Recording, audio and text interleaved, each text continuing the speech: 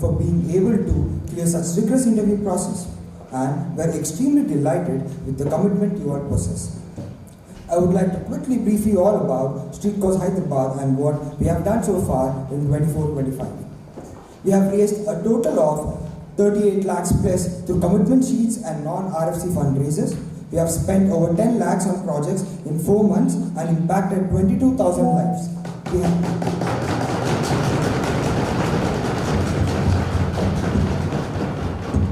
We have projects worth 21 lakhs ongoing to be closed by this month end.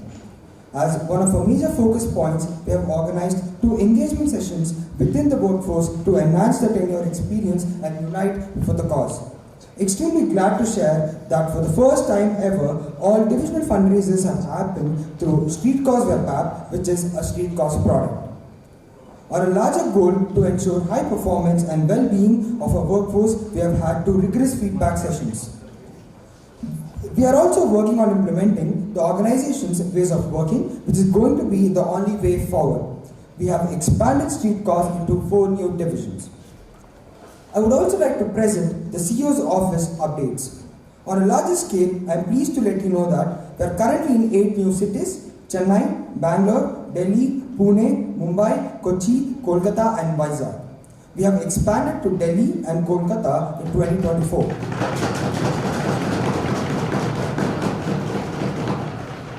I take immense pride in sharing that Chennai has executed its Chennai Youth Assembly Season 2 and Mumbai has executed the first ever Mumbai Youth Assembly.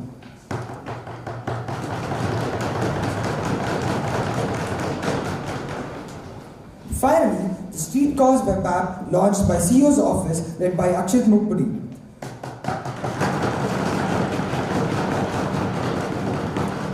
A new unit, Human Capital and Leadership, was launched with the vision to empower the students by enabling a platform to get immense exposure of industrial leaders and hone their interpersonal skills. One session was in collaboration with NHRD and a recent session on skill development. This season, we have opened an opportunity for divisions and unit leadership to chair the revolutionary Hyderabad Youth Assembly to bring out a new leadership perspective. Out of all potential applicants, we have had one applicant who performed extremely well. She has significantly contributed as an L2 in RFC 9 and was promoted to L4 position. The first president of Water Project Unit and a core member who worked closely with the CEO's office on the SC web app. I am humbled to introduce to you all the revolutionary chairperson of the revolutionary HYF14, Lasya Vankadari.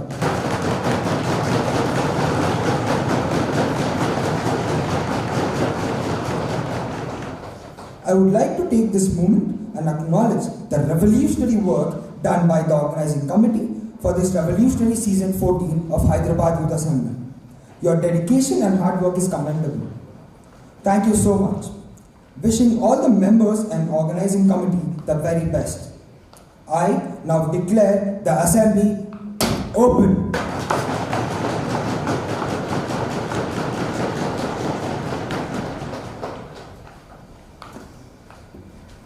I wish the members all the very best and have a great learning today. Thank you.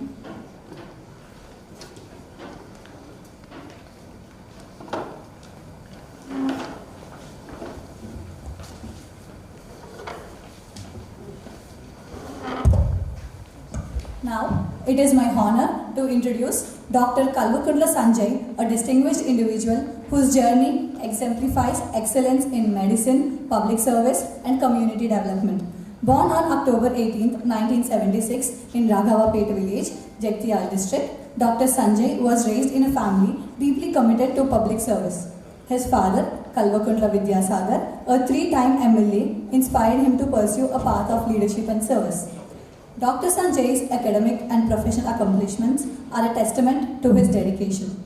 After earning his MBBS from B.M. Patel Medical College, Bijapur in 1999 and a Master of Surgery in Orthopedics in 2003 from Sri Jagadguru Sri Shivaratri Medical College, he further honed his skills through prestigious fellowships in spine surgery and spine deformity, which includes Fellowship in Spinal Deformity, Denmark, Fellowship in Spine Surgery, Singapore General Hospital, Fellowship in Spine Surgery, Chonam University, South Korea, Fellowship in Spine Surgery, Christian Medical College and Hospital, Vellore. His exceptional career as an orthopedic and spine surgeon at Yashoda Hospitals in Hyderabad cemented his reputation as a leader in his field. Driven by a vision to create a broader impact, Dr. Sanjay transitioned into public service and now serves as the MLA for Korutla Assembly constituency,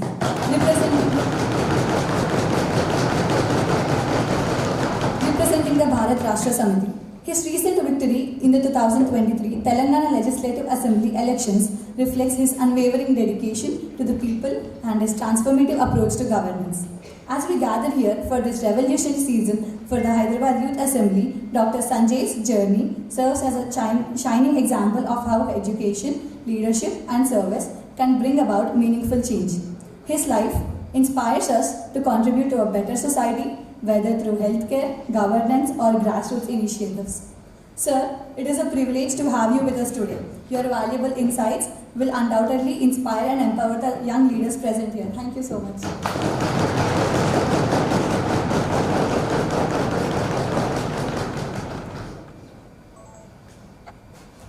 Good morning, folks. Good morning, folks. Good morning. Where's the Josh? How's the Josh? Hope you had your breakfast, right? So one big good morning. Good morning, folks. Good morning. Good morning, folks. Good morning. Cool. Let's continue with the same energy, and today let's start with our discussions.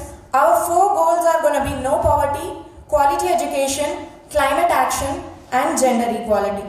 Let's start with the first goal of today's Youth Assembly Phase 1. Let's start with no poverty. End poverty in all its form everywhere. Any new speeches on the floor? Any new speeches on the floor? Delegate to my right.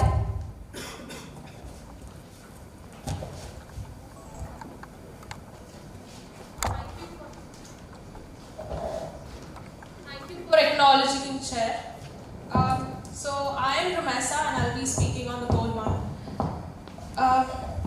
Social protection is not charity, it's a strategic investment in human capital. Thank you, Chair, for acknowledging me. Respected Chairperson, honorable delegates, and my esteemed colleagues, I rise today to address the foundational and the most critical of the SDGs, no poverty. India's poverty reduction efforts has showed results, but to match the success of countries like Sweden and Finland or Tamil Nadu, the country must shift from patchwork solutions to a balanced approach, combining immediate relief measures and long-term investments. India only invests 1% of its GDP on goal 1 according to United Nations organizations. So I would like to have a discussion on India's approach towards global. The first goal, which is no poverty, and yeah, thank you. Thank you, member. Good morning, everyone.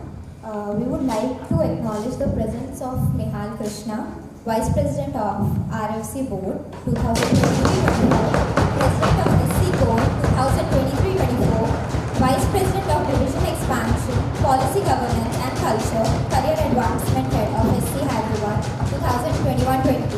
We are pleased to have you here, Nehal. Thank you. Any new speeches on the floor? Member to my left.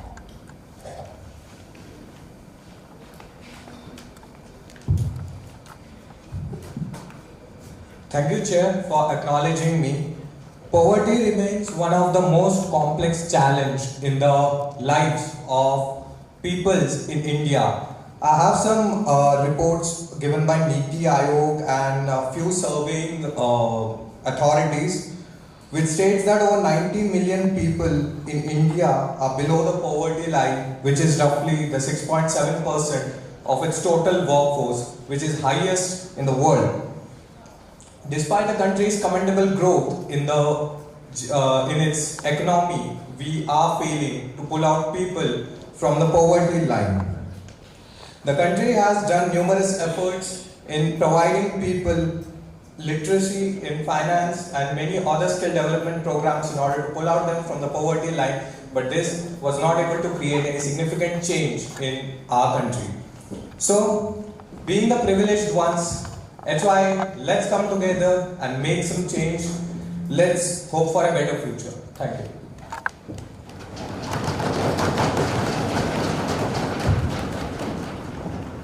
Any motions on the floor?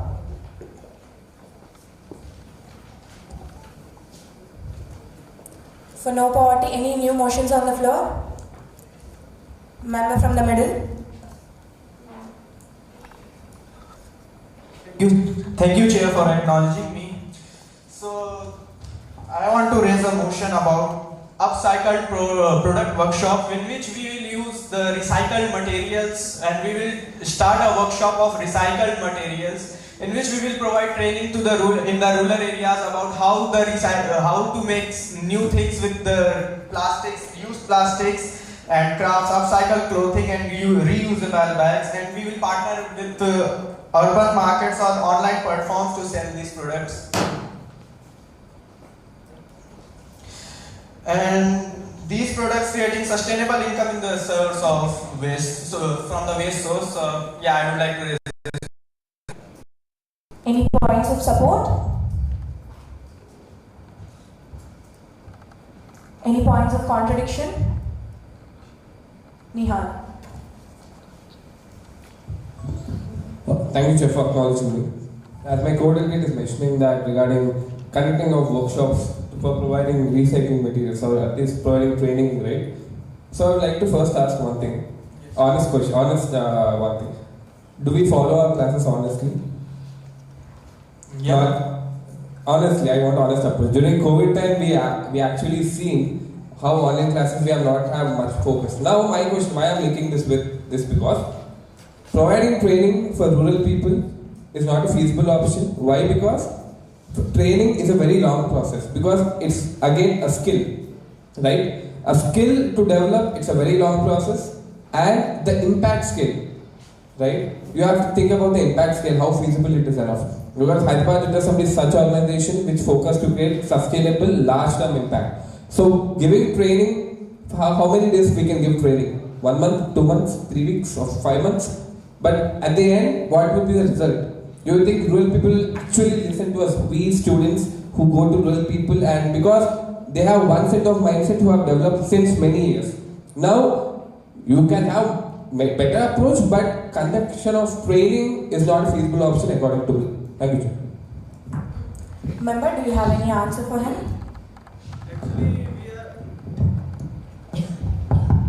Actually, we are in the Member, developing. sorry, you can have a seat since you didn't acknowledge the chair. Any points of support? Any points of contradiction?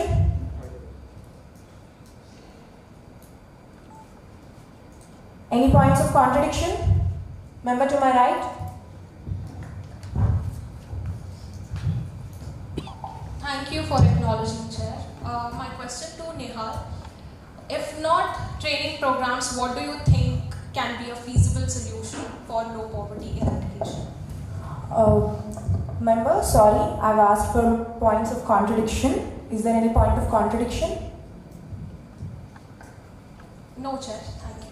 Thank you. Now I would like to invite Ms. Shruti Chandra, the current Chief Executive Officer of Street Cause, onto the chair table.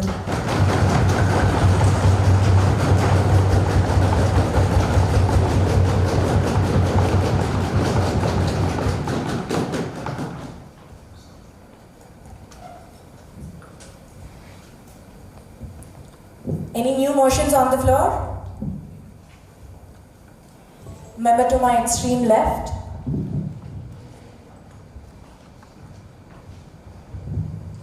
Thank you for acknowledging me, Chair.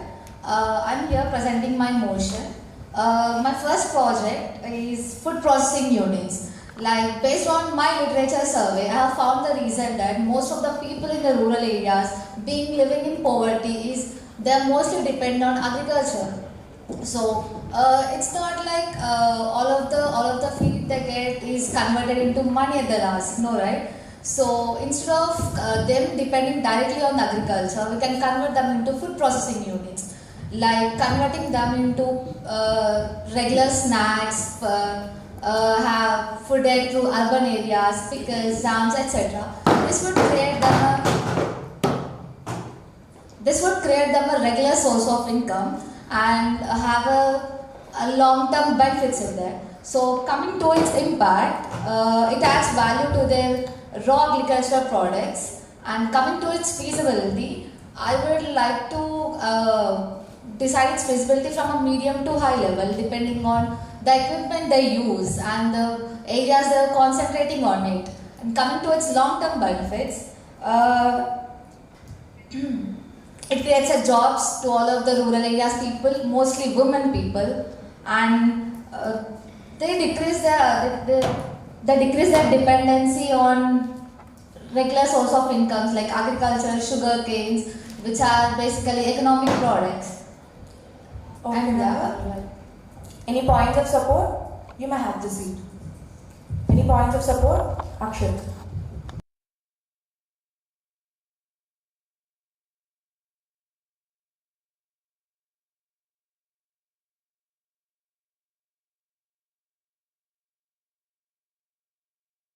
I support the motion proposed by the co-delegate.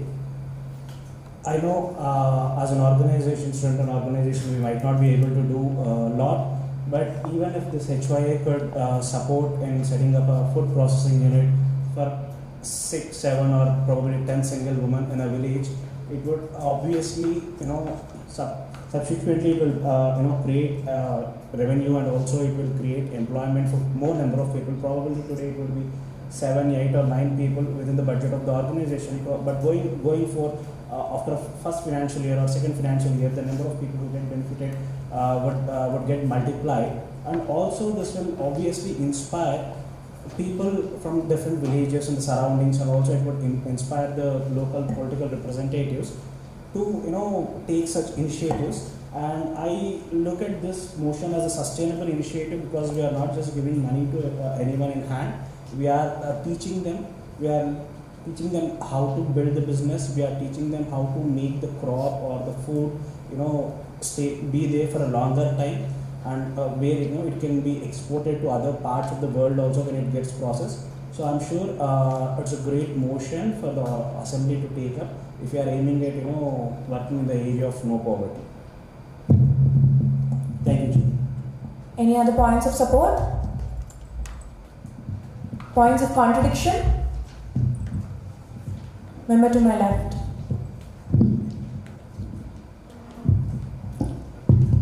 Thank you, Chair, for acknowledging me.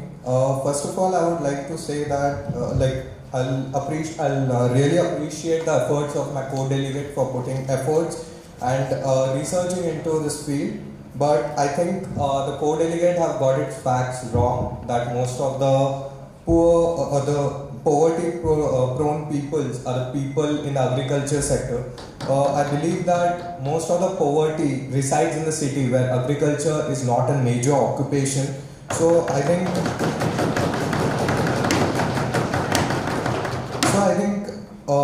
whatever the co-delegate have suggested is a feasible only, even if it is feasible, it will be feasible for very less number of peoples. Though the major portion of the poor people resides in the cities, henceforth this is not a better option for them, which is a majority poverty-prone audience. So thank you. Akshat, would you like to counter it?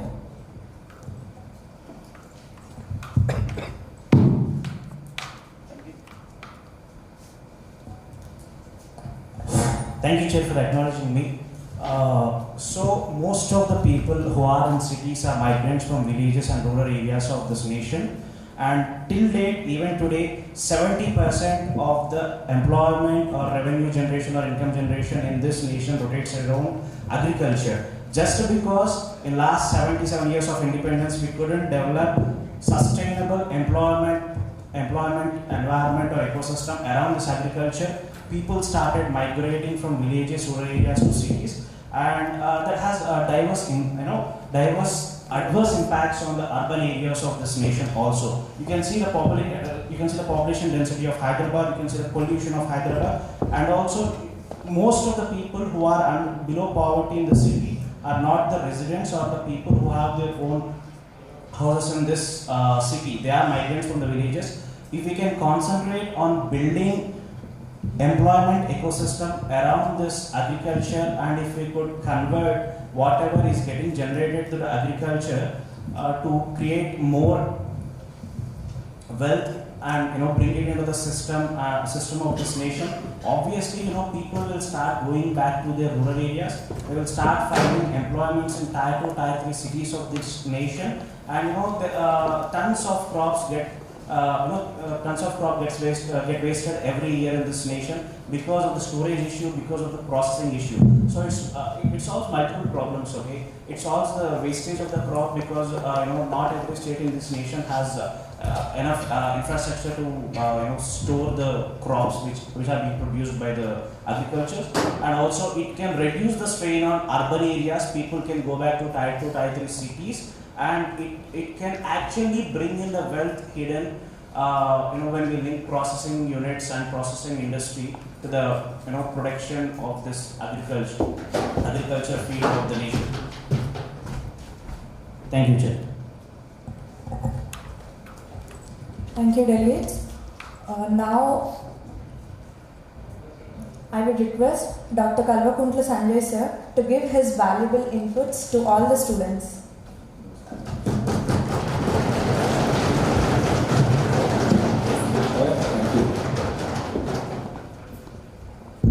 I think I better thank the chair first. Thanks, chair. Give me, and I also like to thank Nihal and the entire organizers for giving me this opportunity. Trust me, I'm honored.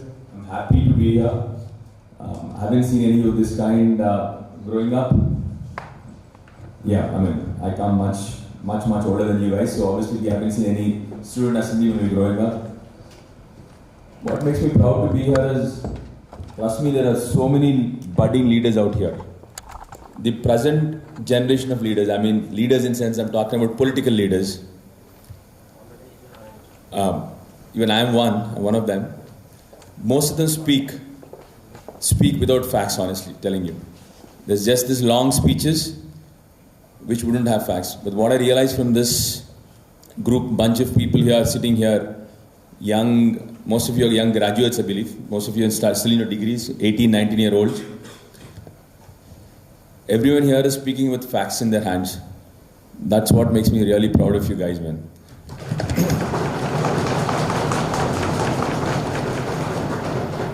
And from my point of view, I'm actually called an inexperienced politician now, because I was a practicing spine surgeon till a year ago. And I took a big leap into politics. I come from a completely different background, and then, my family was there, but I was always a kid growing up in hostel all my life. Never knew what politics was, never knew religion, never knew caste, because I grew up in a hostel since my, I think you call it PP1 now, but we used to call it LKG, lower kindergarten, yeah? Then. So I was completely in a different atmosphere, and now I've come into a different atmosphere because I wouldn't know anything about how system runs. But I was lucky enough, my constituents, it's called Korutla, people voted me. Though I was like a newcomer, I was a first timer, I was young, not very young, sorry. I was young compared to this present generation of politicians. So they still voted me into power. I'm very thankful to them. Yeah, but then I realized people call me an inexperienced politician now. The opposition always is after you, say this is a bacha who's come into politics. But I believe, and I can see that here, any leader wouldn't need any experience, trust me. You actually require a lot of empathy and compassion. That's what you require, and that's what I can see in this assembly here. And I'm proud to say I've been elected from a party, though in opposition now, but I'm proud to say that this is a party which actually created this state. I don't know if you heard, this is the only party which is created, or we've had a leader who's created geography also. There's a lot of leaders who create history. This is a leader, I work under a leader who's created geography. He's the one who's actually helped in crafting this new state. I'm proud to, I won't discuss much politics with you, but I'm proud to work under a beautiful leader called, a great leader called KCR Garu. I'm sure all of you heard. And the venue where we are all sitting today was also built during his regime. I mean, just to put some points across, this is a state which has the highest per capita income in the country today. This is a state which has the highest production of paddy. Just to give you another insight, this is a state which was low on agriculture, because you guys are all discussing agriculture and food processing, and I'm supporting them anyways. Once again, I'm supporting this both these kids, Akshit and the lady there, to bring out change in economy in the rural areas, which they're speaking about agri into food processing. Even I agree with them actually. So this is a state which was low on agri production, but today we stand first in the entire country. We stand first in the entire country in paddy production. In paddy production, we past 2 years. Just to give you this, I'm just putting some insights across. We beat Bangalore is known for its IT ecosystem, but we beat Bangalore the past 2 years continuously. We beat Bangalore in office space absorption and number of IT jobs created continuously. So why I'm giving you this picture is just to tell you that progressive, good governance is what brought the state here. And just to tell you guys again, I'm so proud to be here. Two things to remember, all of you guys. One is my two favorite quotes. You know the late President John F. Kennedy of US, right? He always said, ask not what the nation has done for you, ask what have you done for the nation. And I can see that in these kids now. You kids are speaking about eliminating poverty. You guys are speaking about gender equality, and you guys are speaking about quality education. And I'm telling you, I'm really, really proud, because the present day discourse, honestly, doesn't happen this way. Politicians are more interested in speaking about religion, caste. Nobody speaks about economy. Just to give you a basic idea, 1990, I mean, I was a 14-year-old kid then. India and China, you guys know what GDP is, right? I'm sure a lot of you are from business background also. India and China had the same GDP. We had the similar per capita. In fact, our per capita income of India was much more than China. 1990, that's only 30 years ago I'm talking about, 34 years ago. None of you were born, I'm sure. Can anybody tell me what's the GDP of China and what's the GDP of India today? Anyone here? So China's GDP is 5 times more than India today within 30 years. You understand, right? 5 times more than India. Similar thing with the per capita income. They're 5 times more than India today, the per capita income also. So where did we go wrong then? In fact, there are politicians who are gloating about India is going to be the third biggest economy very soon. Yes, obviously a 1.5 billion population, you better be fifth largest economy. But what shows the state is grown or a nation has grown? That's your per capita income. That's how much each person is able to make. I mean, that's the per capita income. So even today, India is still around 150 or 140 in per capita income. We are much, much lower on the per capita income. But we still gloat about high GDP. So what I request from you guys is, and I'm already seeing that in you guys, keep speaking facts. Always bring about numbers, quote from numbers, because especially what I believe of late is, we're all, I mean you or me, we're all re-engineered thanks to social media. I mean, anything can be put across you guys and says this is the fact. Am I right? So I think when we speak, especially I come from like I just told you, I come from a spine surgery. I'm a spine surgeon. When I was a student, most of the doctors would say, in my experience, na experience lo ani cheppi maatladevaru. But then when it came down to us, we couldn't say in my experience. We had to quote from a very good paper. That's when you were really speaking a fact. You couldn't say my experience, my experience, my experience. You should always quote from a good paper. So that's why I request you guys, my humble request to all of you, there's a lot of lies floating around in this country now. I request you guys to be the same way you guys are. You guys are all speaking facts. Keep up the spirit. And finally, I request you, another quote which I always believed in. I'm here thanks to that quote from Mahatma Gandhi. He always said, be the change you want to see. Right? We all sit down, we say this should be the change. But most of the times, we sit in nice glass doors. We say this should be the change, but we don't want to be there to make that change. So I request all of you, and I can see that coming from this floor.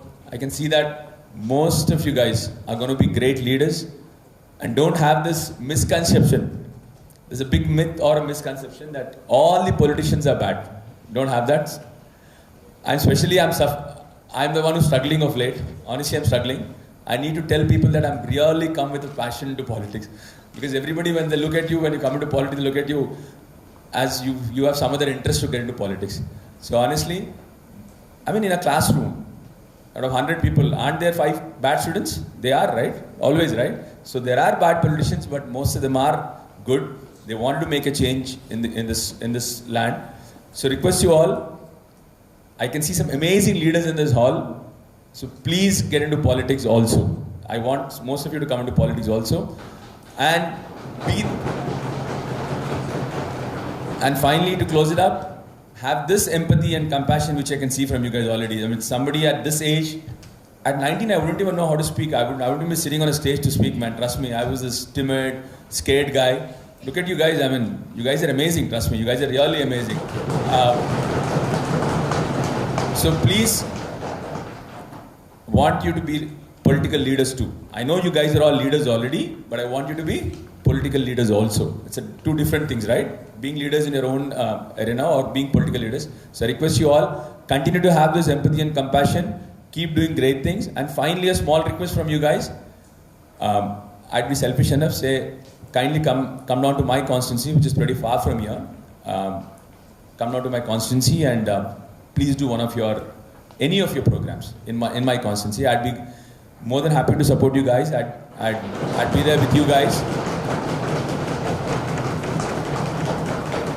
And finally, you'll have to forgive me because I have to rush to my constituency, which is quite a long drive from here. I didn't want to miss this. That's why I was here straight back yesterday night to see you guys. And once again, I'm glad, though I'm late to my work in my constituency, I'm glad I'm here. I'm really, really, really proud of you guys. Wishing you all the best. Thank you so much. Finally, thanks again, Chair. Thanks the organizers for having me over. This is my first time, I'm telling you, trust me, this is my first time I'm attending a youth assembly.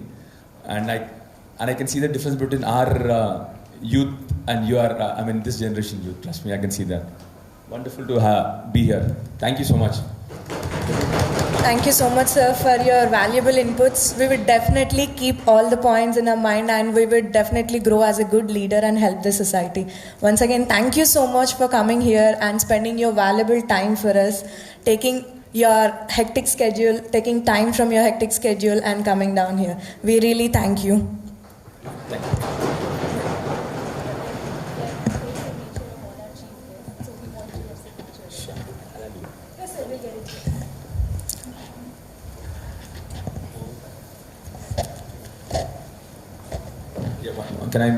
One final, another request.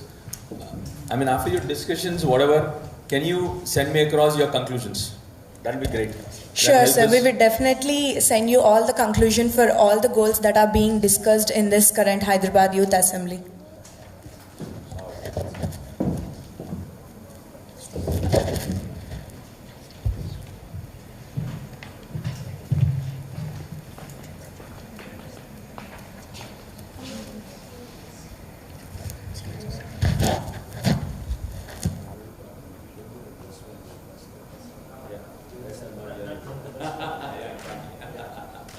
I'm honored because apparently JP was here, so I'm really honored.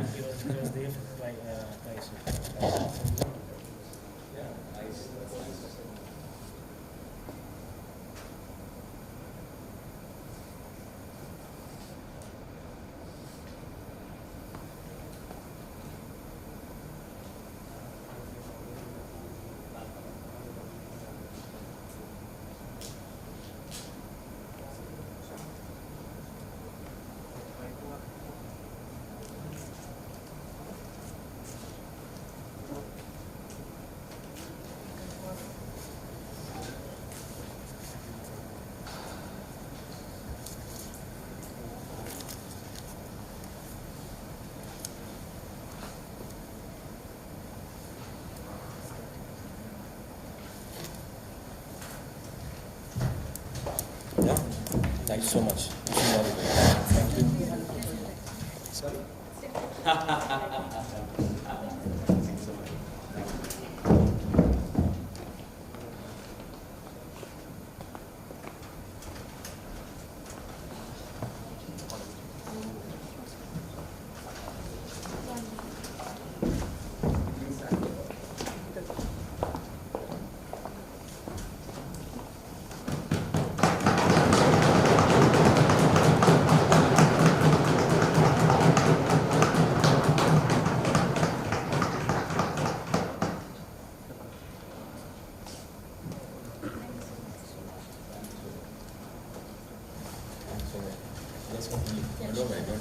Don't lose. Thank you so much. Thank you.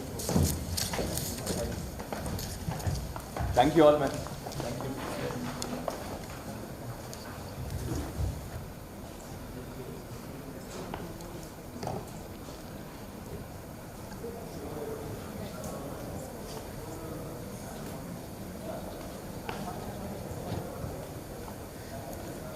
So how is the interaction with chief guest folks?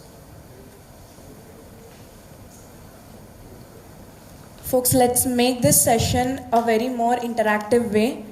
All the organizing committee, please be coordinate with the members. And I would like to remind a rule.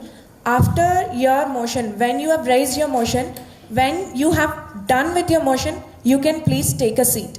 You need not to stand until the next person contradict you or until the next person support you.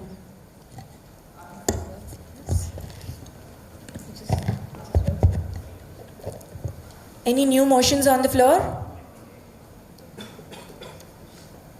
Member to my extreme right.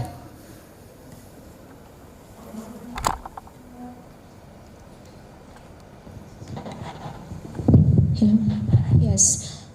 I thank the chair for acknowledging me. Like one of my previous speaker mentioned, I'd like to remind the assembly that while 10 to 15% of Telangana's population lives in poverty, 2 to 3% lies entirely in the city. So I'm speaking of the kids the poverty that we see every day, that is all around us, but somehow we miss to actually acknowledge it. So I am talking about the kids that do unspeakable job that none of you in the assembly would ever do just to get through the day, just to survive the course of the day. So I say we collect these children all through the city, bring them together and admit them into orphanages. I believe that this one single action will change the entire course of their life. Thank you. Member, would you please give a little more brief about the motion?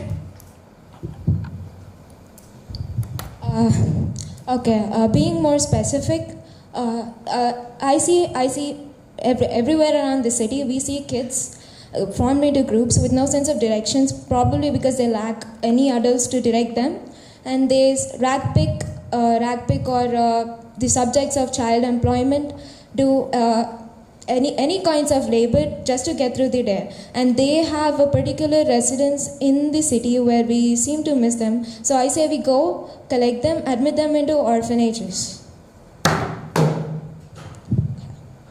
I could see contradictions. Any points of support?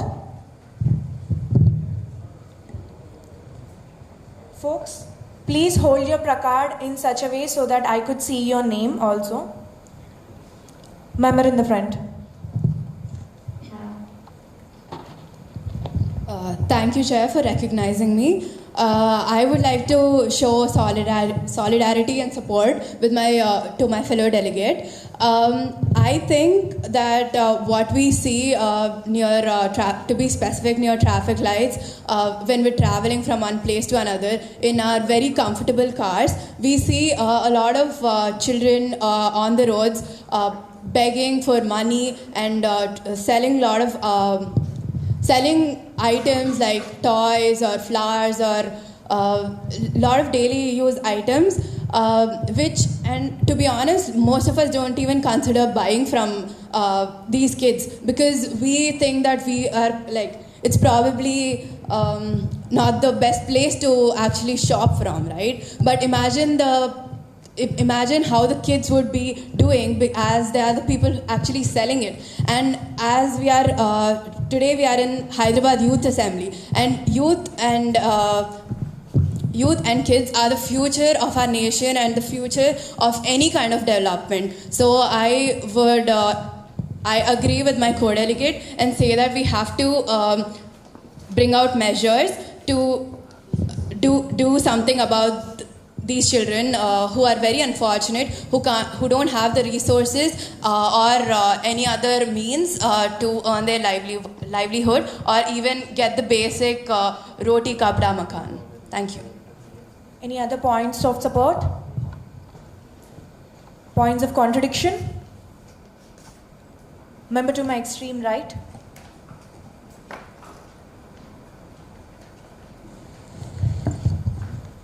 Thank you for acknowledging me, Chair. My fellow co-delegate has given a nice point. Yeah, that is good that they are thinking about about the children who are in the streets. But let us come to the fact that who knows if they are orphans or not. They have given the motion. They have given the motion that we have to take them to orphanages, but we don't know they are orphans or not.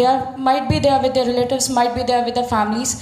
They might be underprivileged, but we have no rights as a member of HYA to take them to orphanages without even asking, I don't know about the consent you're talking about, but yeah, this is a good way, but I don't think being a member of HYA, this might be a sustainable approach towards no poverty. Thank you. Any other points of contradiction? Member to my left. Thank you, Chair, for acknowledging me and also adding to whatever my co-delegate has already spoken about. Even after admitting in the orphanages, first suppose that goes smoothly, we have to check if they are being given proper care or proper education in the orphanages. Because one specific instance that I have come across myself is when my friends have went to celebrate their birthday in the orphanage or donate in an orphanage, they have recognized some people in the pictures who are the same people they have seen just a week ago from another orphanage. So there, we do not further investigate completely into the matter, but what we have seen is there are people who are just being displaced from one orphanage to other orphanage, but not properly being taken care of when proper media attention is not given to them. Yeah, that's about it. Any points of support?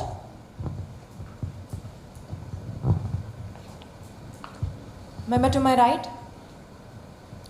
Folks, I repeat again, please hold your placards very properly and please raise your placards very high. Yes. Continue. Thank you, Chair, for acknowledging me. As the previous speaker said,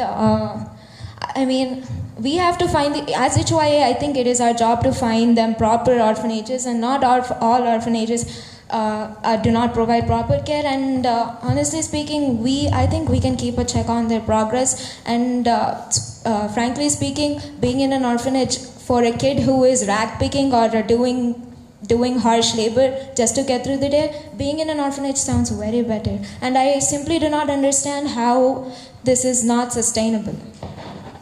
I would like my colleague. Yes.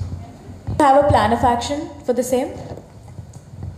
I can come up with plan of actions pretty soon. I did think of a few, but they're not with me right now, but I can definitely work on it. Thank you, member. Any new motions on the floor? Member from the extreme middle, extreme back. Thank you, Chair, for acknowledging me. So I'd like to propose a motion that is health camp and preventive care. Now, most of the people focus on the rural poor people. Hyderabad is the second largest when it comes to urban poor population. It is 23% of Hyderabad population is poor, and there are 775 urban slums, and 9 lakh people are living in those slums.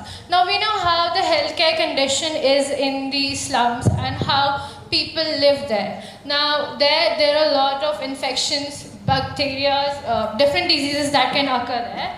So we need to have healthcare and preventive measure that we can do. We can have health camp, which will help them with the, people might say how health camp and preventive care will help with the poverty. Now most of the people who are who are poor, sometimes most of their money, income goes to their disease, as in their health. So if we can help them with their healthcare, they'll have more money to focus on education and everything. So it would be very good. Can you please conclude your motion? We can have health camps and preventive cares in the slum areas, focusing on the slum areas of Hyderabad.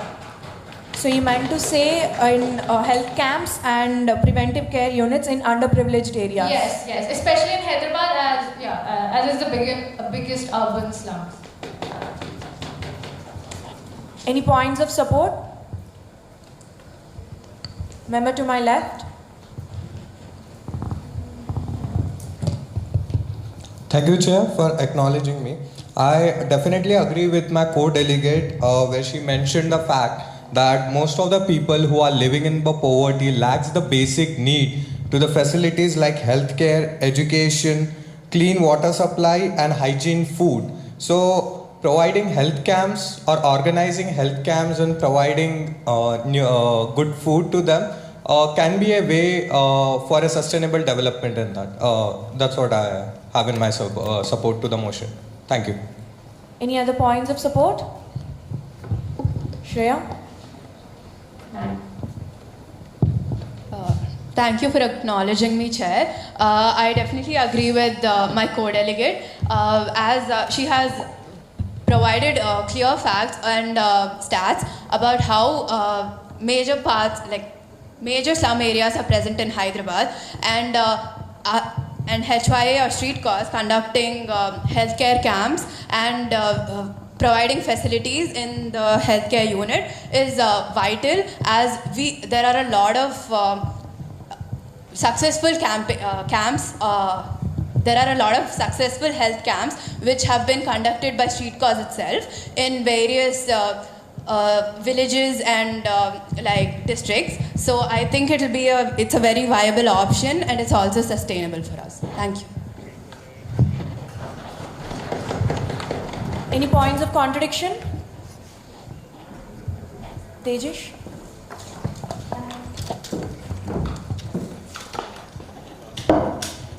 Thank you for acknowledging me, Chair.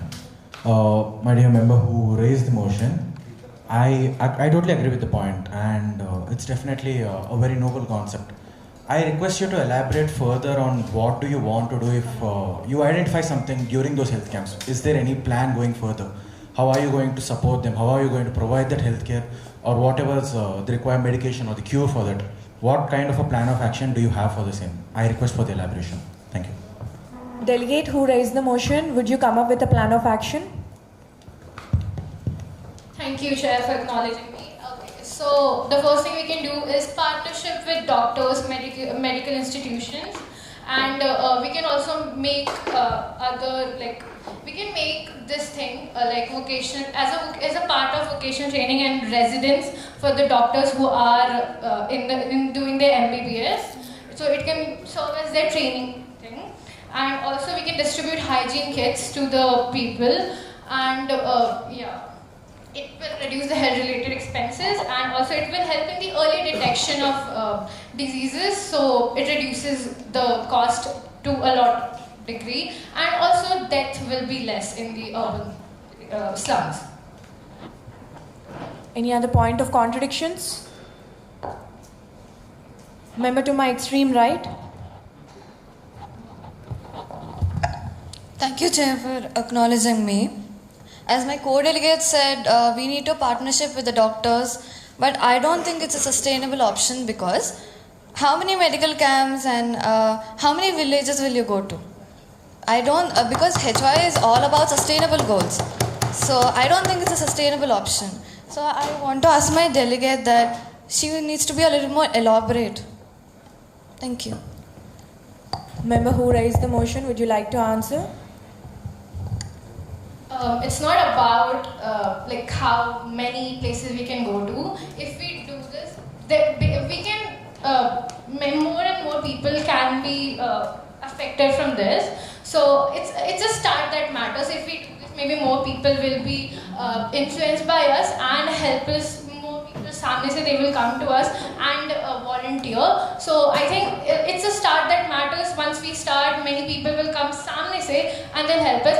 Among us, there are many doctors who are sitting, so they can help as well. So I think it would be an amazing, and our chief guest was a doctor as well, so that would be amazing as well. So yeah, it's the start that matters, that's all.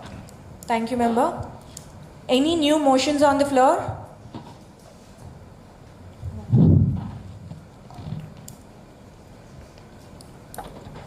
We would like to acknowledge the presence of Maniteja Akula, the board member of Streetcars Hyderabad 2023-24, holding the portfolios of PR and Alumni Relations Head. We are pleased to have you here. Thank you. Any new motions on the floor? Member to my left. So, thank you, Chair, for acknowledging me. And adding to what one of my co-delegates has already mentioned in the beginning, I would like to have skill training camps. And to elaborate specifically on this, I would like for us to also partner with other NGOs. I know we're a very established unit, but other NGOs like Chance to Give, who have already done such camps and who we might have contacts with, can help with the need at hand.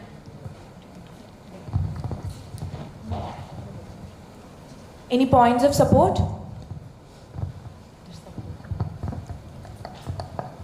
Member from the middle.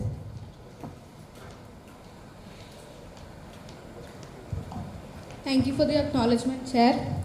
I'd like to agree with my fellow delegate as providing training camps is a very sustainable option, because when we conduct these camps, like for example, we can conduct coding camps or sewing camps, which can help many people from the rural areas and from the urban areas which are living in poverty, such as construction workers. We see that many construction workers are there, but most of their kids are not doing anything. We've come up with plans for them, but we've contradicted them already. So I'd like to bring up this motion of conducting training camps to those who are unemployed but also working in the city. Thank you.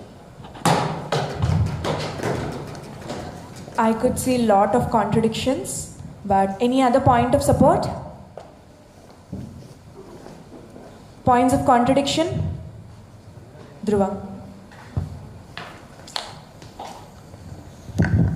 Thank you, Chair, for acknowledging me. First, the member who told we can collab with other NGOs, there is a rule in streetcars and H5A, that is the first rule, we don't collab with anyone. And second, another member has told that she told that we'll arrange classes and all, like by just arranging a single class can't eradicate the poverty. And second thing, how are you going to identify the unemployed employees? And how are you going to get them in a single room? Yeah, that's it. Members, whoever are communicating, please face towards the chair table and have a discussion. Sorry, Chair. Any other points of contradiction? Member to my extreme left. Thank you for acknowledging my chair. I respect the motion my co-delegates has presented, and let's come to the facts. How many workshops or campaigns or training programs does actually work? Yes. So if there are like 20 to 15 campaigns going on all over Hyderabad, there's only 20% of chance they might work. And collaborating with other NGOs or potential industry partnerships and making these campaigns work or these training programs work, this wouldn't actually work, because no one would take out their precious everyday time, go to some training program, train themselves and go further decisions, right? So whatever they wanted, I just wanted to add a point in there. If ever we want to start a training programs, starting a training programs in the colleges itself, in the institution itself would work, because the people who are already students would still will to learn new things, right? I would like to conclude it here. Thank you. I could hear a lot of bangs. Any point of contradictions? Nihal. Thank you, Chair, for acknowledging me. As my co-delegate was mentioning, providing training programs in terms of coding, right, and Java. Okay, fine. As I would like to mention, the government of India has initiated many such schemes, okay, like Skill India Initiative and many such initiatives. So you name, and we have a separate ministry dedicated to that. Still, unemployment is a major concern, not just in India, across the world. Unemployment is such aspect which you cannot solve it by just providing training grants, because we have seen, right, since past many years we are looking at these kind of initiatives just doesn't solve the issue of unemployment. Okay, unemployment is a much broader course. So providing training grants, simple logic. In your own college itself, many internships or many kind of opportunities in college give, but outside the market, it's not the case. So first, understanding outside market is the best initiative than providing training programs is not feasible. Yeah, thank you.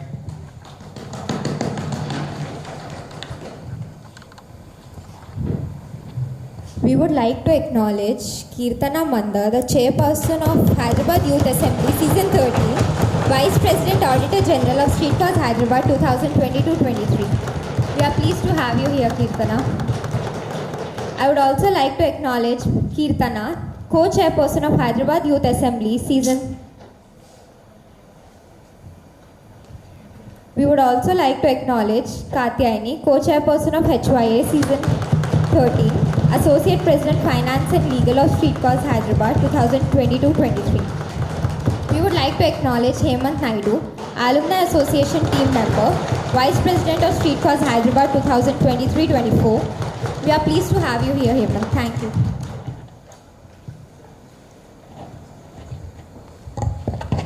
Any new motions on the floor? A member towards the center, the first member. Can you please hold your placard this way? Yogita? Yes. Thank you for acknowledging me, Chair. Today I want to bring back the ancient practices into the modern life. Almost 90% of the waste that can be used to generate electricity and any valuable products end up in the landfills. To solve this, we can set up a biogas facility. Biogas facilities can play a crucial role in achieving it. Biogas facilities provide a clean energy, reduce dependence on fossil fuels, and also create an economic opportunities for the rural economies. And by setting up the small-scale biogas facilities, we can empower marginalized communities, reduce energy poverty, and also promote a sustainable development. Thank you. Any points of support? Member, could you please summarize your goal? Summarize your motion, sorry. My motion is that we have to set up a biogas facility which can not only reduce the waste in the rural areas but also can provide an employment opportunities. Thank you, member. Any points of support? Any points of support? Any points of contradiction?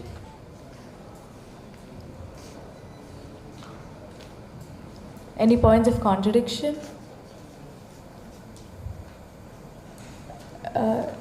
Is that Rajat? Yes, Mr. Agarwal.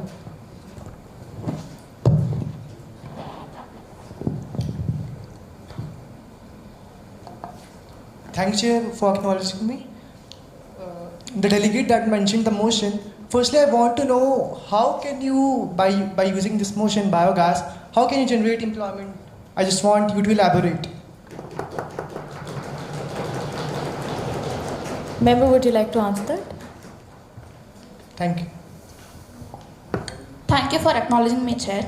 So, biogas facility is the facility which converts an organic waste into the clean energy, reducing the greenhouse gas emissions and also dependence on the fossil fuels. So, mostly we use the agricultural waste and then the animal manure, etc., which can be again converted into the gas and also the gas. Mostly the gases which are produced from this. I'm sorry. Let the members speak. Members, request you to let the members speak. Okay, so in this biogas facility, mostly there are different types of biogas facilities which can be used. We use an anaerobic process wherein this the waste which we using as a base is led to convert so we use in microorganisms where we let it to break down, and this breakdown will produce in CO2 and methane gases as an end process, and the CO2 can be used methane can be used for producing electricity, and CO2 can be used as in any fossil fuels like gas. So the question was, member, how are you going to generate employment through this? We are setting up a facility wherein we are bringing up a technology, and it is not a small scale. Okay, we are basically setting up a facility. Okay, member, you may be seated. Any more points of contradiction?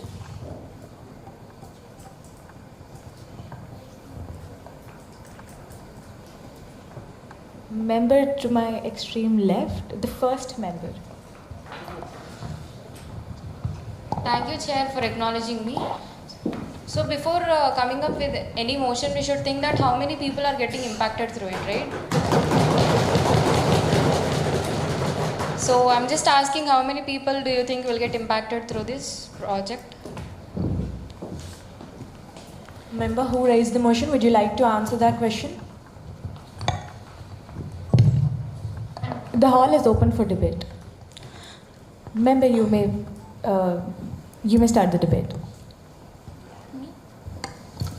So I should repeat the same point. Okay, how many people do you think? Much facility we are actually setting up over there. See, biogas project is not something we can do with a small budget, right? We are keeping up a lot of budget. So most of the people should get impacted through that, I think. Yeah, there are different types of projects we can set up. It can be a small scale, even it can be a large scale industry like a setup we can do. For that we should keep a lot of budget. No, right? It doesn't need a lot of budget. See, how do you think this will reduce? Once again, members, you need not raise your placard when not asked. So please raise your placards only when asked. And yeah, we can stop the bangs because the debate is going on. So after the heated debate, we will get back to another motion. So please continue. How do you think this is related to no poverty goal? Because here we are producing, employment is created over here. So obviously it will be. See, the main point is how many people are getting impacted, and you're not answering that. Yeah, more than 200 people can be impacted in a village, in a small scale village, wherein the population is around 2 lakhs. Easily 200 to 300 people who are working in GHMCs. A lot of budget there, and only 200 people are impacted is not something feasible, I guess. But here not only employment, even climate will come into the picture. Members, could you please conclude the debate in one closing statement from both of you? Okay, so I would like to say that, see, the same thing repeats. How many people are getting impacted is the main thing. So I don't think many people will get impacted through this because we are keeping a lot of budget, and small people are getting impacted is not something beneficial.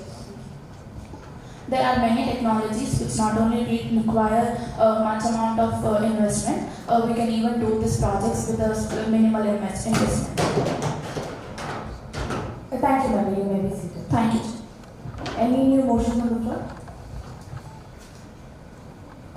Member towards my extreme right, the first member. Yes. Towards my extreme right, who is sitting in the left. Thank you, Chair, for acknowledging me. As we have everybody know, to it by making it a bit more pricier and affordable. We can even solve hunger, and we can even bring no poverty. Please let the member to complete the motion. You can continue. That's all. Could you please conclude it? Could you please elaborate it or give a brief statement? Yes, sir.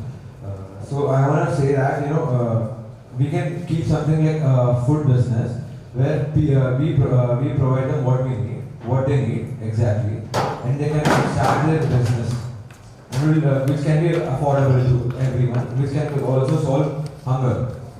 Member, who is going to start?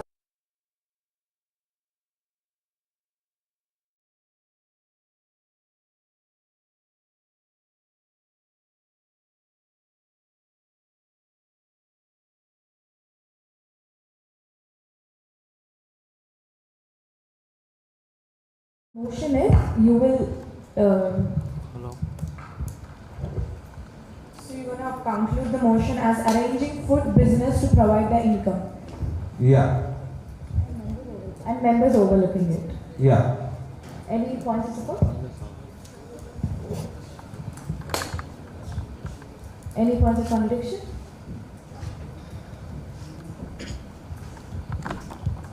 Member towards my extreme right, who is sitting in the right. Yes.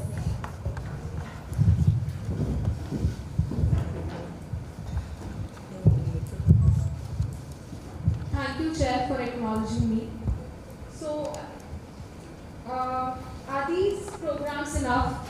Instead of providing a direct aid, we can provide something which can create jobs.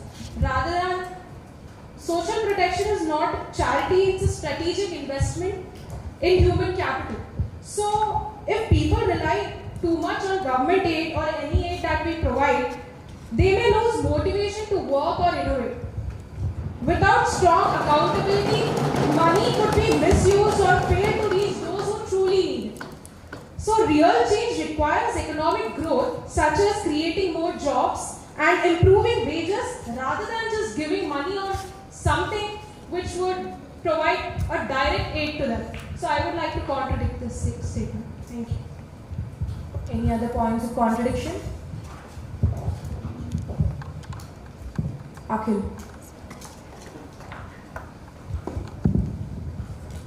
Thank you for acknowledging, Chair. First of all, I would for the food business, they take care of the food business on their own. They do not need our support and help for that, because the point of business is to support themselves and create an income for themselves. So what is the point of our? That's what I would. Thank you, member. Any new motions on the floor? A member towards my center in the fourth row. Yes. In the fourth row. Yeah. Thank you for acknowledging me, Chair. So, my motion is volunteer tourism.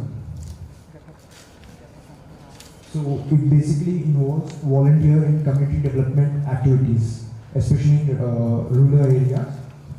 This project not only generates local employment opportunities but also promotes tourism, agriculture, and social welfare. And this can be improved in various sectors, like in tourism, industrial growth, where volunteers can directly stimulate the tourism sector by the locals can act as the local guides or hospitality workers and tourism related services. What is your plan of action for this? My plan of action there are few areas in Telangana which are underdeveloped, which are in poverty, but then they have very high rates of tourism. Like they have very good tourism places, and where we can involve this project. For example, Warangal. It is See, in Warangal we have many historical sites, and using the local people we can make tour guides and etc. Or we can contribute to local education using the volunteers. And except that, we also have Adilabad. Member, my question to you is, how is your motion aligned with the goal? How are you going to execute it? So the goal is to create employment to the localities living there who are in. How exactly are you planning on doing that? So as I told you, the tourism thing, we are creating local guides and hospitality services and etc. for the people who are going there. Members are going to create local guides. No, the locals.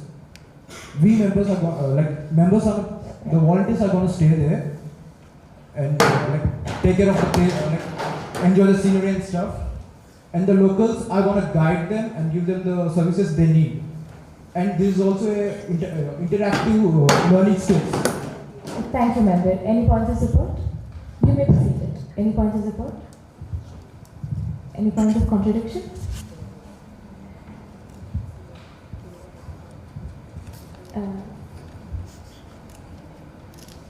Member towards the center in the last row. In the last row. Yes, member. I firstly thank you for acknowledging me, Chair. I highly contradict because how HYO works for mostly sustainable goals, and this is not what is sustainable. Going to the villages and communicating with the locals are not what HYA is going to work for. Thank you. Any more points of contradiction?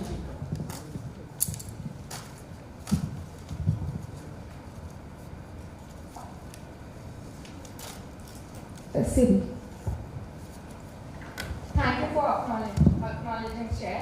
The fact that you said members are going to overlook the locals guiding and educating people about tourism. A lot of us are students here. Do you really think it is possible for us to take our time and overlook something happening in our Member who raised the motion, would you like to answer? Thank you for acknowledging me, Chair. So the people who are going to visit those localities are not us. We are just going to be a medium for the people outside, the people who are interested in volunteering, to go through us and to connect to the localities. Yeah. Thank you, Chair. Member, you may be seated. Any new motions on the floor? Folks, let me remind you, the goal is no poverty, and we need sustainable goals that the HYA can execute. Folks, and if you have any sustainable projects in your mind, you can write a check to the chair table and pass it through the OCs. OCs will give it to us. And we have received a check from Kritika Reddy, vaccination camps in rural areas.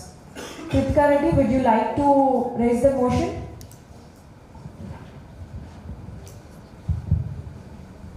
Thank you, Chair, for acknowledging me. So I would like to say one of the co-delegates has already told that to arrange some health camps, right? So I would like to add some more for that. We can also arrange vaccination camps in that. Most of the people in the rural areas are not getting these vaccinations, children. So I would say we can arrange some vaccination camps. Thank you. So it's just an add-on to the health camps? Yes, exactly. Okay. Any new motions on the floor?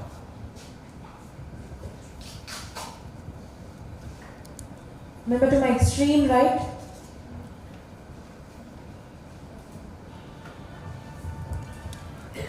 Thank you for acknowledging the chair. As we know, our goal is no poverty. Here we are not directly approaching the symptoms of the poverty, but the root causes. So one of my motion is to provide 25 or 30 sewing machines in a particular village, where you know that every household, every woman, most of the women know how to do proper stitching. So if they are getting the same machines and we set up a center for them, they can do business or they can create employment by teaching other women, and hence we can provide them employment and eradicate poverty at least within few families. Thank you. Any points of support? A member towards my extreme left. Thank you for acknowledging nature. I would like to support the motion my delegate has raised. Here we're not just we're not just facing the issue of low poverty, but also the gender equality. Many of the women in the rural areas and also in urban areas doesn't actually have employment. All of the thing they do is take care of the household. If we provide the women in the rural areas with the sewing machines or tailoring aspects and connect them to the potential markets of marketing their textile products and all, this would create a lot of employment and support their family. This would directly impact the economic development of the city and also the rural areas. And it's feasible enough to present by our HYA together. And I would like to conclude it here. Any points of contradiction? There were a lot of bands and only 2 placards. We could hear a lot of contradiction and now there are very few placards. Yes, member to my extreme left.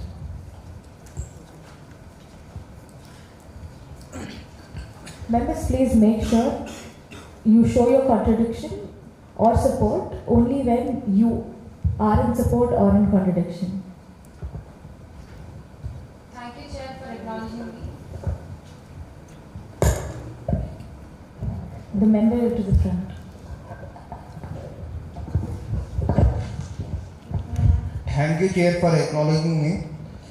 The project description is organize a workshop or skill training program aimed at young people from unprivileged communities to occupy them with basic entrepreneurial skills like tailoring, carpentry and digital library and small scale framing. After the training, mentor the participants to help them start small businesses or earn a livelihood.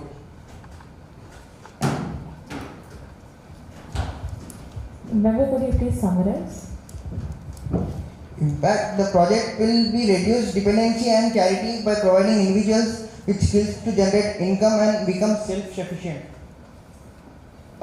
Any points of support? Any points of contradiction? Member towards my center. Thank you, Chair, for acknowledging me.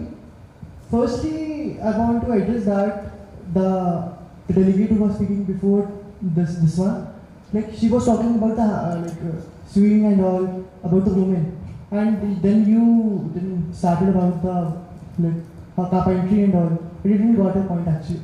It was about to the member. Do you have any point of contradiction towards the member? Do you have any point of contradiction for the main motion passed? See, I believe that this definitely can't impact people at a much amount. Why? Because I personally feel that in terms of technological field, there are people working, especially if I talk about the Hyderabad. Here, like you have seen the Marwadis, people who have the business mindset. So if we make people work on a practical skill, which can help them in this to survive in this market, I feel this would be a great impact. Thank you, ma'am. Thank you. Any new motions on the floor?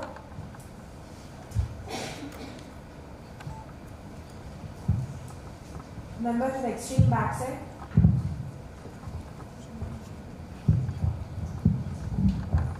Thank you, Chair, for acknowledging me. So my motion for no poverty goal is reuse of clothes. So we are the students, right? We continuously buy clothes for every month, and we keep old clothes aside. So those clothes giving to people in orphanages or giving to roadside people can help them is my thought. And this can be done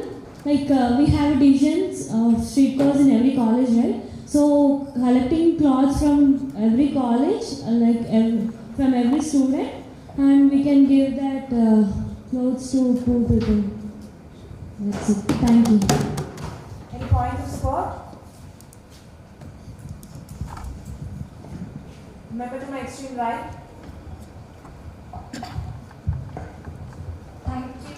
Thank you, Chairperson, for acknowledging me. She mentioned the point of college, and another can be partnering with local charities, then setting up collection points like donation bins or set up events, and then we HI members or volunteers can sort, store and distribute the donations, and the donors are encouraged to contribute by providing clear guidelines. Any other points of support?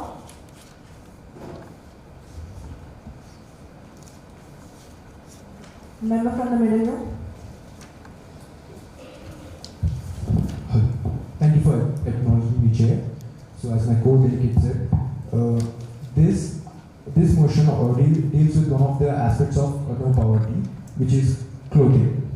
And also, we can go to gated communities or societies, and where we can collect clothes, which they will be easily accessible there, and we can proceed with that. Thank you.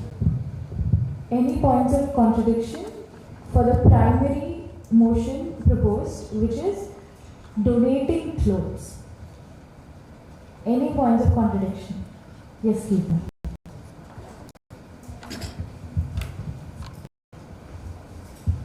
Thank you for acknowledging me, Chair. My primary question is, how is it being related to the goal? If we are able to distribute clothes to people who are underprivileged, how is it helping in reducing poverty?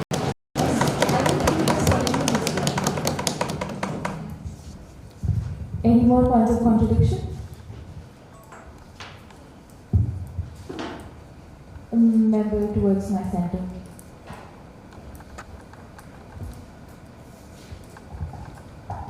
Thank you for acknowledging me, sir. Cloth donation is already such a big thing we've been doing since we've been donating clothes since we can remember. How sustainable is that? How many people are we donating these clothes to? How many people are using them? And I hardly believe that the main concern of a person who is in poverty is the clothes they're wearing. Of course, the clothes on their back are important. But how many people are we reaching with these donated clothes, and how sustainable is the donation? Thank you. Thank you, madam. Any new motion on the floor?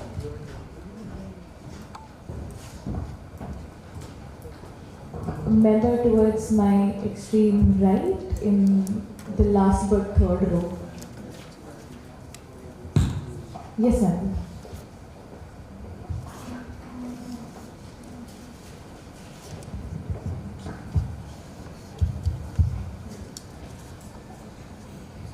Thank you for acknowledging me, Chair.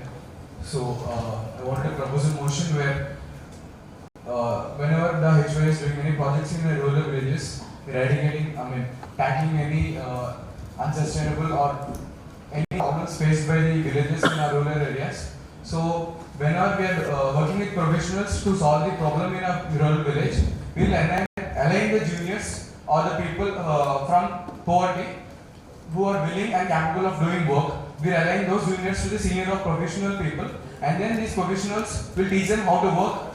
It's something like an internship for the juniors, and then when these juniors become professional in their work, learning from the professionals, these juniors will get aligned with the other juniors, where this will create a chain for skill development or something. Member, can you please summarize your motion? We'll catch all of the people who are capable of doing work, align with them with the professionals. Whenever the HOA is doing any problem solving work in our rural villages, this will create a chain. What work? Can you be a little specific? Whenever you are doing problem solving, something like pipelining or somewhere where there is no pipeline connection, the professionals, whenever they are doing work, they will be aligned with the juniors who are willing to work from a low poverty areas. These juniors, whenever they get expertise in their own field, they'll be aligned with other juniors also. This will create a chain of skill development rather than creating one-time camps. If your motion is to find out workers who work on construction labor and give them employment. Yeah, finding the capable person and aligning them with the professionals. And this will create a HY members are going to find those people. Yeah, finding the capable.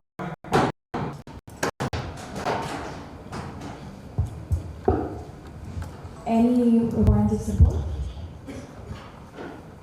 Any points of support? Any points of contradiction?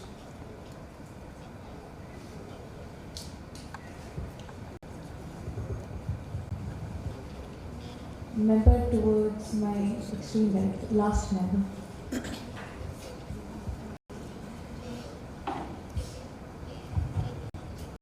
To my co-delegate, as they have said that Member, you may please be seated. You didn't acknowledge the cheating. Any more points of contradiction?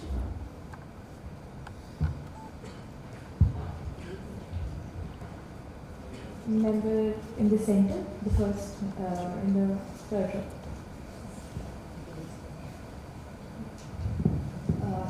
Thank you for acknowledging me, Chair.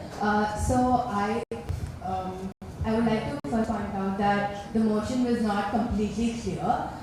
Secondly, I also want to say that I think my co-delegate is able to get some kind of mentor-mentee type of program. But how long is that sustainable? How long can we keep doing that? And what exactly is the role of HY members over here? Like, yes, we find your mentor and mentee, so are we done? Aren't we the ones actually making the change and going on to the field and doing something? So how long can we keep doing this and how sustainable is it? And No points of contradiction. Member in the center.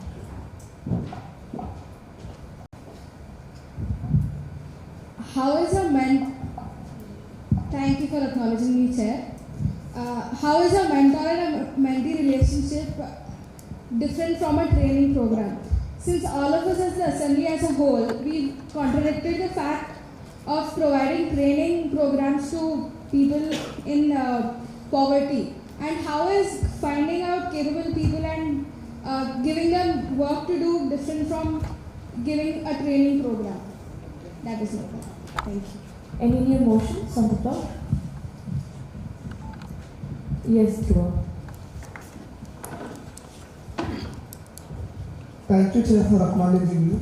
I feel low poverty is only not about providing employment or providing any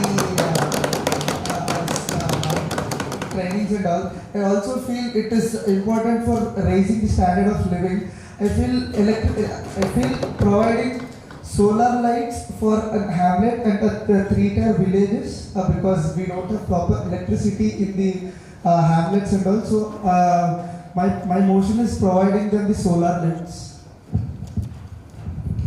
Your motion also collides with climate change, member. So would you, we would consider your motion in the other goals.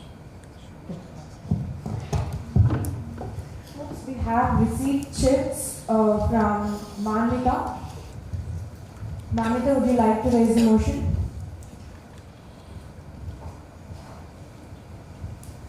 Thank you for acknowledging me, Chair. So I just have provide support for vulnerable elderly population. So I just have a small idea on this. We can just provide most of the elderly people begging on the streets or on the traffic signals. So we can just get all those elderly people together and we can just provide them shelter. We can just provide them shelter, and if they are capable enough, means they have, if they are healthy, they can also have like providing snacks, something like that. Could you please give a brief about the motion? We just have to provide them shelter, Chair. Provide the shelter to elderly people, old age people. I could hear a lot of contradictions. Any point of support? Member to my left.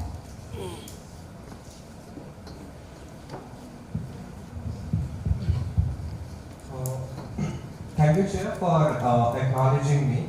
I would really appreciate the co-delegate for putting on this motion of getting together the old people and making them do something productive, especially when they are in a very pathetic condition of not being provided with shelter and food. To those who are contradicting, I would like you to take a look at the pamphlet which are provided in the starting. It is an evidence that Youth Assembly has already worked in one of those such projects, whether they were providing shelters to the old age homes. So I think it's a feasible goal, and it is a sustainable goal, and it could contribute towards the eradication of poverty. Any other points of support?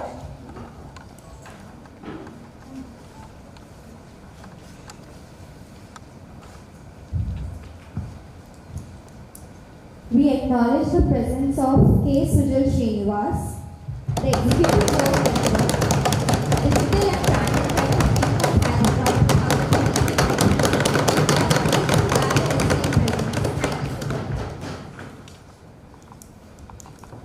Any points of contradiction? The main motion raised was providing shelter to the elderly people.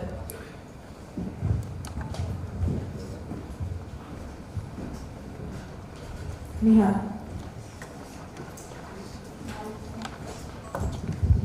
Thank you, Chef, for acknowledging me. So, to give a small scenario, I'm a law student right now. I'm in my final year law student. When during my first year, I have done a project where I have visited I roamed the entire Hyderabad city and have created a documentary on this particular scenario, this particular subject on it, which is how about the lives of old age beggars. That's what my documentary is about. And based on the facts and based on what the actual people they mention, they are not at all interested to go to shelters. That is number one point. Why? Because for them, begging they consider as a profession. That is point one. And point two, begging is that kind of source, it's a constant source of income for them. So, displacing them from this point to that point and making them stay in a particular shelter, they feel like they are staying in a cage. Why? Because we have many GHMC shelters right now who are providing the same initiative. At the same time, we have initiatives from the government, previous governments also have initiated where many vans and trucks, they have displaced people. But in the end, they still choose to be in that aspect as well. So, providing shelter is not at all a solution for this. Why? Because they are not at all interested, first of all. They are not ready for it. So we can't go and we can change, you have to stay in this particular area. Because for them, it's like curtailing their freedom. Yeah, thank you.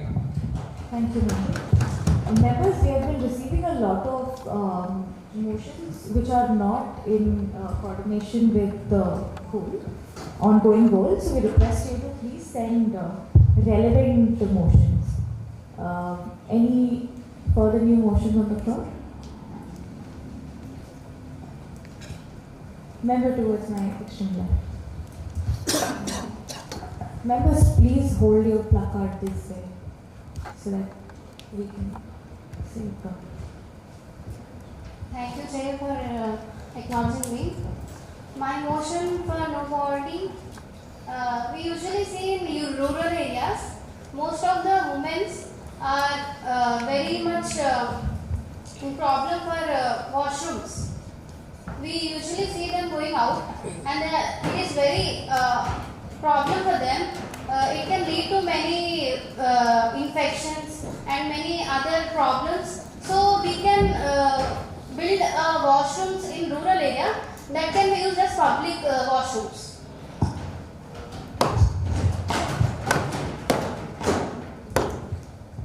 Thank you. Madam, could you please summarize your motion? Thank you, Chair, for acknowledging me. My motion summary is we can create public washrooms that can help all the rural people, mainly to the women.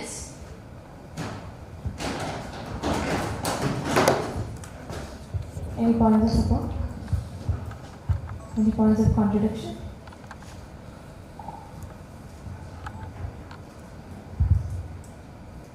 A member in the center. Thank you for acknowledging me, Chair. How it will remove poverty by constructing washrooms for women?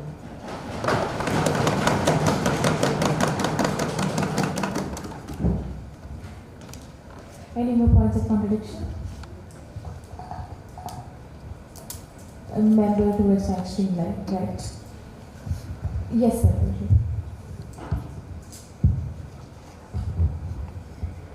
Thank you, Chair, for acknowledging me.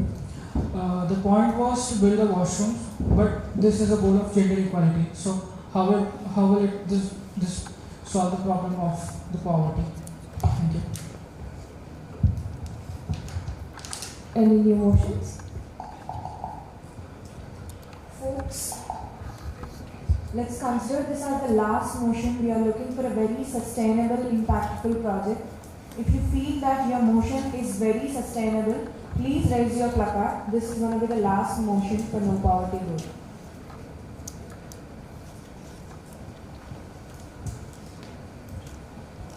Meghna. Thank you for acknowledging me, Chair.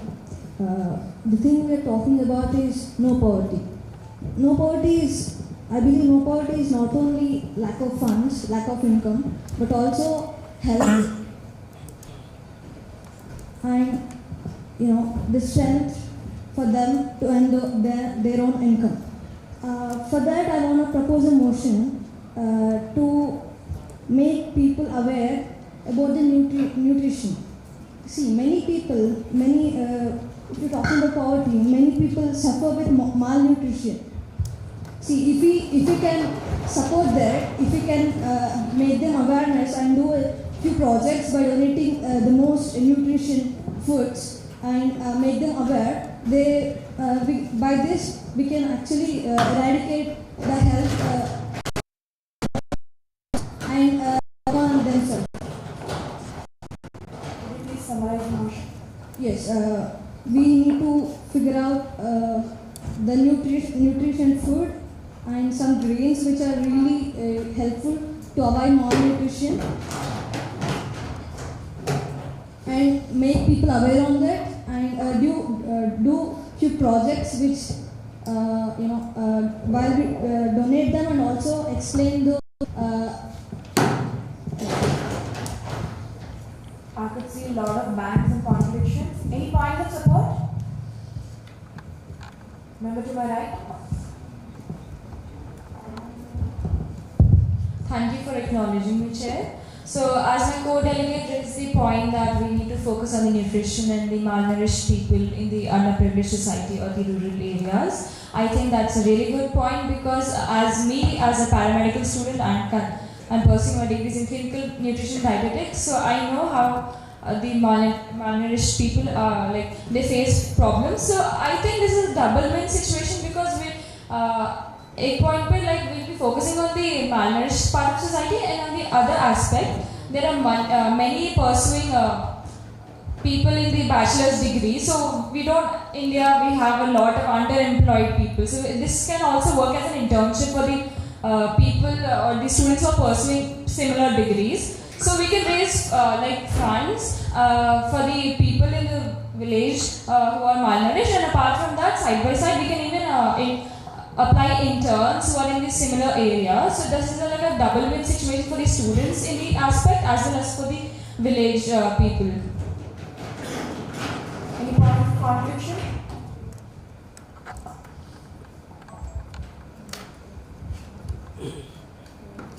Member to my extreme right, at the last. Thank you for acknowledging me, Chair. So the motion here is to provide them nourishment with food. First of all, the question is why they are malnutrition, because they are below poverty line. So we have to eradicate poverty. That's what the goal is here. And second thing, if you are saying that we will provide them food which is nourished, First of all, if you want them to buy by giving awareness, they can't buy because they are in poverty. Second thing, if you are providing them, how many times will you provide? If you provide one time, will they become nourished? That's my question. Thank you. Any other points of contradiction?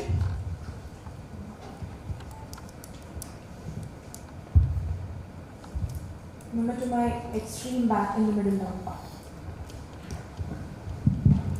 Thank you, Chair, for acknowledging me. As my co-delegate said that giving nutrition food for one time. We are not like giving one time, like we are giving an awareness on nutrition.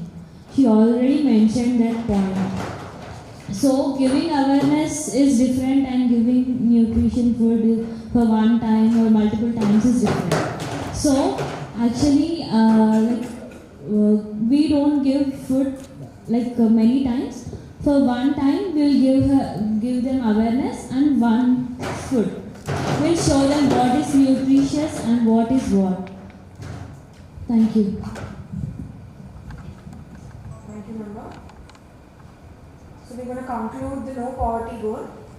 Let's go with the OT process. The first motion, conducting workshops on recycled materials in villages and provide the income. With the motion, raise your placards if you are with the motion and raise your placards if you are against the motion when addressed. Workshops on recycled materials in villages and provide income to them. With the motion? Against the motion? Motion not passed. Arranging food processing units in underprivileged areas for regular source of income and food. With the motion? Against the motion? With the motion? Motion passed. Admitting the orphan children to the orphanage homes from all over the city. With the motion? Against the motion? Motion not passed. Arranging health camps and preventive care units in underprivileged areas. With the motion? Against the motion? With the motion? Motion passed. Providing specific skill training camps by partnering with other NGOs. With the motion? Against the motion? Motion not passed. Arranging biogas fuel facilities in villages for employment opportunities and sustainable practices. Members with the motion? Against the motion? Motion not passed. Arranging food business to provide income and HYU members will be looking over it. Members with the motion? Against the motion? Motion not passed.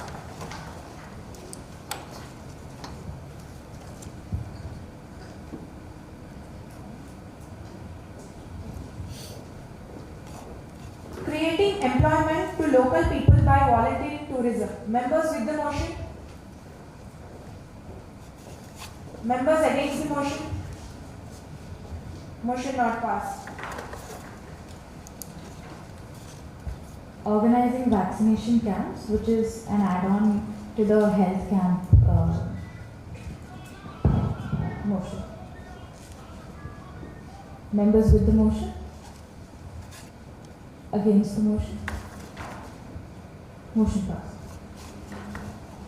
Setting up sewing machines, taking it as an opportunity to create employment for the rural women. With the motion? Against the motion? Motion not passed. Donating clothes as a means of generating employment. With the motion? Against the motion? Motion not passed. Another motion, identifying people working on construction labor and provide employment opportunities to them. Members with the motion? Members against the motion? Motion not passed. Provide shelter to elderly people. Members with the motion? Members against the motion? Motion clearly not passed. Build and construct public washrooms mainly for women. This doesn't fall under this code, so we are going to eliminate it here. Donate nutritious food to ensure that we eradicate malnutrition. Members for the motion? Members against the motion? Motion clearly not passed.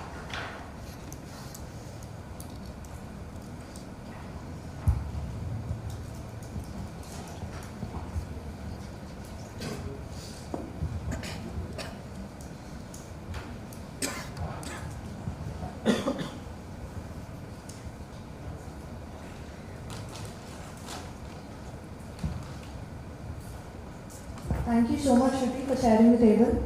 Now I would like to invite Kirtana Manda, the former chairperson of Student Party, to share the table.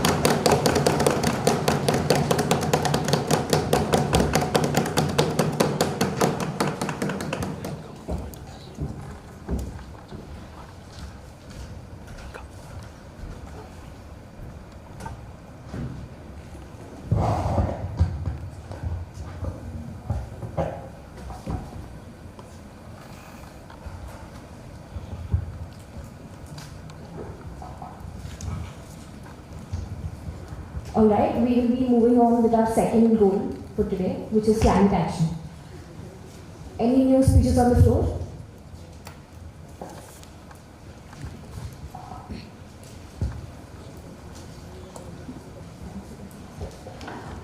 Member to the corner,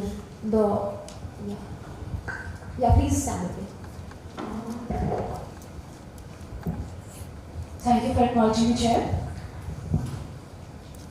Good morning, esteemed Chairperson, fellow members of the Chief Executive Board, the OC, and my dear delegates. It is with great honor that I address the goal, which is climate change. Climate change is no longer a distant threat. It's happening now. From rising temperatures to extreme weather, the impacts are undeniable. Climate action calls for urgent measures to reduce emissions, embrace clean energy, and protect our planet for future generations. As young leaders, it's our responsibility to act. Let's innovate, raise awareness, and push for sustainable practices that can help us combat climate change and build a greener, cleaner future. Together, we can make a difference. Let's start. Thank you. Any other new speeches on the floor?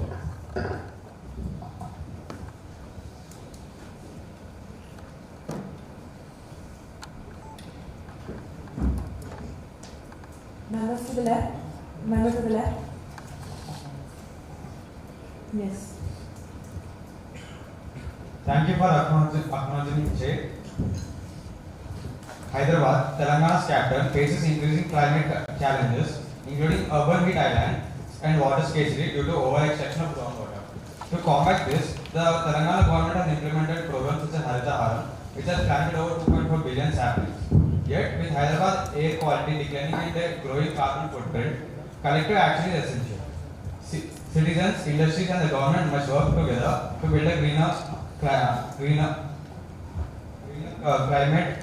resilient future. And I also think that we should work on it. Thank you. Any new speeches on the floor? Member with the grey blazer. I'm sorry, I can't read your name. Thank you, Chair, for acknowledging me. Climate change is now affecting every country on every continent. It is disrupting national economies and affecting lives, costing people, countries, and communities very dearly today. And it is going to cost even more tomorrow. People are experiencing significant impacts of climate change, which include changing weather patterns, rising sea levels, and more extreme weather events. The greenhouse gas emissions from human activities are driving climate change and continuing to rise. And they are now at the highest levels in history. Without action, the world's average surface temperature is projected to rise over the 21st century and is likely to surpass 3 degrees Celsius this century, with some areas of the world expected to warm even more. Climate change is a global challenge that does not respect national borders. Emissions anywhere affect people everywhere.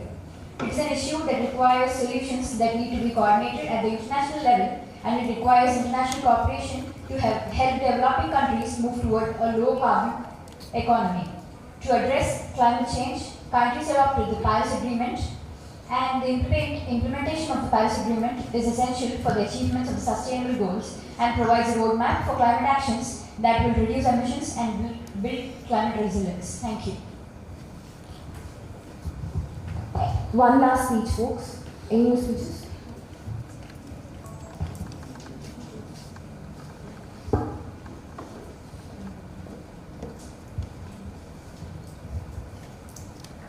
Member in the middle column with the specs.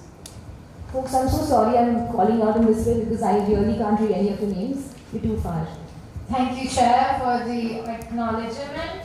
So Hyderabad faces a significant climate change challenges. Primarily, it is driven by the urbanization that is happening in Hyderabad due to IT sectors and rising temperature and air pollution. Now the stats that say that so the temperature, the LST, that is land surface temperature, is increasing every decade by 0.75 degrees Celsius, which is very bad. We can even understand this by our own. Back in the days, it used to be so cold, now it's hella hot.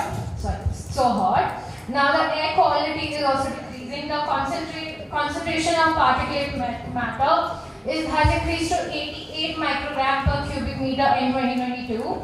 The urban heat island effect, that is due to the urbanization and the dark roads and everything, which has increased the temperature as well. The groundwater thing has decreased as well. Urban flooding has increased due to no sewage system. So yeah, that's all. Thank you. Thank you. We will go ahead with motions for climate action. Any new motions on the floor?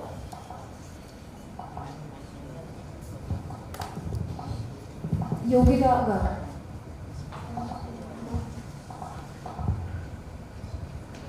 Thank you for acknowledging, Chair.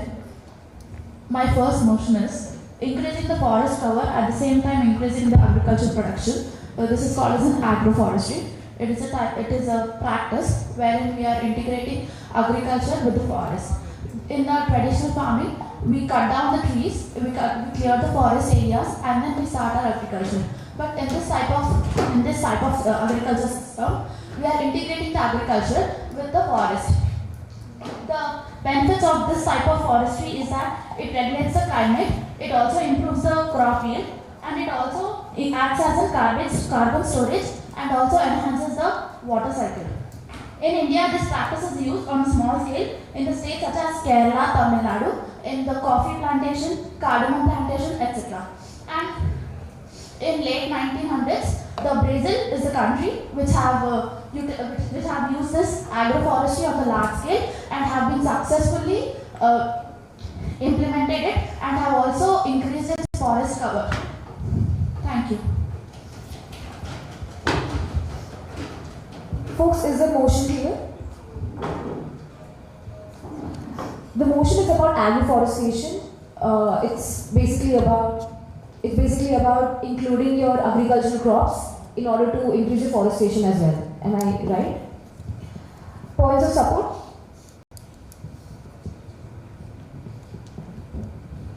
The member to the extreme left, to me.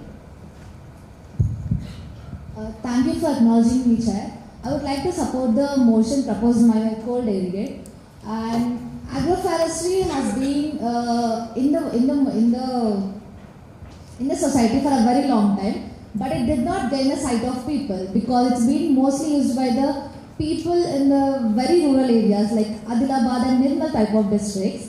See, coming to agroforestry, it's a process where we grow trees and crops together in a cyclic motions to prevent the soil fertility and reduce the chemical fertilizers. Coming to its long-term benefits, it improves soil fertility and it's better. We'll get better yields compared to the regular agricultural practices, and it's a sustainable agricultural system.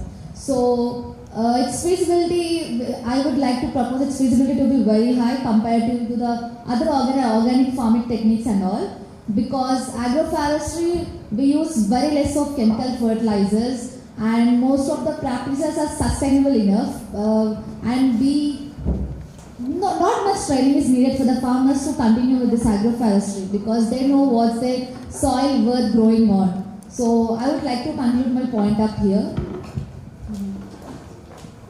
Members, before going ahead, the delegate who raised the motion, do you have a plan of action for the same? Please go ahead.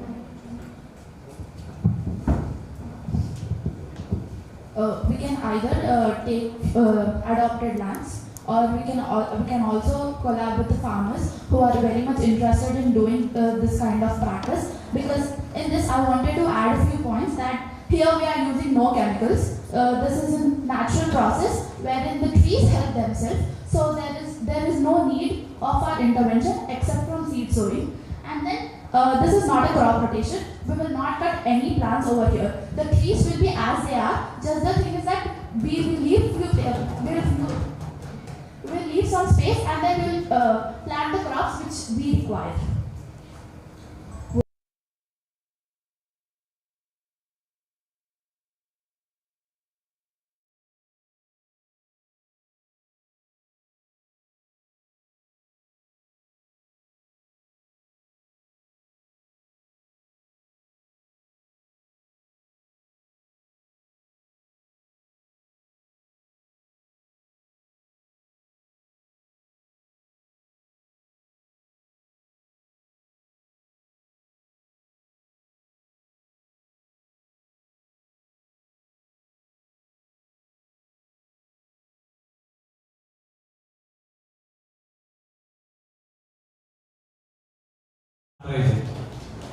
Delegate who raised the motion, do you want to answer? Please go ahead. Here we are either adopting the lands, or we are helping the farmers. Firstly, we are giving them the knowledge, and we are also helping them to actually show them how it actually works. You have a plan? Go ahead. Again, thank you for acknowledging me, Chair. As my co-delegate has said, we will adopt the lands, but adoption of land is it's high cost, it's costly. I don't think it's sustainable because land costs are so high.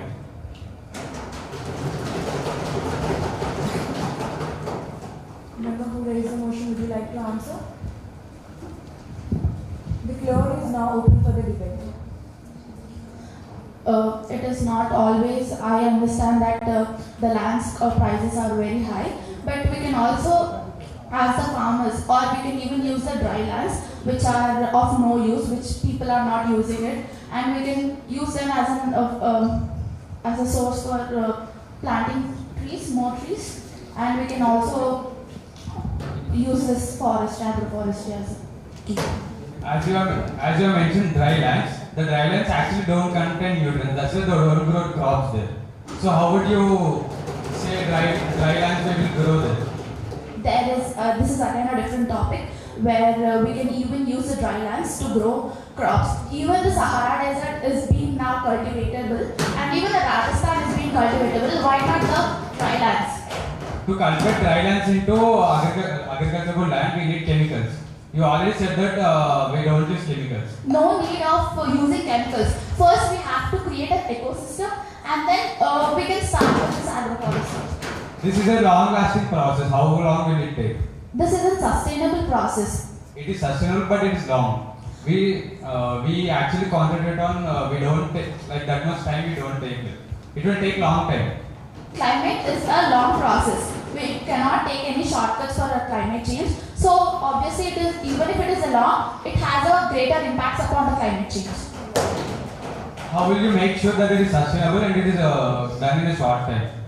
It cannot be done in a short time. I accept it cannot be done in a short time, but it is feasible, and also it has a greater impact because here we are increasing the forest cover, and also we are utilizing it is a sustainable land utilization.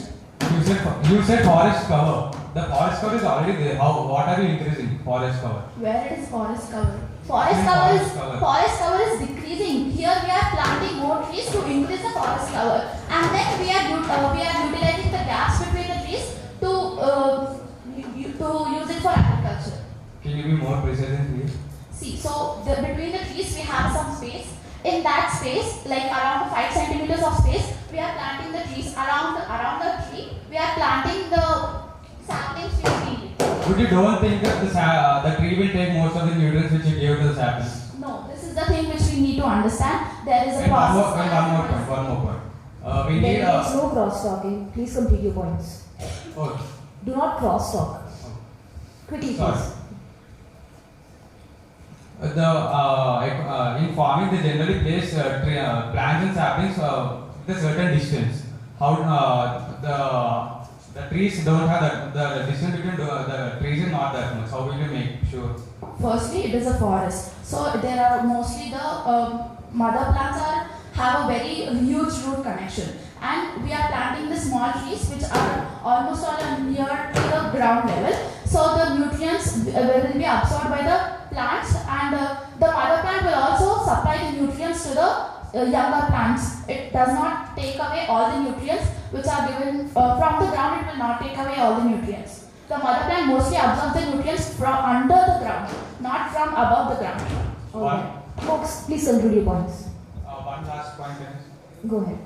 If you plant the saplings under the tree, won't you think that they die because they are under the shade of the bigger trees and they might die? There are few plants, there are few crops which needed shade, and there are few crops which needed most of the sun raises. So we have to plant accordingly. Yeah, please be seated. Thank you. Alright, so we've been receiving a lot of tips asking for a sanitation break. The session will be adjourned for 5 minutes, so yes, you can visit your washrooms, drink some water.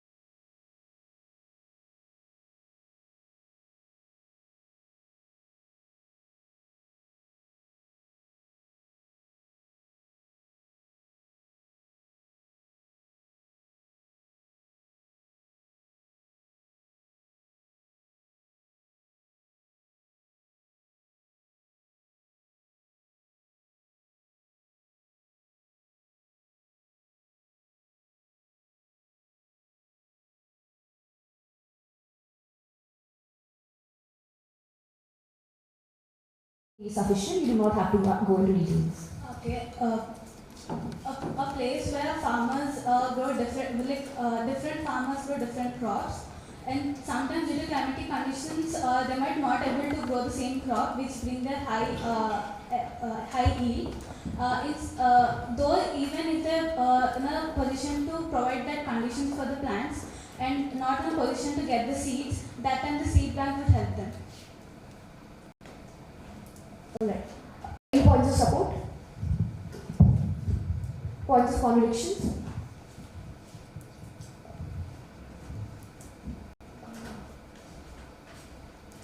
Member to the extreme left, in the last second, third row.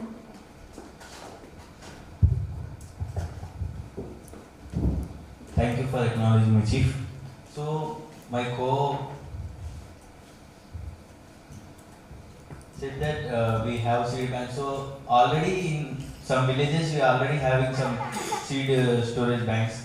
So, we need not to keep more. So, my point is that. Delegate, this is alright.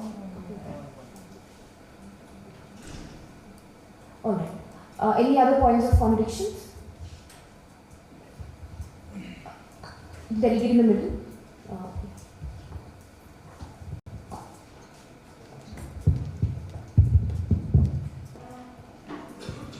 Thank you, Chair, for acknowledging me. I would again like to appreciate my co-delegate for coming up with this motion. But I believe that our goal is of climate action, not of how we can help farmers. So making of seed bank and all is fine, but it is very specific to farmers, and I don't think it would be contributing much to the climate action. Whereas we should think in much of broader terms when it comes to climate action. Not only to one specific segment like farmers or any one specific segment of our society. So we should think in more broader terms. That's where I would like to conclude myself. Thank you very much. Any motions on the floor?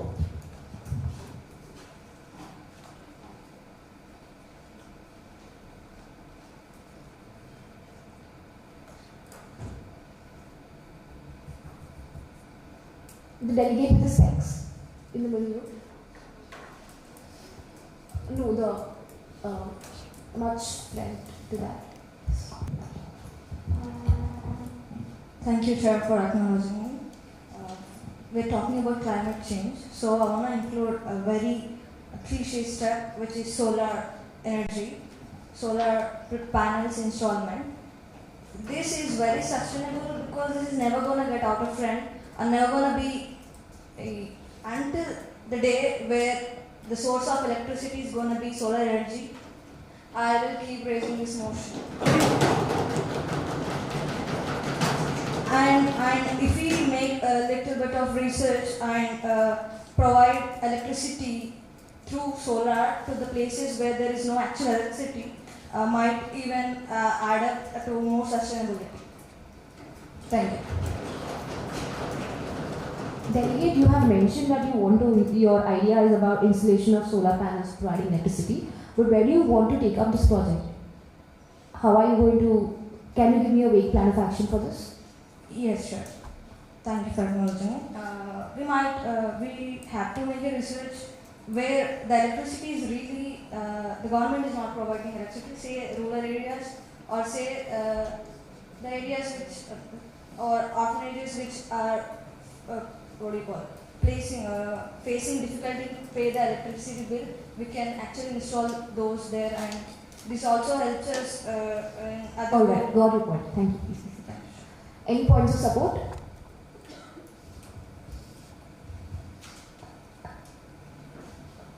Kritika Reddy. Thank you for acknowledging me, Chair. So we know that solar energy is the cheapest form of energy and reduces carbon dioxide emissions because it operates without burning the fossil fuels. Thank you.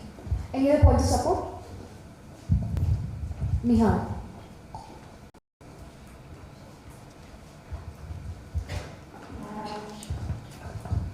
Thank you, Chair, for acknowledging me. So, I would suggest a place. There are many, where in Tandas especially, where completely tribal areas, where it is near Warangal side, you will find many Tandas where completely backward areas. So, Tandas is probably the best option where we can set up solar street lights. Why? Because for them, electricity, they have not much exposure towards electricity or public access of any kind of schemes or any kind of facilities what we are having or general villages they are having. So I think that this would be a feasible project because it satisfies the goal. At the same time, it's sustainable and long-term impact because we ourselves, we have done many solar light projects and still now, and even now, those solar street lights are intact and very much helpful for each and every individual of the villages. Any points of contradiction? Yogita. Thank you for acknowledging my chair. Firstly, I would like to say that solar panels are not lifelong, will not work lifelong. It also needs so much of maintenance, and the process of making solar panels is also hectic. And also they need many of the mining minerals which are very hard to extract, such as lithium. And also, where would we discharge this solar panels? Because solar panels, as per the research, solar panels can only work up till 20 to 30 years. After that, we need to remake it or we need to discharge it and again bring a new one. And also, these projects are already taken up by the government. So, why do we have to again make it, do it? Don't break the tables. Any points of contradiction?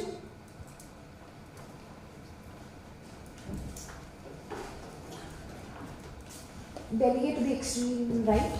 Yes, please. Thank you for acknowledging me, Chair. I want to contradict the point of my co-delegate who contradicted the point of the motion. So as she's saying that it will take 25 to 30 years and again we have to change, I think it's the best, largest impact which we can do. And second thing, as I have already served this street cause for 2 years, in my division we have already conducted this project in Nallamala forest. There's a very small village where there was not at all a single unit of electricity. We gave them solar panel with solar kits, and trust me, each and every child had the smile and they turned back to us saying that thank you, we were very afraid of darkness, but now we are not afraid because you have given us the solar panels. I guess we have to work on this project not even one but multiple times because it is worth it. Thank you.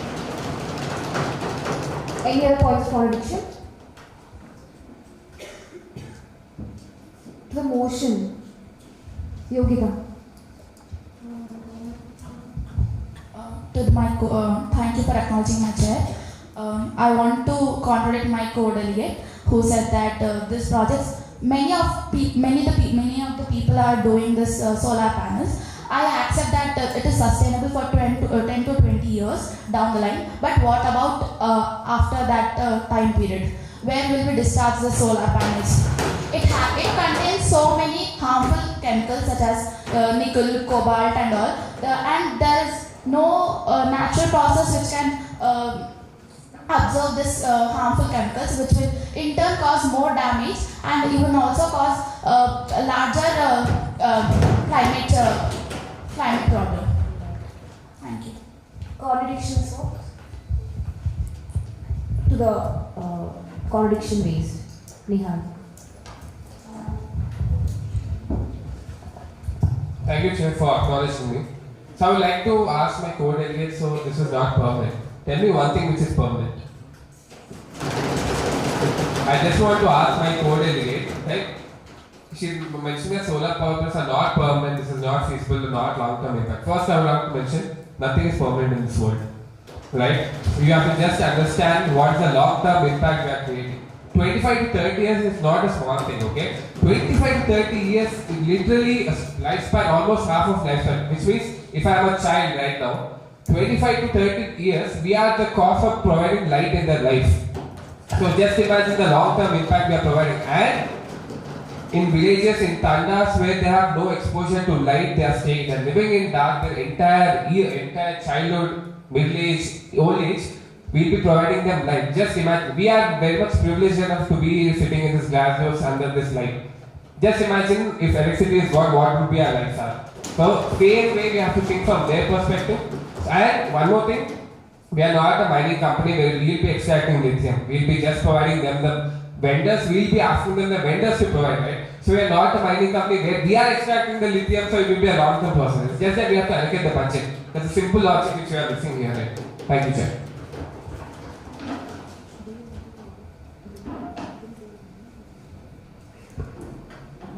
Any new motion on the floor?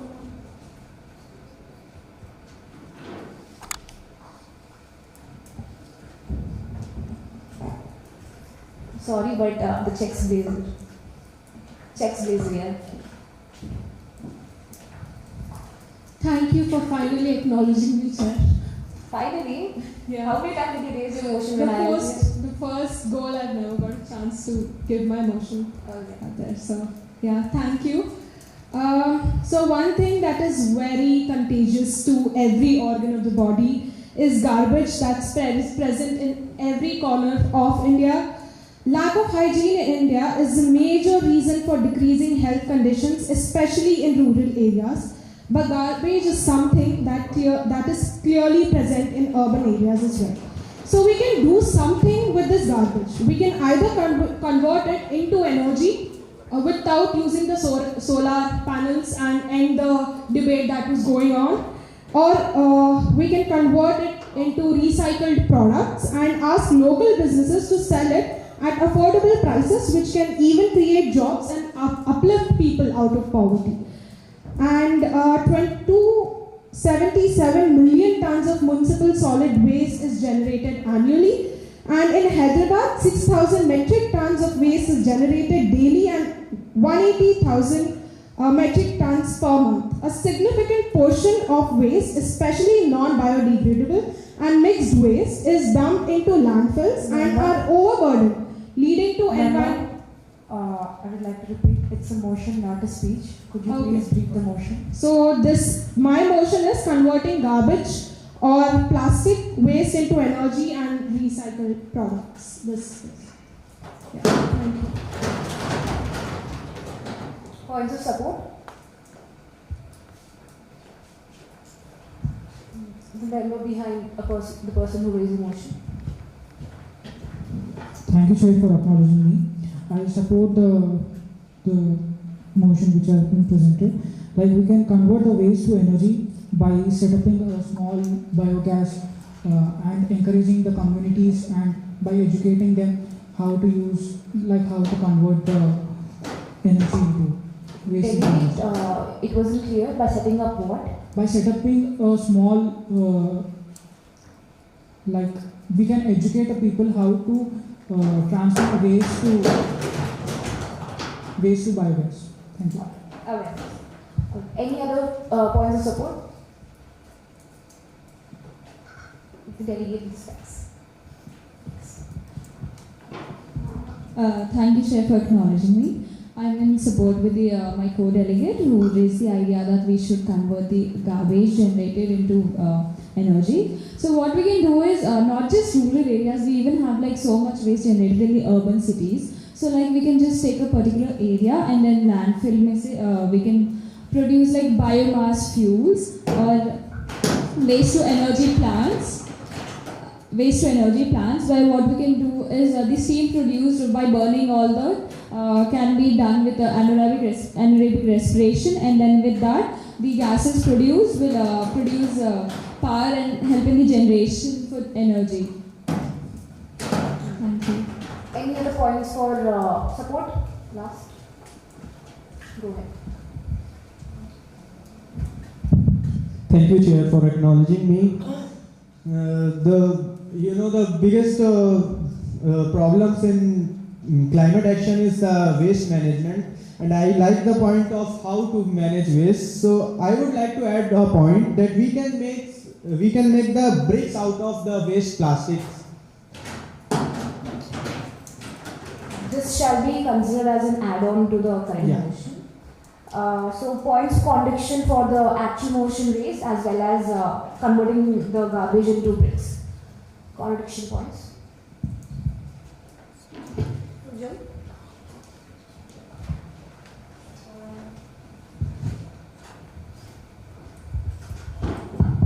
Thank you for the acknowledgement, Chair. The point raised by co-delegate, collecting huge amount of waste is a very difficult task.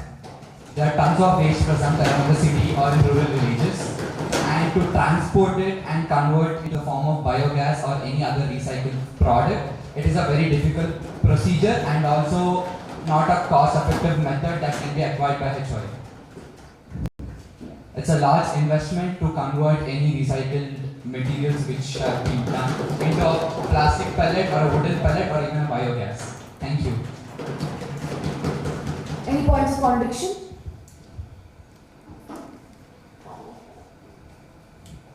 To the point raised by the current delegate.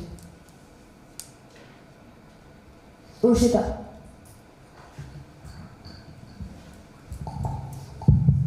Thank you, Chair, for acknowledging me. So the point raised by the co-delegate was to convert the waste into biogas. I think we should all keep in mind that, manufacturing bricks too. Hyderabad Youth Assembly is here to create a sustainable development and not manufacture something. And that is something we students cannot do all the time. And the machines needed to convert that waste into biogas, they cost a lot, which I don't think the total amount raised would be even enough for that. And given the fact that it is proven that even converting waste to biogas also emits a lot of carbon emissions, so which is not either good for the environment. So that doesn't come under climate action either. Last few points of contradictions. You want to give a reply? Please go ahead. I totally get his point of doing. I can provide a plan of action where we can reach out to organizations that deal with the converting the waste to recycled products or into energy and help them with the equipments needed, and we can even collaborate or ask for funds to the government. We do not have to manufacture something, as my co-delegate said. HYA is not here to manufacture something. We can help the organizations or reach out to those organizations which deal with these converting aspect of it. Thank you. Delegate, you have raised the point of converting garbage into recycled products and supplying them to the local stores, right? Was that your motion? Helping the ones who convert these, like the intermediary? Yeah. We don't have to manufacture it like she said. We can help those organizations which manufacture. Sujal, do you want to give a reply? The house is open for debate. Thank you for that, Chair.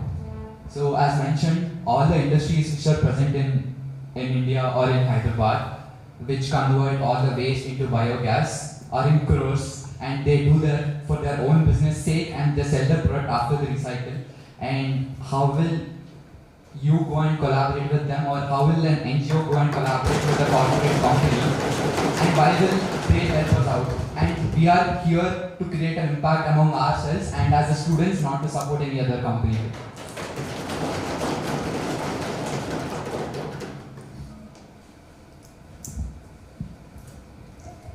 By this, we are anyhow impacting the environment. We are not helping or collaborating with them. We're just reaching out to them and we're wanting them to get this process done. It is very difficult for the corporates to help any NGO out or anything, and it is a waste of time, I would say, reaching out to them. And it wouldn't be helpful for us or neither for them, because they are in business and we are for a social impact. So it could be like a CSR activity for them to help NGOs and do something which is for the environment. So they can even reduce their tax benefits with this, I think. A corporate social responsibility in terms of company has a certain percentage allocated funds for the company, which they're already tied up, and also are in terms of donating a certain amount to any other organization or anything, but not willing to be or collaborated with a business, that in terms of donation and this is in terms of collaborating with business. What we are doing is anyhow helping their business. So I think if they... We are not here. You can continue. We are not here to help others business or others. They will be indulging themselves in the CSR activity that they're doing, collaborating with the NGO, and they're also benefiting themselves. So I think they can, get themselves into this. So street cause, one of the policy of street cause is we never collaborate with any other corporate or any other organization.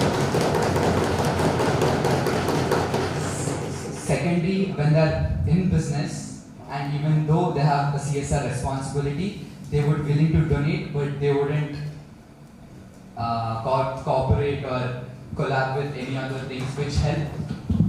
It's recycling, but it's not in terms of 5-6 lakhs or which we could make an impact in large terms or long terms.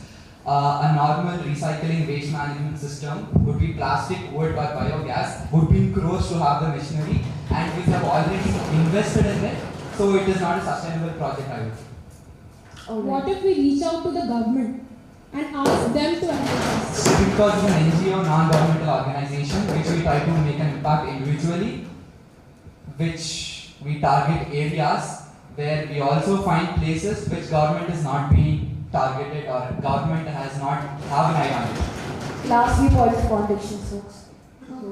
Sure. Go ahead. No, I'm fine with what you said. Alright. Yes. You can be seated. Thank you.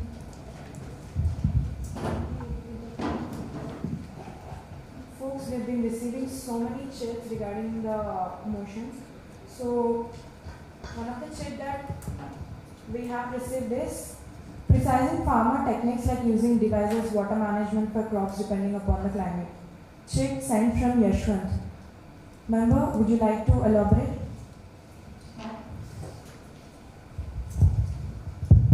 Thank you for acknowledging me, Chair. So I would say it in a simple manner.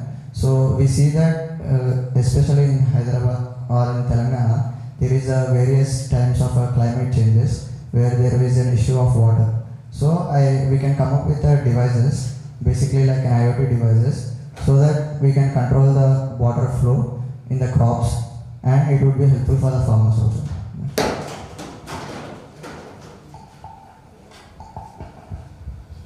Member, could you please elaborate what IoT devices are and what's the base plan of action? Yeah, so actually it's one of my friend's idea. There he builds up an IoT device, which is, it's just like a rod which has been placed, to be said precisely considered a rice crop, where we have multiple parts of the area. So even we give the water to it, it requires more water actually, the rice one. So when we transfer water from one part of the crop to the another part, so it becomes a task for the farmer to make a pathway. Instead of that, we can give up an IoT device which can automatically detect the water quantities, and it can help in the transportation. Member, can you please elaborate what exactly IoT devices are? Yeah, so precisely an IoT device works, it can be said simple that it works with precisely like using some of the controllers, where we can attach a detection system like a water level detection system, with the integration it helps to detect the flow of water. If the flow of water is high in a part of the area and the land, then the machine would be activated and it would create a flow so that it could be useful for the shift of water from one part of the acre land to another part.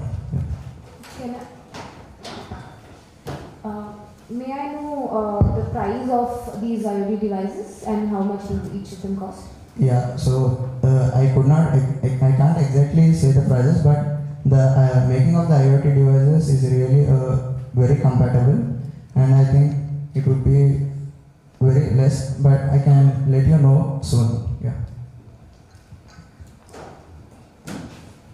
Any points of support? Thank you.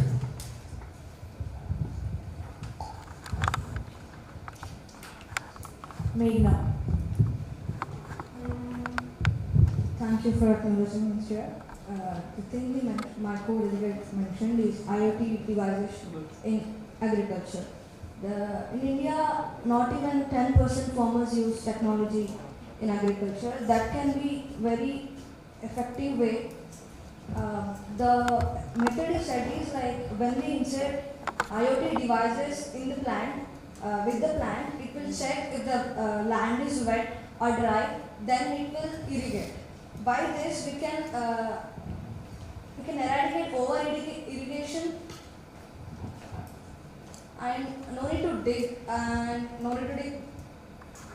borewells with high efficiency to irrigate the land. The way he said is really effective, and if we, I don't know what is the part of XIV to do with this, but it is really effective if we even provide awareness about it.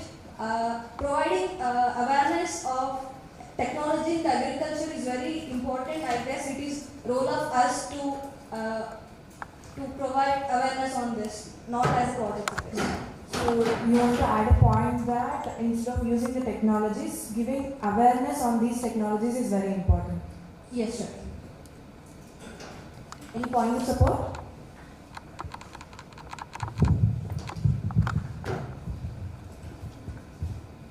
Ushita.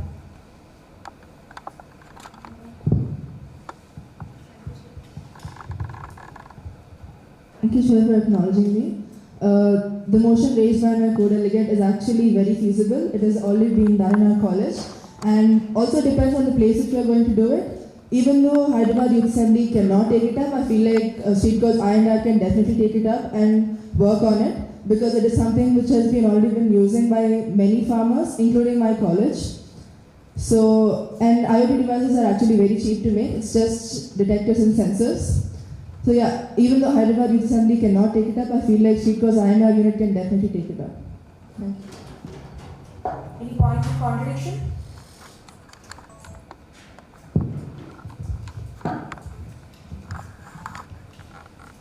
Number to the extreme left. Thank you for acknowledging me, Chair. I think that the goal, as my co-delegate said, it is more aligned with water management system rather than the climate action. Can you explain me how it is related to climate action, please? Member who raised the motion, would you like to answer?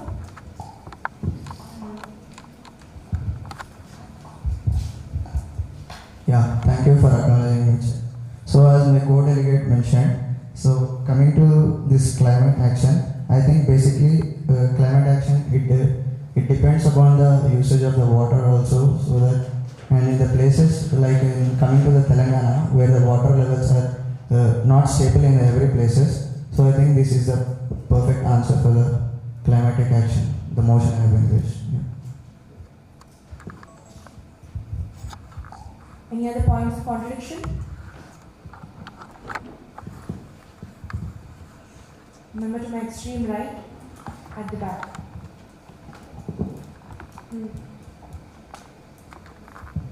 Thank you for acknowledging, Chair. So I'm gonna tell you, the sensors we use in IoT devices have the very less lifetime, and they won't work much. And even when you use these soil sensors and moisture sensors and temperature sensors, let's say temperature sensor has got like it was spoiled, it will show you reading, but it will be spoiled, but it will still show you reading. So it will be hectic for the farmer to know whether it's working or not. And I think not every farmer knows how to use the technology and how technology works and how sensors works at all. So I think it's not work with them. Thank you. Member who raised the motion, would you like to answer?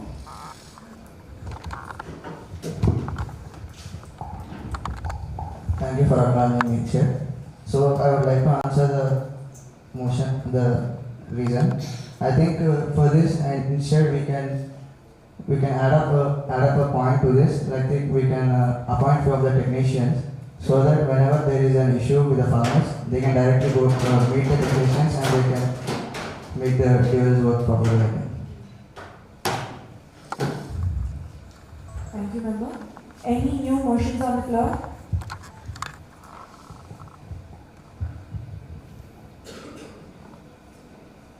Member to my right.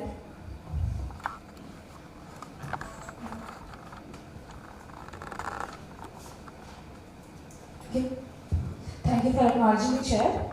So as we all know that we are talking about agriculture right now, farmers are using fertilizers and pesticides which is easily available for them, and they use it again and again, which deteriorates the soil, and again they have to, the soil erosion and the deterioration of soil comes under climate action. So I would like to propose an idea of building composting systems, that is how they can convert the biodegradable waste into compost. So if we provide them with compost pits, which is very feasible, and we can do it with our funds, which will help out the farmers, and also this will be very helpful for our climate. Plus the food which is coming because of the use of compost is also not health deteriorating. Thank you. Any points of support? Member to my extreme left. Thank you, Chair, for acknowledging me.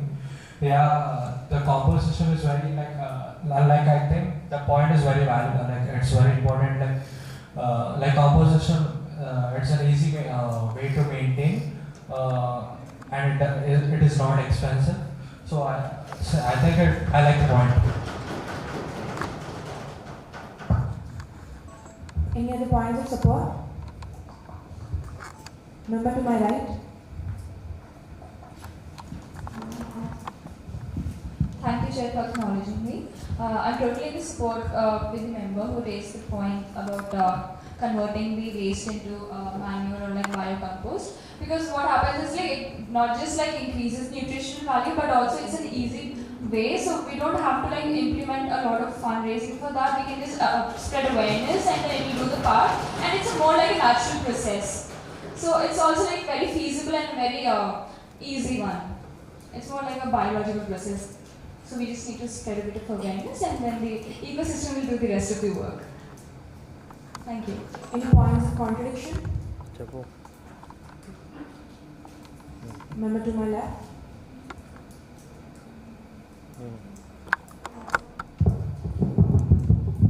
Thank you, Chair, for acknowledging me. I do agree very much on the fact that decomposing waste can be very helpful for the climate. But what will you do when it comes to waste which is non-biodegradable, like plastic, single-use plastic, or plastic which can be used which can be recycled, or something which cannot be decomposed? I think it is a good initiative, but it has very limitations, like compost pits cannot help in decomposition of elements like plastic and other minerals which are harmful. So I believe it's a partial plan towards the climate action. That's all. With that, I would like to conclude. Thank you. Any points of contradiction? Go ahead. The brown blazer. Thank you for acknowledging me, Chair. I would like to add, I agree with my co-delegate, and I would like to add that, don't you all think that farmers who are doing farming for many decades, don't they know that how to do composting? Why again we need to go and give them knowledge? And one more thing I would like to add that composting is a very long process of 2 to 3 months, so it will take time. We will not get fertilizer every time when we want. The delegate who raised the motion, would you want to answer? Thank you for acknowledging me, Chair. I think 2 to 3 months is not that long. There are many of the projects which takes 2 to 3 months. That's why we have the gap of 2 to 3 months for the second assembly. And the next thing is, they also raise the point about what are the wastes which are not biodegradable. I have not even mentioned that is not biodegradable. I am talking about biodegradable waste only because this is somewhat which in every household it is created, like onion peels, like vegetable peels, Every day, many of the bees are created. Apart from that, there are a lot of waste. And if it taking 2 to 3 months, that means I guess it is very much helpful for the farmers also with climate. Thank you.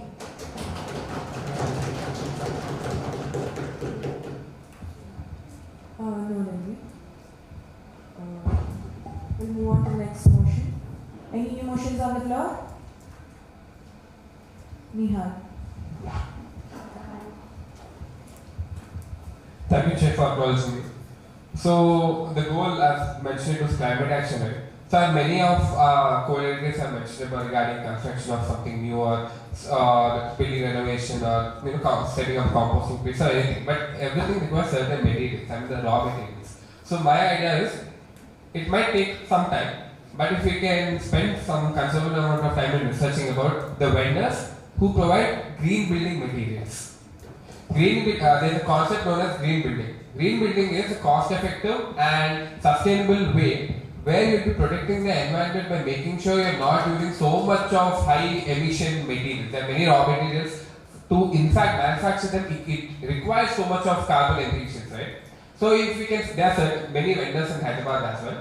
So, if we can find them for any project which we take, which Hyderabad will simply take, if we can connect with them, we can use their materials, the green building materials, then there will be high chances that, yeah, it's definitely not a short-term approach, but thinking from a long-term vision, this might definitely bring a huge change. That's what I believe. Thank you. Delhi, could you mention again about what do these materials do? Yes. Thank you, Chef, for acknowledging.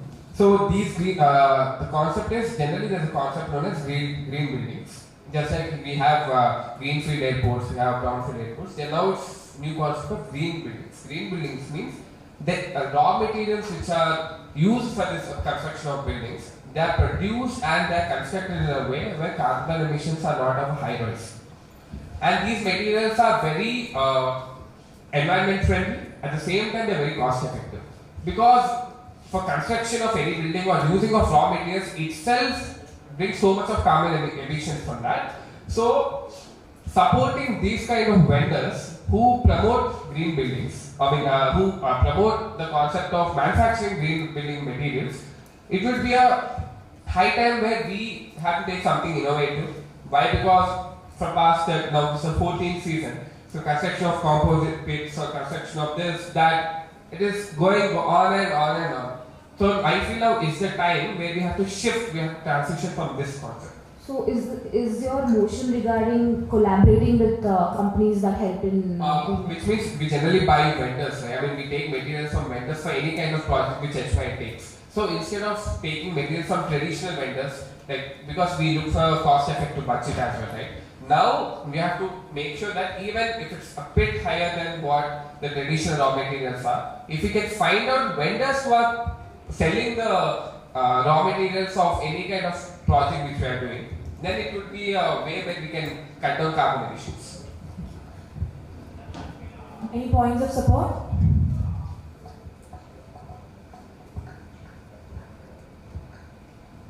Folks, did you understand what the motion exactly is? Please give a clear yes or no. Yes. Points of contradiction?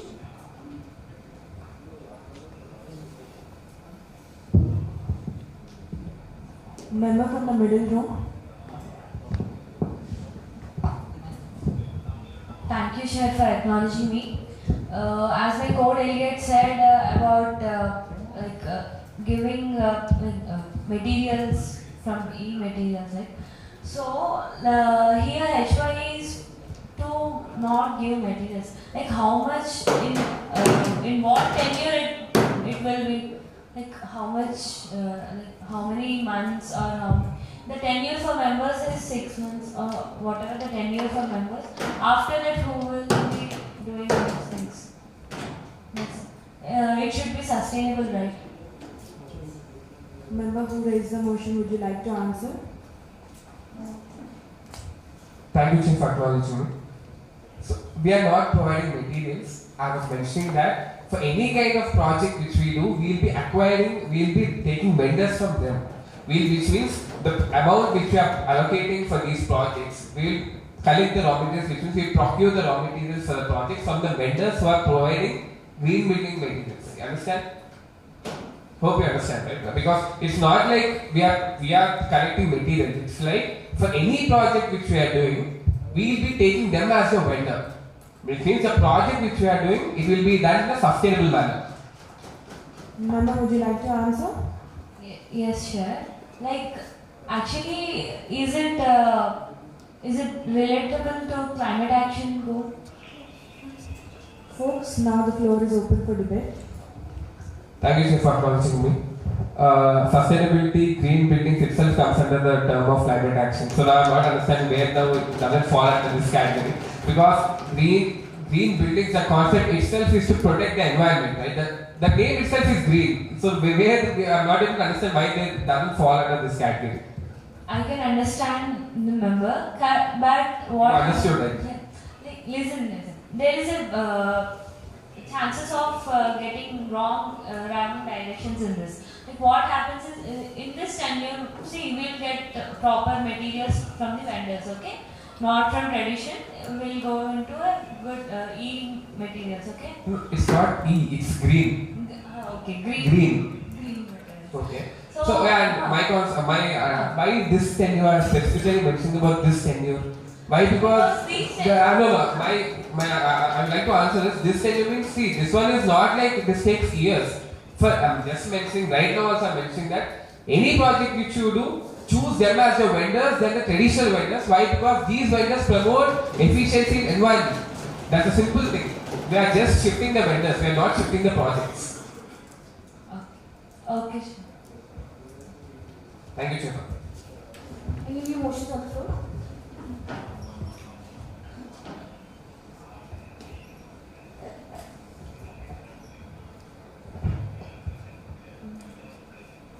Member to my left.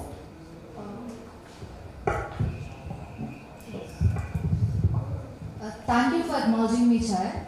My proposed motion is old but a traditional way, rainwater harvesting. So, in my previous week off, I traveled a lot in the HYA work, and the thing I observed the most is water runoffs, like everywhere, in the communities, in the gated communities, on the roads, in the farm sites, everywhere. So, why is this happening? Because the water is not properly set up to a place. So, constructing groundwater pits and rainwater harvesting would actually solve this problem, and also increase groundwater levels. And its impact, coming to its impacts, it reduces water scarcity, conserves natural resources, and stores rainwater for the future use. And coming to its feasibility, I would like to rate its feasibility to be very high because it's a traditional way and the most convenient way. It doesn't need much funds. The only thing we need is right areas and permissions from the communities to construct the pits. I like to conclude my proposed motion here. Any points of support? Points of contradiction?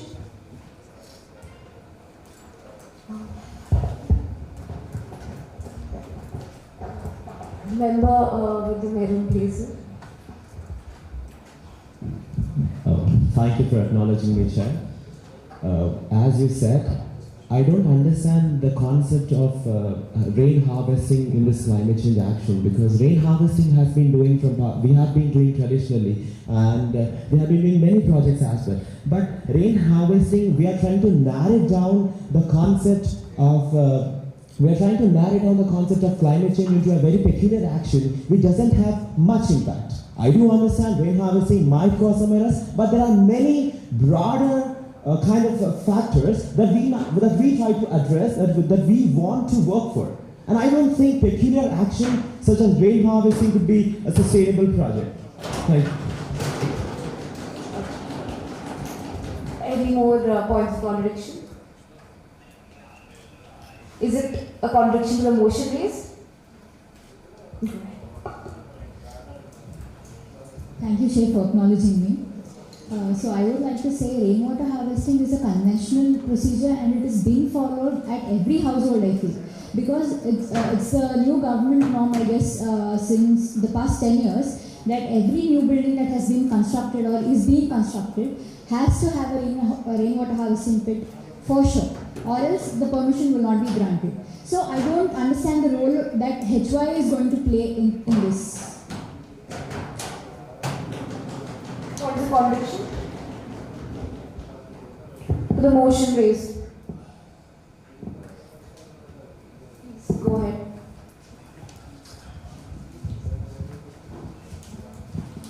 Thank you for acknowledging me, Chair.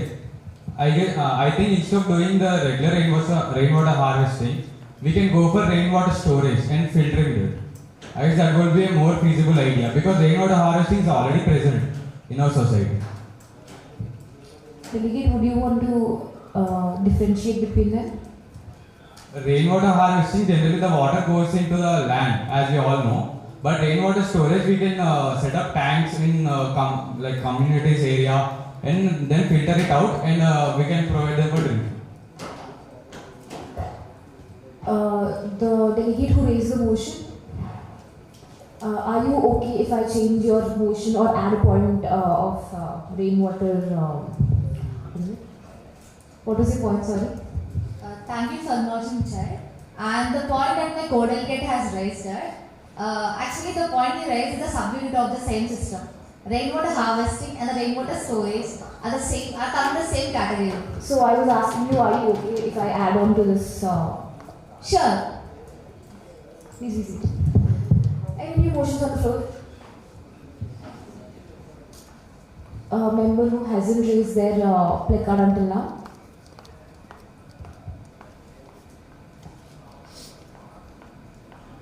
Haven't you raised your placard previously?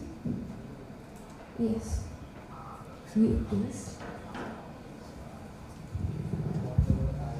Thank you for acknowledging me, Chair. So, motion is sustainable agriculture. So, Continue. sustainable agriculture through drip irrigation kits and compost pits. So, using drip irrigation kits, we can save up to 70% of water. Are you speaking about compost pits? Along with drip irrigation. Along with? Drip irrigation kits. So, using drip irrigation kits, we can save up to 70% of water while compared to the traditional methods. And also this avoids and also the cost of running this are very less because per 2 acres it costs around 20 to 25,000. So the drip irrigation kits can be feasible, and along with that, compost pits. Using compost pits, we can avoid soil erosion, and also we can supply soil with good nutrients. So not only we, but even the future generations can get the land with a really good value to it. Along with it, and there might be you can ask me like, it would take a long time. No, it won't take a long time because decomposition can be done using various ways. We can use earthworms to catalyze the process, and also Got your point. Thank you. Is there any points of contradiction to this motion? Points of contradiction. Go ahead, the member with the specs. Thank you for acknowledging me, Chair. Speaking of drip irrigation, to speak of numbers, to provide irrigation for 1 acre, it almost costs 25,000. I don't know what we are going to do with the 70% of water saved by spending 25,000 per acre.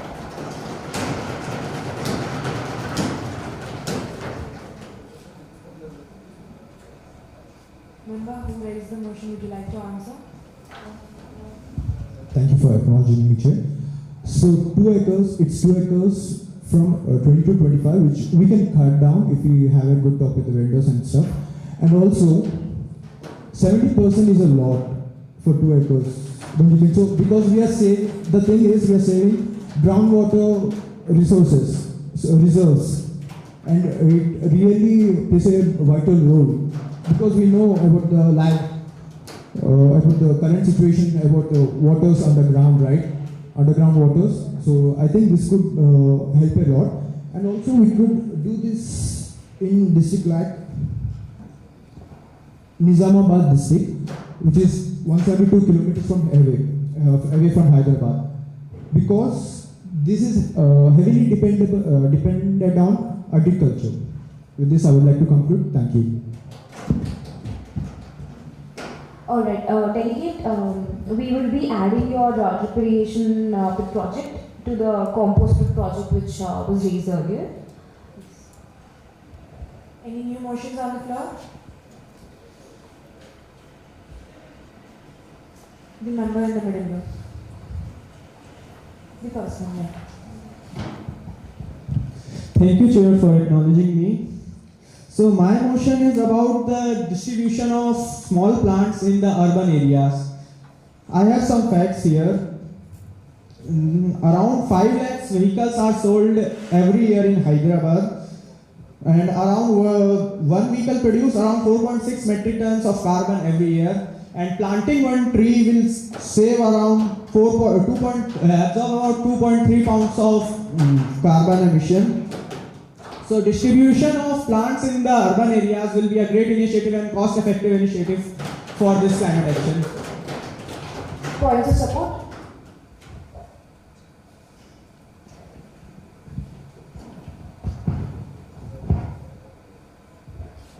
Delegate to the extreme end, to my left. Thank you, Chair, for acknowledging me. I know that everyone has visited Bangalore, right? There are so much greenery, right? So what do you feel there? Pollution or like free fresh air? Pollution? Is it? Because I believe not. Because when I visited, there is so much greenery so that I can feel the fresh air. So the same plant can be initiated in Hyderabad too. It is so easy, right? Every person can plant at least one plant. Wherever they can see this space, they can at least plant one plant. It's not much of cost also, right? So it's good initiative, I think so. Thank you. Members, please take care of the words that you are speaking while you are contradicting or supporting. Any points of contradiction? Shreya.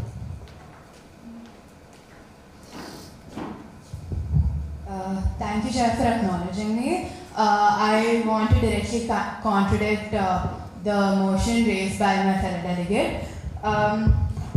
They have mentioned that they have mentioned distribution of one plant. So first of all, I want to say that lately, because of this Go Green and climate change awareness, yeah, people are giving out plants or plants as return gifts for events, but you don't do anything with it. It's not going further. How many people are actually taking care of the plants? And my fellow delegate also mentioned about the emissions from a car. So is your one plant going to change the emissions that come out from your one car? Thank you. Delegate who raised the motion, would you want to answer? Thank you for acknowledging me, Chair. My fellow delegate said that they are not taking care of the plants. As my fellow delegate said already, that everyone loves the fresh air, and giving the water one time a day is not a big task for every family. We can aware them about that.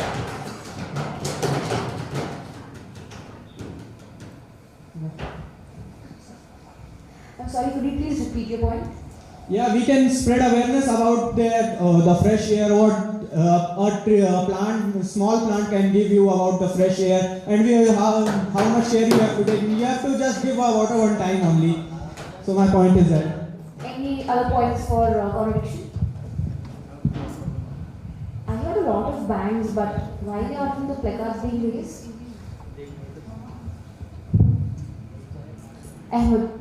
Ahmad, sorry. Yeah, please go on. Thank you, Chair, for acknowledging me. Firstly, I just want to know from my fellow delegate who just talked about a motion, like specifically this, the point that he discussed. I don't think it is like for a good cause, specifically like plans specifically for one thing. So I'm so sorry, I'm getting a little nervous. But,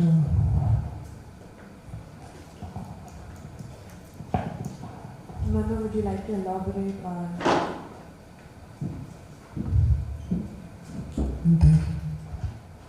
Any points of contradiction?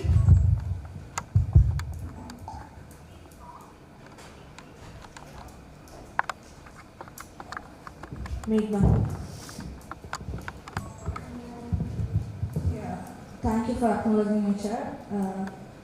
Just like he said, I support his idea, my co-delegate's idea of distributing plans.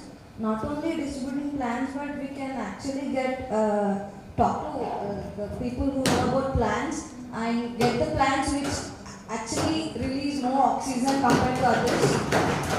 Because there are many who are becoming health conscious day by day. Many might take care of these plants because at the end we are no one to take care of the plants, but plants are going to take care of us. Thank you. I could hear a lot of bands. Any points of contradiction to this? Motion raised, last one, so better be good. Yeah.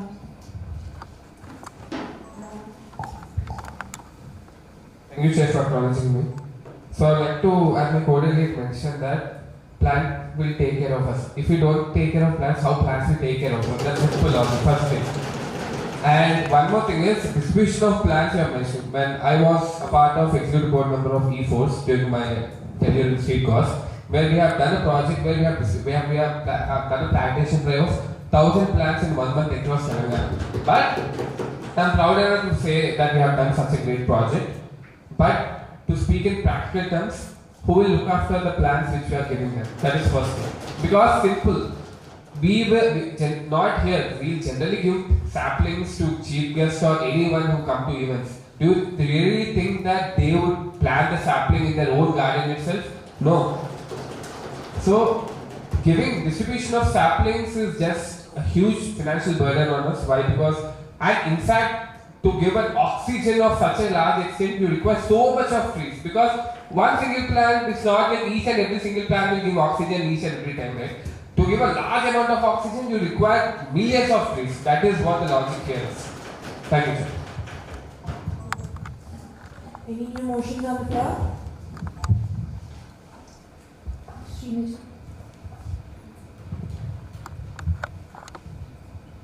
Thank you, Chair, for acknowledging me. My motion for climate action goal is like taking awareness camp in companies in Hyderabad, telling them about to use like electric vehicles or cycles, etc. Like they can afford, right? Employees can afford those things, right? Awareness campaigns about e-vehicles in corporates. Yes. Points of support? Points of contradiction?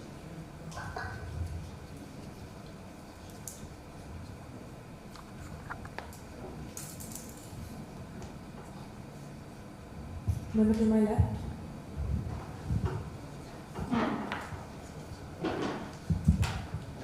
Thank you, Chair, for acknowledging me. To add on to whatever my fellow delegate have already told, a lot of these camps or awareness camps are already being done, but there's not much news about them. Also, adding to it, e-vehicles can be a good solution for like currently, but when it comes to like decomposing them or anything like that, when the vehicles are left or unused or in godowns, it causes a lot of waste which cannot be degradable at all. And a lot of other chemicals also which are produced, and there is no specific manner to actually degrade the residues of the vehicles. Thank you. Any other points of contradiction?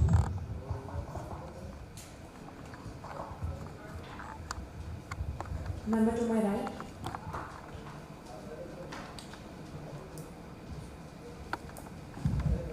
Thank you for acknowledging me, Chief. I really want to ask my co-delegate that what does she want to really tell in the awareness camp about e-vehicles?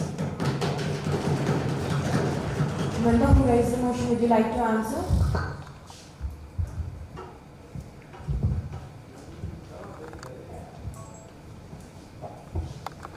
Thank you, Chair, for acknowledging me. Actually, in awareness camp, we'll tell that stop using those polluted, which pollute climate. Those vehicles we need to stop and start using those electric vehicles. and suggest them to use those electric vehicles, which can be like good for environment also. And usage of petrol can be reduced. It is also a main point. We could hear a lot of bangs. Any point of contradiction? Sujit.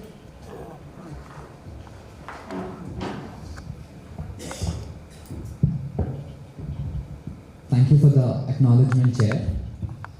As my co-delegate said, the use of e-vehicles is a very good option or solution, but you as an individual can't go suggest to any other corporate or individual business person to buy what kind of vehicle he wants, or to only buy these kinds of vehicle, and everybody in the society knows that the emission or use of petrol causes pollution, and regarding the use of e-vehicles, there is no need of enough awareness, because every individual who owns a car or every individual who just passes by knows that the value of e-vehicles, or it's a self-realization. It should be caused, not an awareness program or to go suggest somebody else. Thank you. Any new motions on the floor?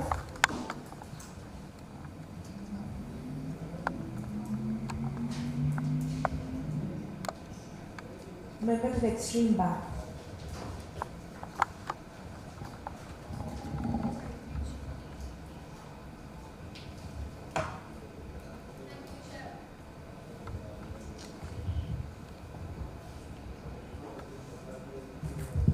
Hello. Oh, thank you, Chair, for the acknowledgement. So, I'd like to raise a motion that one of the co-delegate mentioned that people are not speaking a lot about non-biodegradable waste. So, plastic is one of the most prevalent type of waste that we see.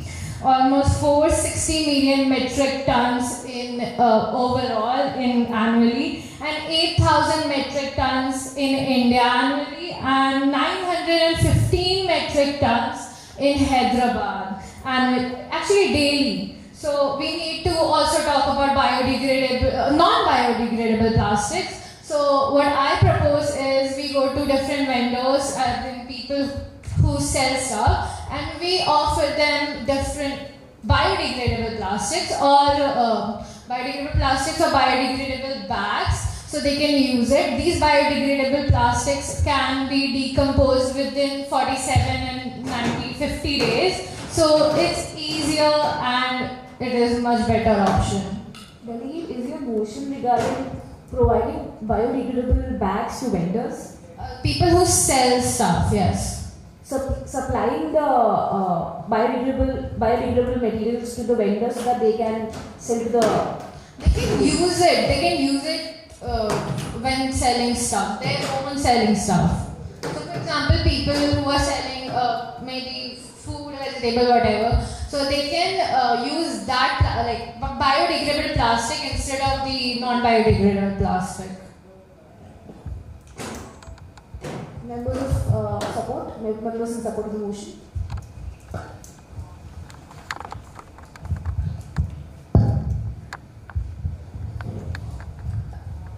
Members in support?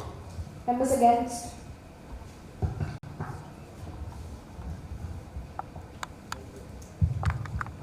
Kaja.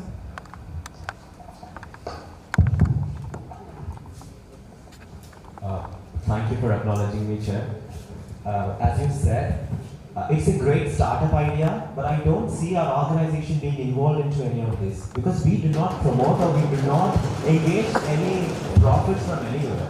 But as an organization, we cannot go and sell to vendors that please take on this project, and we cannot do it. Right. So I feel it's a very unfeasible idea, and it nowhere reciprocates the climate change. Thank you. Any points of contradiction?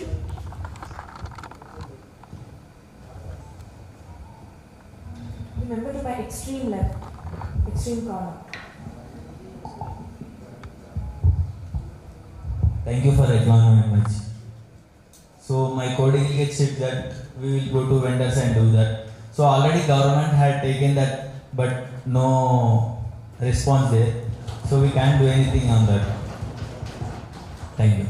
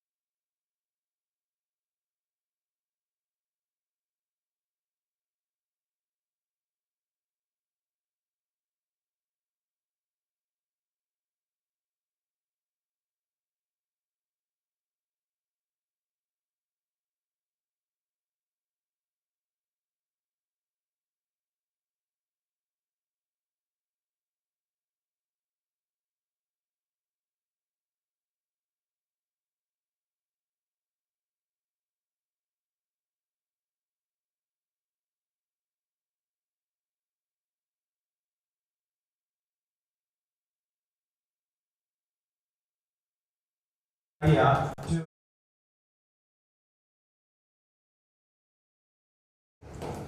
Any points of contradiction?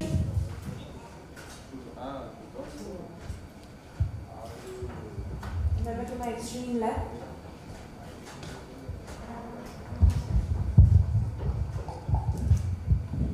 Thank you, Chair, for acknowledging me. Firstly, it is the recycled diapers and the recycled menstrual pad. I think if even after recycling it, there is a tag of recycle, right? And there will be no person to buy it, first of all, because everyone thinks that it is recycled use. It is thrown in the garbage, like they are picking up from the garbage. So firstly there will be firstly the diapers and the menstrual pad. Firstly they consist chemicals. If even after if I'm not wrong, this is regarding reusable diapers and not recycled diapers. It is recycled So firstly it is used and then it is recycled, right? No. Remember, there's a difference between recycled and reuse. You are the only one person who can reuse it multiple times. Whether it's coming to recycle, it can be undergoing through many processes and can be converted into different material. Okay. One last contradiction. Go ahead. Coming to reusable diapers, first of all, for parents or mothers, I don't think they are interested in cleaning the mess and reusing them again. When they have cheaper and more efficient options which are easier for them to handle. And also coming to reusable menstrual products, especially reusable pads, they are already out there in the market. When a person is not able to afford a normal pad, how would they be able to afford a reusable pad which is way more expensive? It's minimum like 3-4 times the price of a normal pad. And coming to, if you really want to use reusable menstrual products, there are already other things like a menstrual cup, which is a safer option. You can go for that instead. And it's a person's own choice. I could listen mixed, conclusions. I could listen bangs and I could listen taps. Any point of contradiction or the member who raised the motion, would you like to answer it? Proceed. Thank you for acknowledging me, Chair. As my co-delegate mentioned, are the mothers ready to clean the mess? I have the perfect question for you. Are the mothers ready to bear the rashes the baby is going to get harmful diapers? Mother, would you like to answer? Thank you for acknowledging me, Chair. First of all, there are some diapers that are harmful, that do have chemicals in them. It doesn't necessarily mean all diapers which are not reusable are harmful.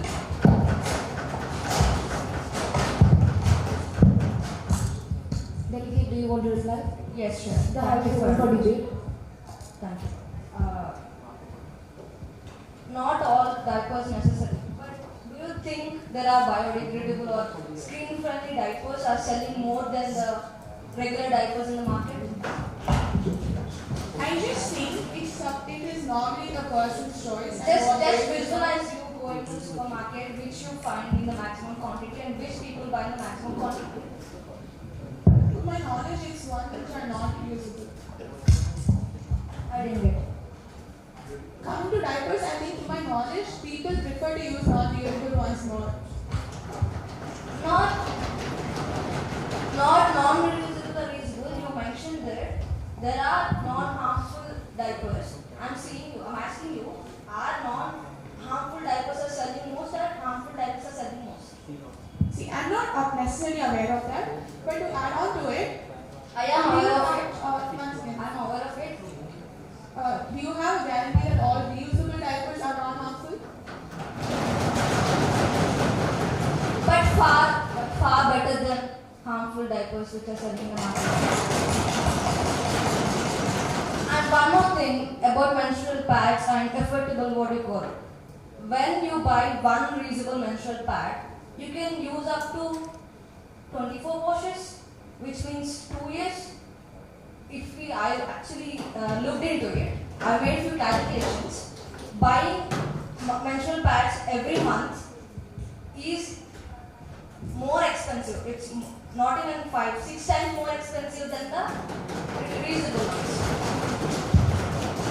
And sustainable as well. All I'm trying to say is, if all the statistics what you said might be correct, why is it that people are still not using only reusable pads? Why are people using pads which are not reusable or other modes? That's why we are here raising our motions to. I think when it comes to an individual, they will go for their own specific preference and you think the pads will not change it. Specific preferences are clearly wrong. They are getting rashes. Do you at least know how many after wash creams mothers are using? Members, could you please conclude your statements? Okay. I would just like to conclude by saying a person has multiple choices. Everything is already available in the market. It doesn't necessarily mean that all non-reusable pads are harmful. There are brands out there like Nura which are environment friendly and biodegradable.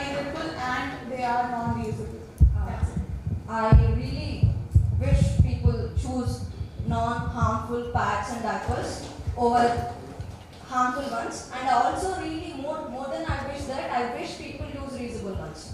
Thank you. You may be seated. Any new motions on the floor? Also, delegates, we are left with really few motions in this goal, so I want them to be much more than just providing stuff. And one more, just not focus, let's not only focus on awareness sessions and other things.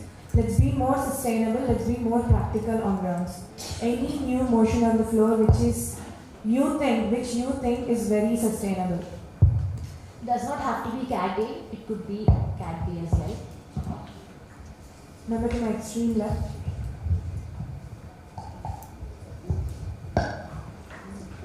Thank you for acknowledging me, Chair.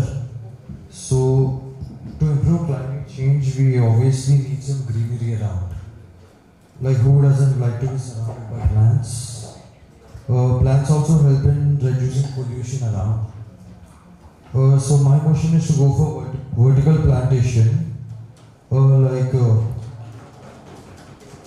Also put some plants along the roadside and all the flyovers. My motion. When you speak about vertical plantation, are you talking about awareness? No, like planting the plants on the buildings. Also, would you please move a little to the side? Yeah. Delegate, do you have any plan on how you want to go ahead with this project? Like planting some plants around the buildings. Understood. Alright. Plants. So you meant to say that improving the vertical farming beside the roads and around the buildings. Yes, ma'am. Do you have any specific plan of action to do this? Plan of action for now is find buildings where the pollution is more, and also the roadsides and flyovers. Alright. Any points of support?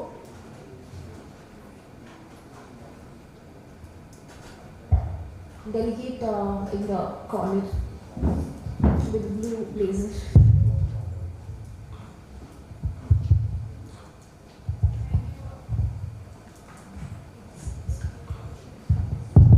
Thank you for acknowledging me, Chair.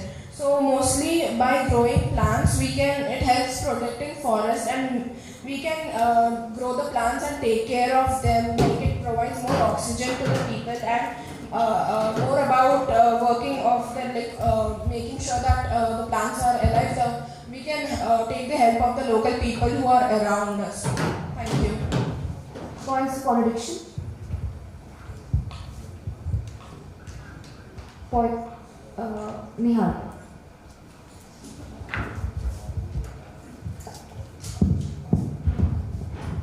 Thank you, Chair, for acknowledging me.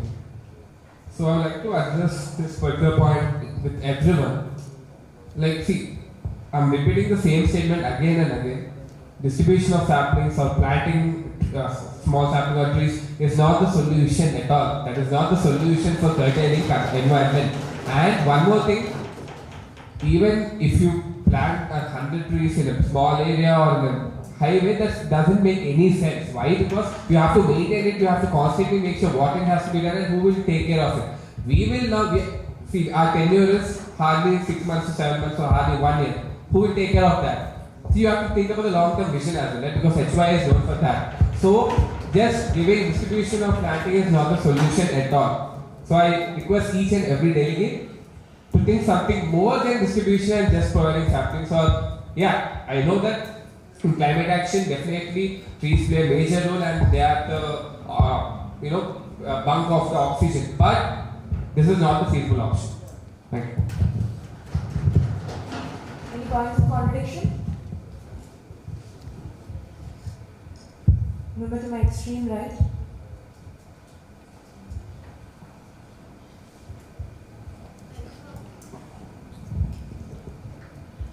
Thank you for acknowledging me, Chief. I really want to add some points to the core delegate who just spoke now. Distributing samplings it's not a good idea. Because, okay, you distribute, you plan them, and then what? Also, actually, there's been idea where there are disposable cards with a seed in it, and they just throw the seeds away, including the card. Delegate, this motion is not regarding distribution of plants, it's about establishing vertical plantations. It is, meaning, he just now said that planting the saplings around the buildings, highways. Yes, and it's different from giving a sapling. Okay, but I don't think it makes Go any ahead sense. with your contradiction regarding this point.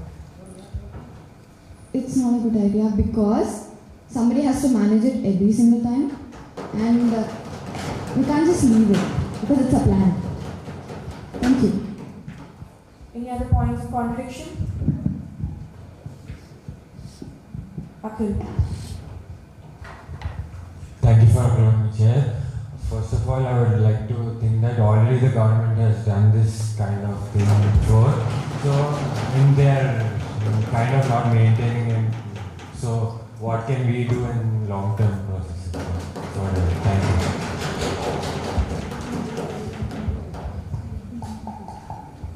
Any new motions on the floor?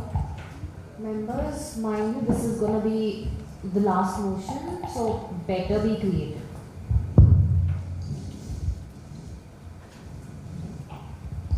Are you sure you are going to be creative? Super sure? How sure are you that your thing will be creative? Super sure? How many, what percentage? 100%. What's your percentage? What's your percentage? How sure are you that your motion is very creative? 100%? Yes, we can do. What if it's not creative? I will see with the contradictions. Please go ahead. Go ahead. Thank you, Chair, for acknowledging me. I propose that we focus our efforts on pioneering project Telangana Green Future, a statewide climate resilience and sustainability initiative. This project will combine renewable energy adoption and water conservation, sustainable agriculture and community dairy climate education to make Telangana a model for climate change. Sorry, could you please repeat? I propose that we focus our efforts on pioneering project Telangana Green Future, a statewide climate resilience and sustainability initiative. This project will combine both renewable energy adoption and water conservation, sustainable agriculture and community driven climate education to make Telangana a model for climate change. Are you talking about collaboration with the government scheme? Yes. What is the scheme? Could you just summarize it in one sentence, your idea, and what does the scheme do? Telangana Green Future, a statewide climate resilience and sustainability initiative. It was a scheme that this project combined both the renewable and water conversion source. Renewable and water conversion source. Okay. And sustainability agriculture. Okay. Your project is collaborating with them regarding this. Yes. Okay. Points of support? Points of contradiction?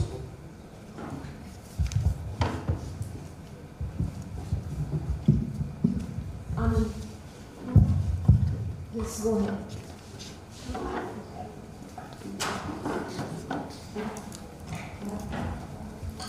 Thank you for acknowledging me, Chair. So once again, we don't collab with other NGOs or any government schemes. And the project should be us. We should be done by us or the people we are going to help. It should be maintained by the people we are going to help, or it should be done by us. That's it. We can't go and collaborate with the government because they already are doing this stuff, and we can't interfere in between. Thank you. It is. It is government is already a big organization. Why would it need a help from NGO? It already has a lot of workers, manual force, and etc. So thank you. I would like to conclude.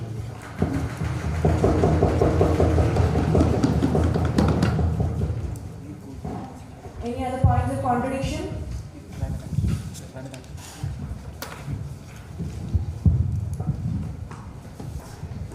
Member to my extreme right.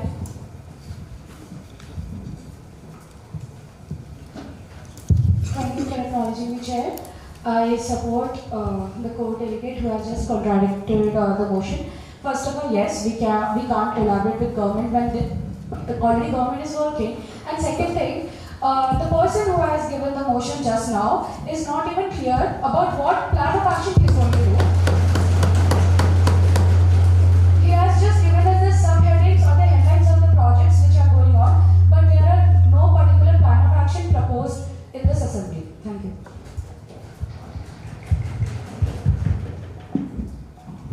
Any new motions on the floor? Folks, we'll go with one last motion.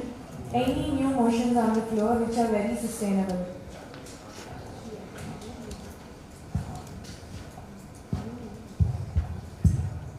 Remember to my extreme right? The one with the specs, yes. I will see. You're about your 100% guarantee that you gave me. Go ahead. So, all of us know about solar energy, right? So, very few of us know about flower turbines. Flower turbines are a type of wind turbines which will work even with a very little amount of wind. Like, what do we say? Just the wind that makes the leaf move is enough to produce electricity from it. But the initial cost of it might be high, but it will work for around 20 to 30 years as sustainable as solar energy. Member, could you please elaborate what these flower turbines are and all other details on it? Once. Yeah. Could you just summarize it quickly in a sentence? Right. Flower turbines for electricity. Okay. Not in a word. Could you just elaborate in a sentence because we could not hear it properly? Okay. It's like flower turbines for the sustainable electricity with no pollution, and it is very much useful for villages and with very less wind. It works with very less wind. For sustainable energy. Yeah. Do you have a basic plan of action for this? Yeah. Actually, in India we don't have any flower turbines here, but we can actually order it from online, and there are a lot of drop shipping networks which will bring us the flower turbines, or we can always create here with the help of some corporates or something. Like giving an order and taking the order, and other thing we can take them and we can place in any village or something where we literally need a lot of amount of electricity. That's by reducing the thermal electricity that we produce by coal or something. That's okay. Points of support? Okay, you have kept your word. It is kind of interesting when it comes to contradictions and supports, okay? I will judge based on that. Points of support? Krishna. Contradiction, alright. Points of support? Is it regarding support? Contradiction. Points of support, please. Please go ahead.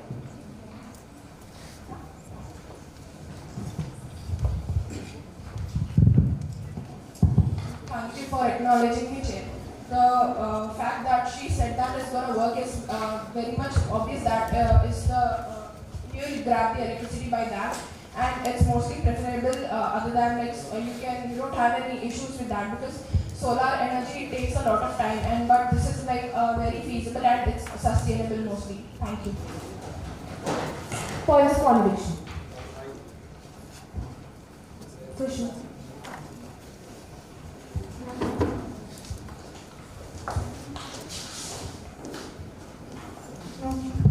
Thank you, Chair, for acknowledging me. So, my first question to my co-delegate is that where are you going to plant it?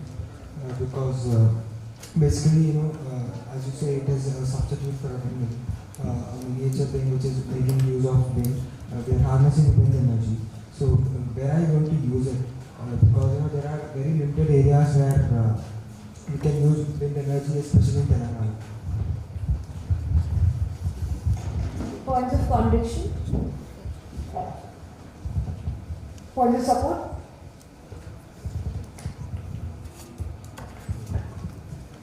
Delegate, do you want to answer this? Go ahead. So it's like a pole. Actually, flower turbines are like a pole. They occupy the space of a pole, and they don't occupy much space, and they occupy literally a pillar much of space, and they are easy to. They are not easy to install, but they are easy to maintain.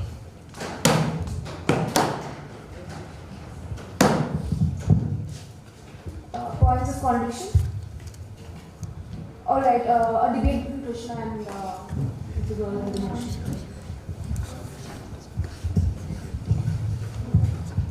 I request OC to please be coordinated with mics. Thank you, Chair, for acknowledging me. And first question, again, I have some doubts regarding the project, how much energy is it going to produce? The first question. And the second thing, which you yourself told that, it is expensive to fit, right?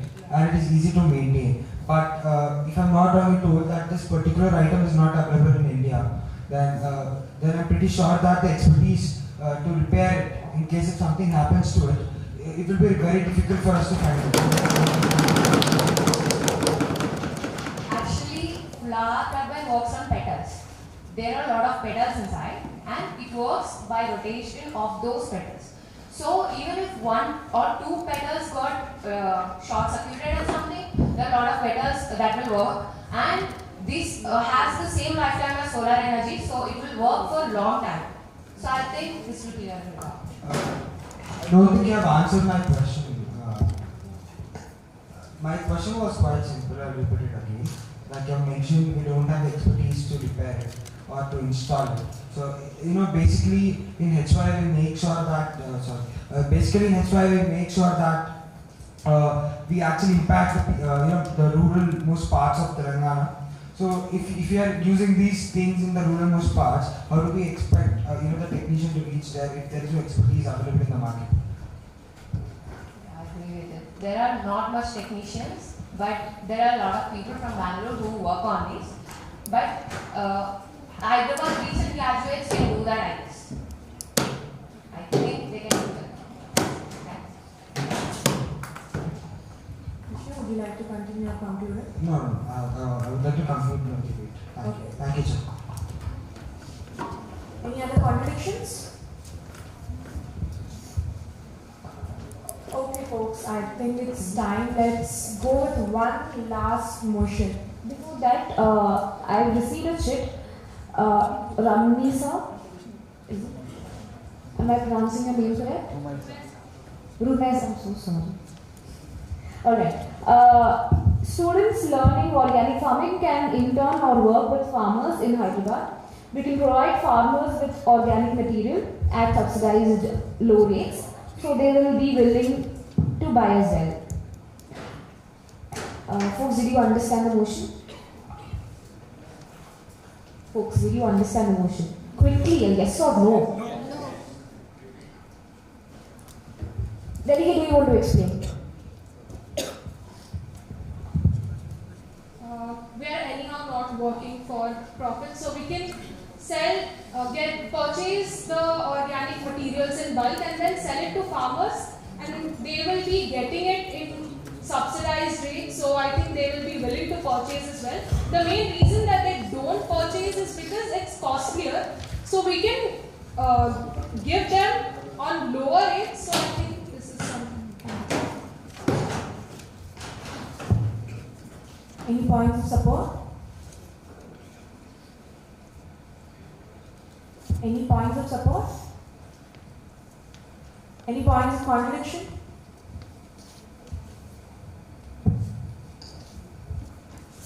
Member from the back, in the middle. Thank you for the acknowledgement, Chair. I just wanted to ask the delegate who proposed the motion, how are we going to subsidize the rates? I know we're going to buy them, but what is your plan of action to subsidize the rates? We can just charge them at a lower price and then give it to the farmers, because they don't usually get these because it's costlier. So It's just getting it in bulk and then giving it to them so that they purchase it.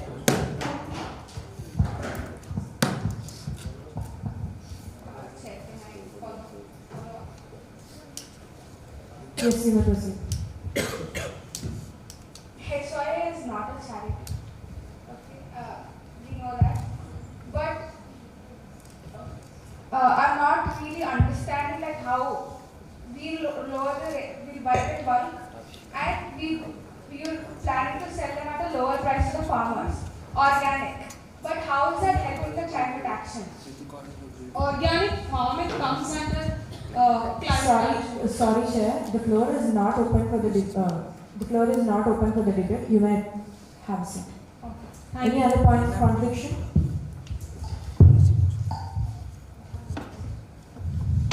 Sujot.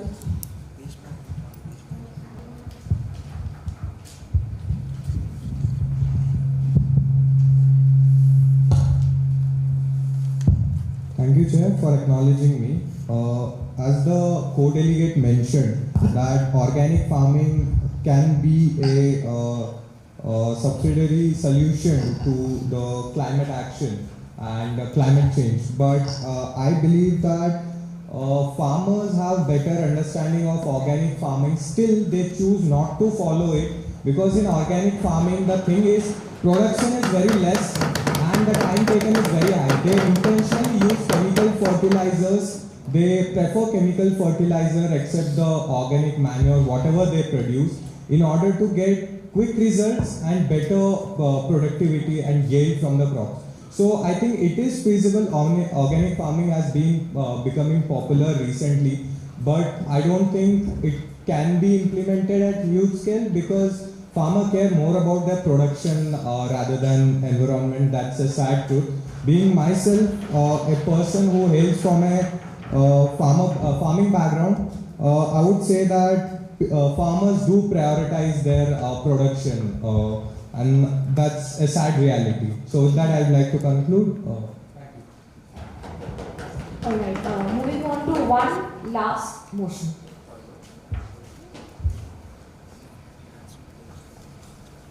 Any new motions on the floor?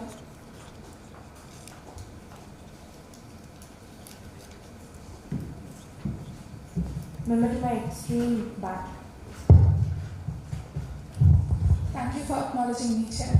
Like the street cause and HY will be donating, all the supplies to people out there, right? While giving those donation, we'll be using those covers. There are some plants like saplings which can be maintained without maintenance. I mean, while giving those, you can just mention on a cover or tell the people that these covers are reusable, and there is no maintenance for this. So the covers are reusable? I mean to say, the degradable covers, seeds inside it, plants which can be non-maintainable, like saplings which are non-maintainable. I'm sorry, I didn't get you. Are you speaking about saplings or are you talking about bags? Both. Like the bags are inserted with the seeds which are non-maintainable.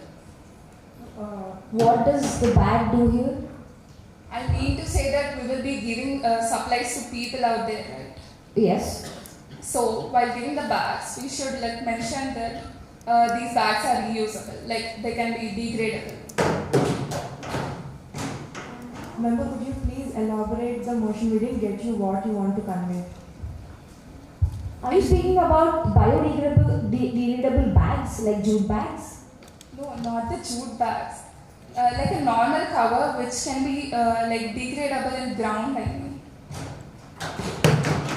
I'm sorry, I'm still not getting you. Take your time and explain it properly.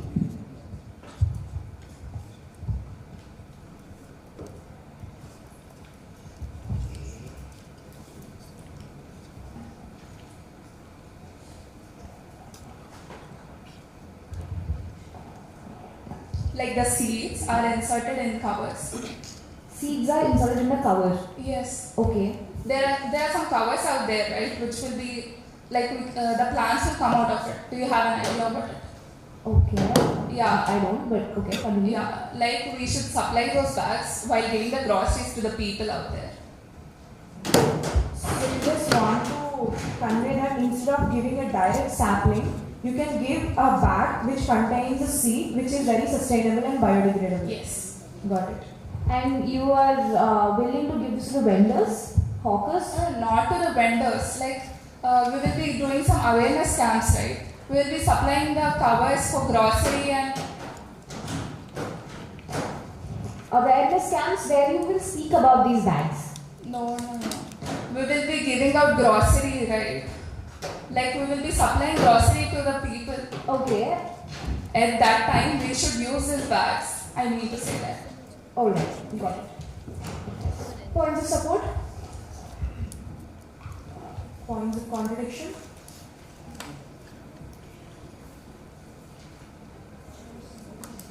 Member of the extreme back in the middle here.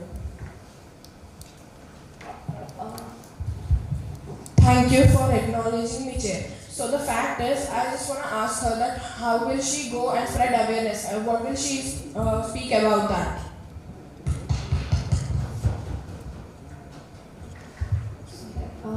Delegate, do you want to reply? Thank you for acknowledging, Chair. That is what I've said. We are not making any awareness games here.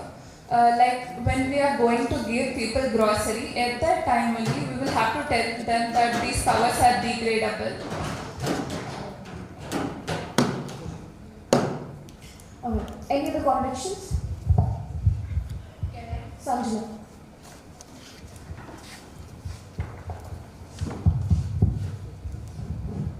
So, thank you for acknowledging me, Chair. So, you are stating the point that while you'll be doing the drives, you'll be informing them about the covers, right? Yeah. So, my question to you is, what makes you think that you informing them is going to make that a sustainable execution?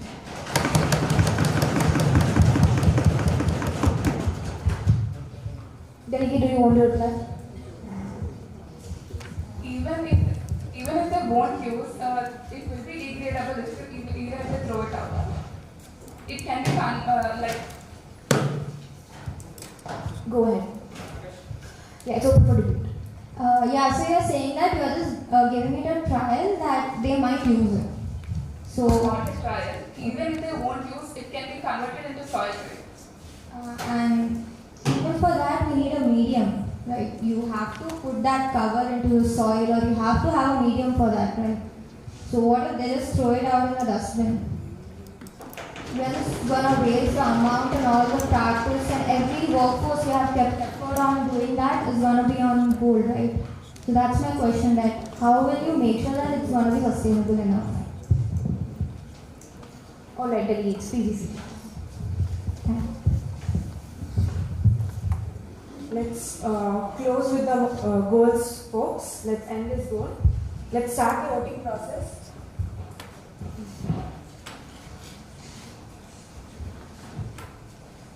Alright. The first motion being agroforestation. Integrating agriculture with forests and planting seeds like coffees and cardamom along with agricultural products. Members with the motion, raise your hands. Folks, did you understand the motion? Members against the motion? Motion not passed. Cryopreservation, establishing seed banks to help farmers. Members with the motion? Members against the motion? Motion not passed. Providing electricity through solar panels in Kandra regions. Members with the motion? Motion passed. Converting garbage into recycled products and supply them to local source to sell them, or convert them into bricks. Two motions combined. It's basically converting garbage into recycled products and helping vendors sell them. Members with the motion? Against the motion? Motion not passed. Providing IoT devices which help the farmers in creating an alternate pathway in order to prevent water clogging or either provide awareness about the same. Members with the motion? Folks, did you understand the motion? Members against the motion? Motion not passed. I would like to send this motion to SCINR. I think they could be SCINR can do this. Not only the IoT devices, any latest technologies which reduces the water wastage can be added into this motion. So now again, considering all the technologies, who are with the motion? Against the motion? Motion not passed. Building compost pits for decomposition for providing organic matter to farmers, plus drip irrigation pits. Members of the motion? Against the motion? Motion not passed. Members, we request everyone to take part in the voting. I could see so many members not even raising the placards for against the motion and with the motion. Please actively take part. We'll end this session. After this, we can have the lunch. Collaborating with vendors who provide green building materials which are made with reduced carbon emissions. Members of the motion say aye. Aye. Members against the motion say nay. Nay. Members of the motion say aye. Aye. Against the motion say nay. Nay. Members of the motion raise the placards. Against the motion raise the placards. Alright, I leave this to the discussion of the chair.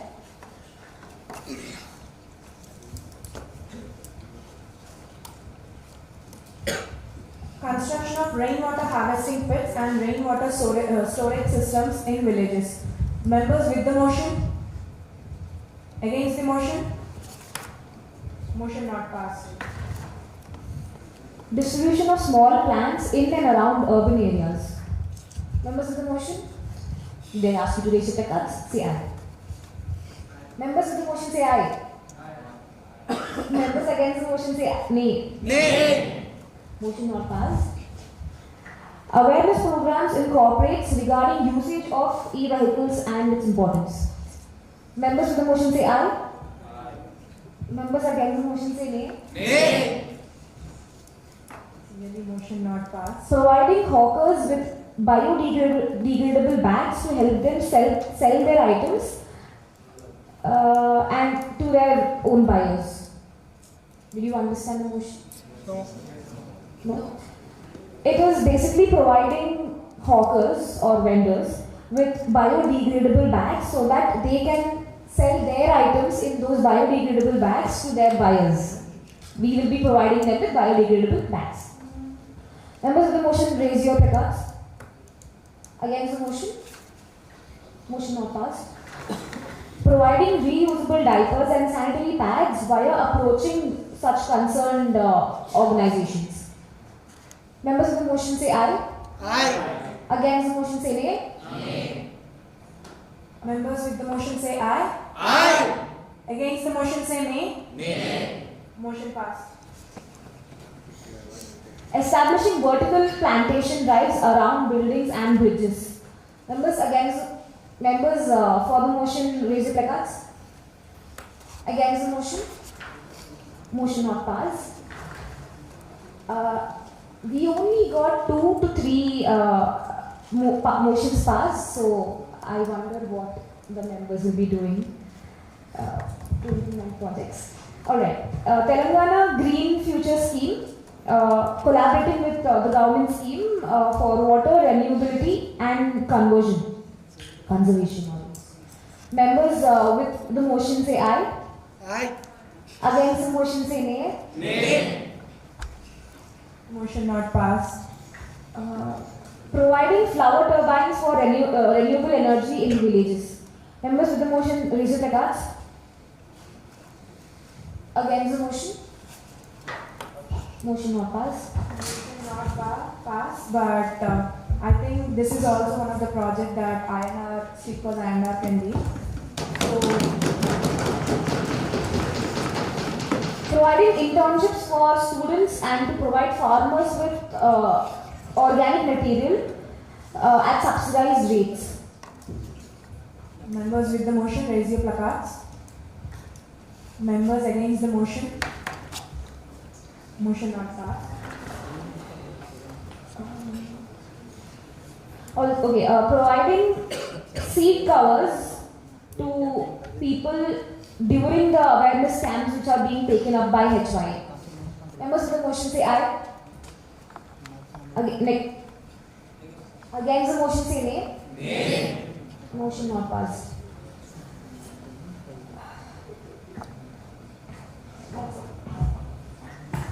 Thank you, Kirtana, for chairing the table.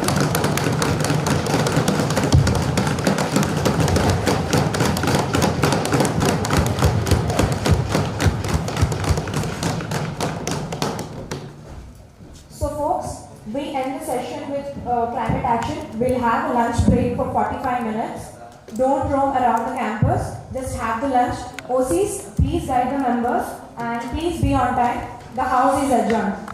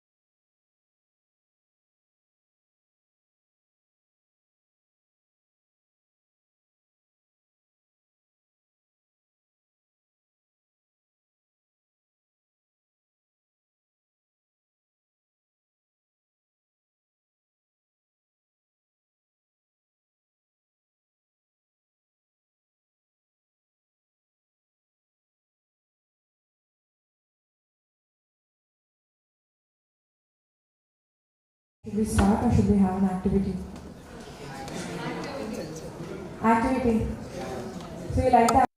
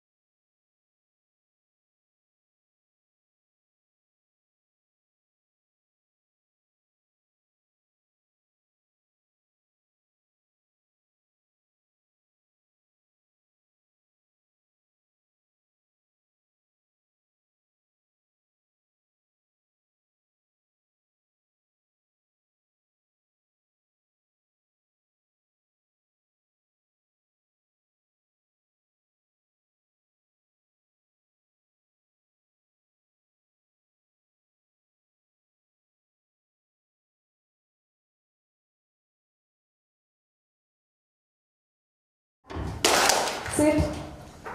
I didn't ask you to down your hands. Is it okay? Fine? Still feeling gloomy. I could still see the faces.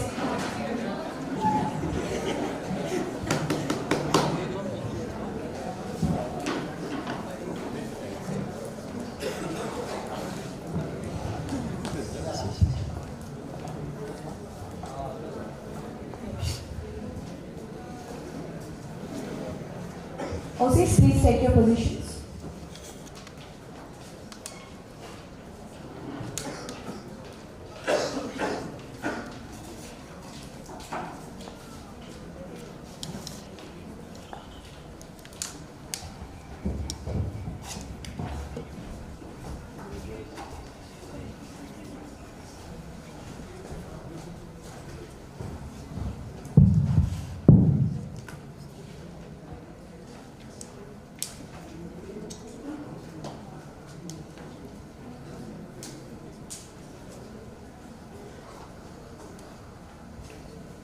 Hope everyone are up for it. Now the session begins. Let's start with our third goal, quality education. Ensure inclusive and equitable quality education and promote lifelong learning opportunities for all. Any new speeches on the floor?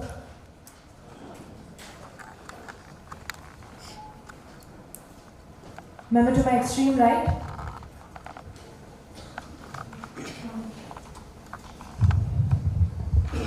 Thank you for acknowledging me, Chair. Good afternoon. Education is the foundation of progress and the key to unlocking potential. The quality education goal ensures that every individual, no matter their background, has access to learning opportunities that empower them for future. From basic literacy to advanced skills, education equips us to thrive in our career, contribute to society, and live fulfilling lives. Let's work together to create solutions that bridge educational gaps and ensure no one is left behind. The future begins with education, and together we can make it a reality for everyone. Thank you.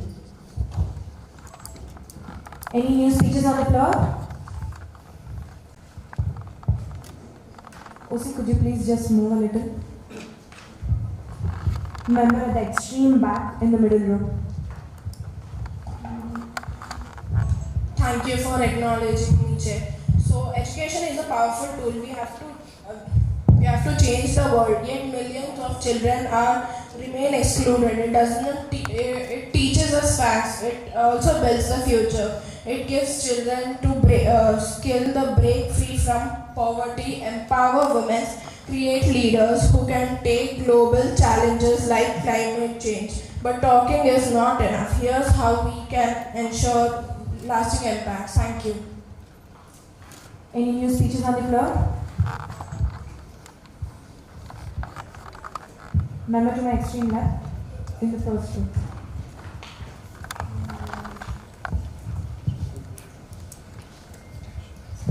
Thank you, Jay, for acknowledging me.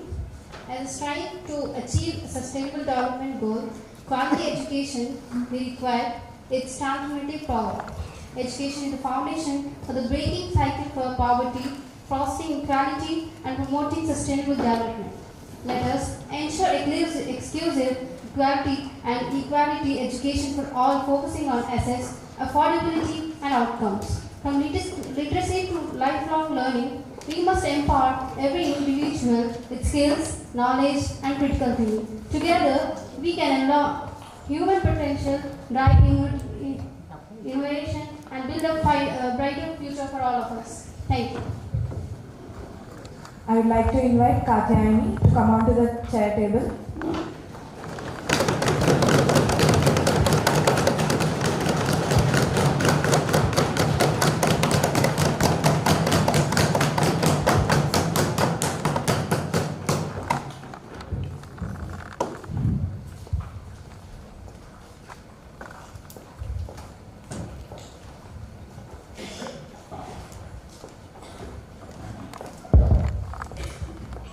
Good afternoon, members.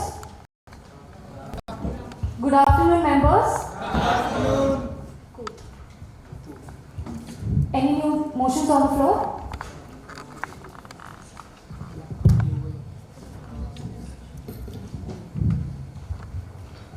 We acknowledge the presence of Ritesh Reddy, City Member of Hyderabad 2023-24, President of RFC Board 2023-24, Chairperson XIV Season 12, and President of Hyderabad 2021-25.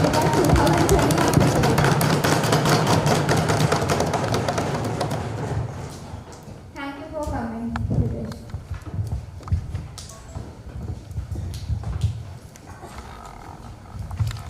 Any new motions on the floor?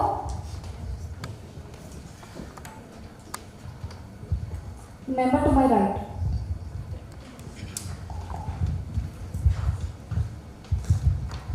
Thank you for acknowledging me, Chair.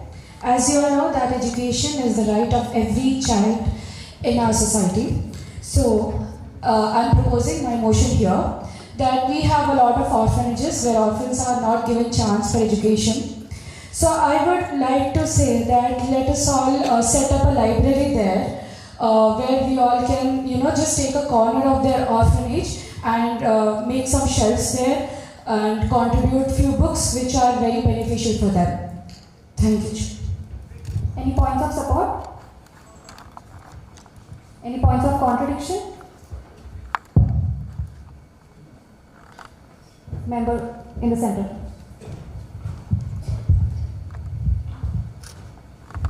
Thank you for acknowledging me. So, as the previous member said that we have to create the library in a space where the people, the orphanages can go and study. But how are they going to have that? How are they going to have that awareness of reading and everything when they are not studying? First, we have to work on the awareness. Then only we can go ahead with that. Thank you. Points of contradiction? Member to my right. The left member, please. So I believe we all know about government schools giving basic education system for the people.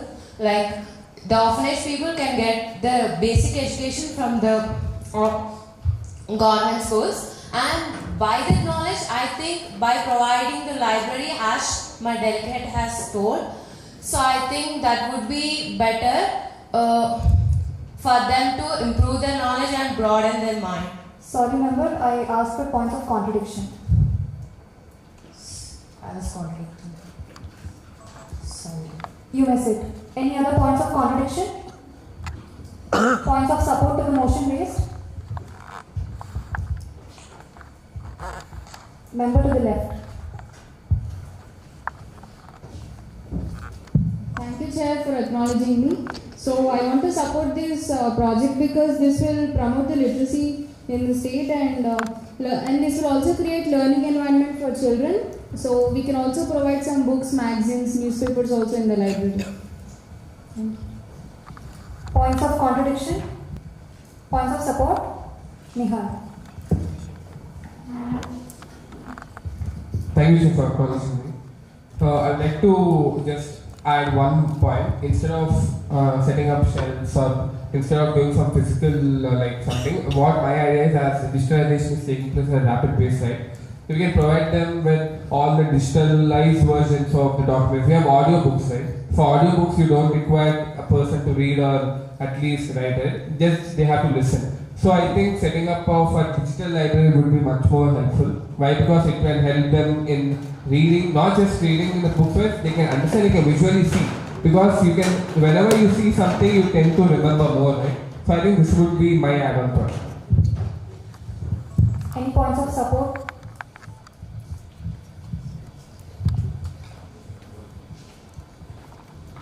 Member in the center.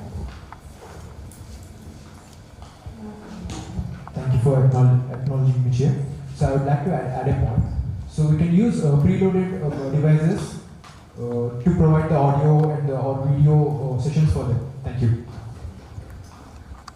Any points of contradiction? Member to the right. But who will make those kids sit and listen to the audios? Because mostly kids are distracted by phones and then listening to those audios. This can be one. Points of contradiction? Points of support? Any other points of support? Member to the right. Supporting to the main motion. Thank you for acknowledging the chair. Member, you may sit. You didn't acknowledge the chair. Any points of support? Member in the center.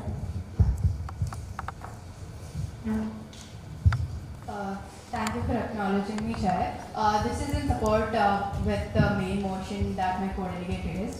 I actually took part in a lot of in community engagement activities, like where me along with my classmates, we went to these orphanages, like orphanages for boys. It's called Snakegarh. It's near Tanman. So we actually went there and we taught them English and math for a certain period of time. And it really, like going there and the experience really showed me that it makes a difference. It definitely makes a difference for the students over there, for the kids over there. So providing them with libraries with books, from my experience, I've seen that they are interested, but it's just that they don't have the right resources.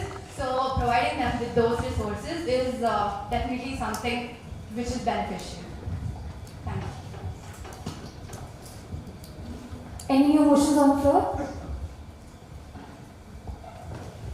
Anybody who didn't speak so far? Member to my left.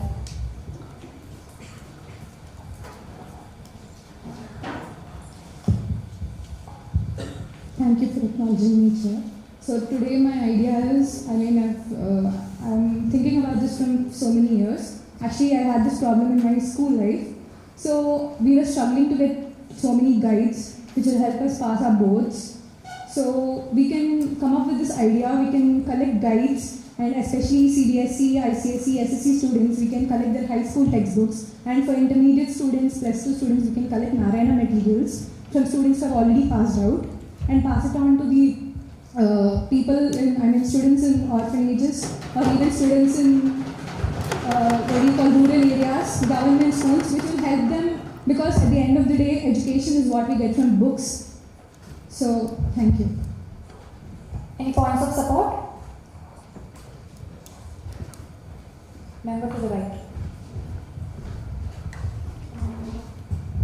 Thank you, Chair, for acknowledging me. I totally agree with my fellow delegate, but I would like to add a point. Like one of the previous delegates told that how to increase digitalization. So what we can do is, instead of like doing all the physical books, just in case physical books might not be available every time. So what we can do is we can make copies of the PDF. N number of PDF copies we made, and it will be circulated around in any corner of the world, because books we can't get everywhere, right? So we can just collect the physical copy and then we can share the PDFs. So it depends who needs PDF or the physical book. So I think this should work. Thank you. Any points of support? Member to the extreme left.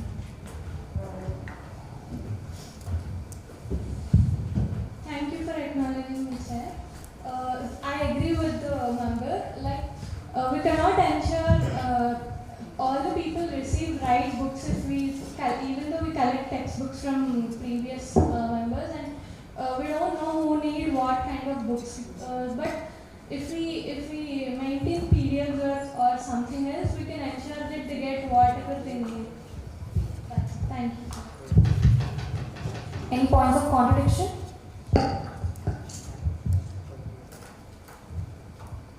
Member to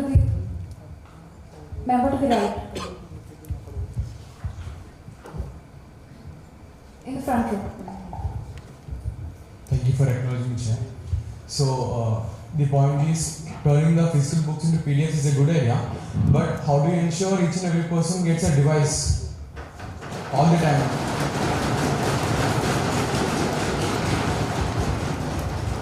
Any points of support to the contradiction?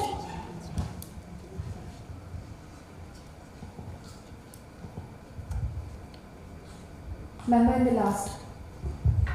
Left side.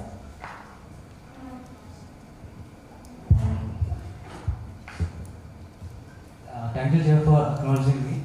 As my co-fellow said that no one can have his device, and even orphanages cannot have the phones, right?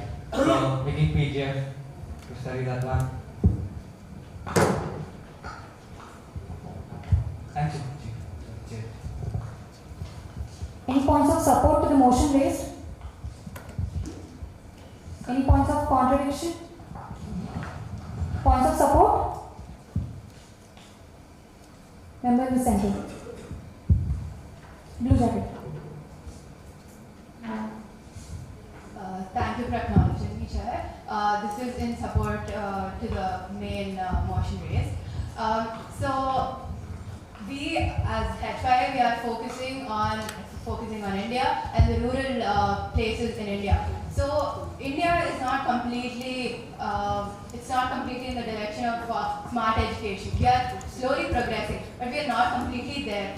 So a lot of us are still provided, I think most of us are still provided with textbooks in our school. So when there are already textbooks or whatever guide materials, why waste them, right? And me as a person I was in ICSE for in 10th, and I wasn't like, my juniors already had their resources, and I wasn't sure how to, like, I wanted to give it to people who needed it, but I wasn't sure of the channel, and I didn't know how to go through to the people who actually need it. So providing a proper channel for, and the goal is not only to digitalize India or the education, right? It's to provide the necessary resources for people in need. So we can actually even give the actual textbooks. Any points of contradiction? Member to the right.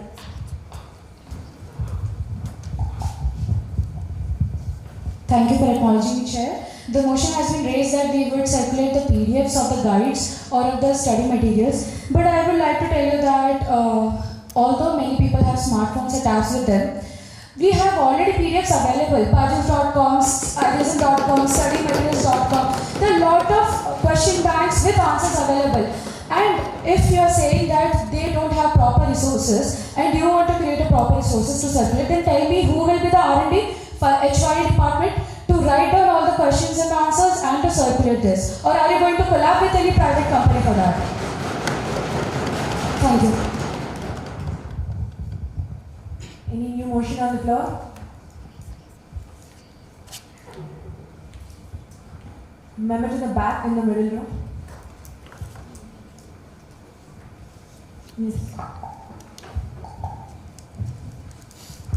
Thank you, Chair, for acknowledging me. So I would like to raise a motion about peer learning sessions in which students are getting involved for they are sharing their knowledges about, we can spread awareness about peer learning sessions in the schools and colleges where the student community get attracted towards sharing in knowledge. So that's the motion I want to raise. They can share knowledge with each other. We could hear a lot of contradictions. Any point of support? Member to my extreme right. Thank you, Chair, for acknowledging me. I agree with my fellow delegate about him telling that we should start peer study sessions and all, but I would like to add a point. Instead of like, okay, education is there, but then I believe mental health awareness is coming like an aspect these days. So apart from these peer sessions, we can also include an aspect of mental health sessions also. So I believe so if we focus on the mental health also, there will be better outcomes in the education also. So from the right basics only, the child won't have trauma. Even if they do, they'll heal themselves with the peer sessions and all that. So you get, it's a double win again, because you study also and you'll share your you'll heal and you'll share your feelings and all. So I guess that's a double win situation. Thank you. Any points of support? Member to my left.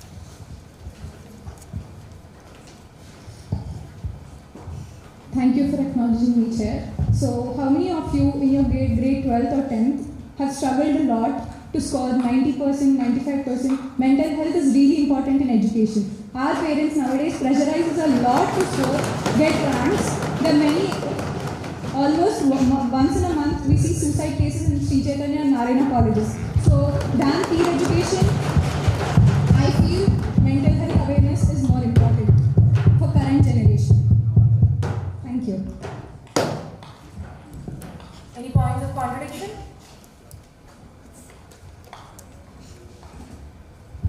Member at the extreme back in the middle row. Thank you for acknowledging me, Chair. So, I would like to tell you, I mean, yeah, it is necessary for the mental health, but how is it into the education part? Can someone explain? Member who raised the motion, would you like to answer?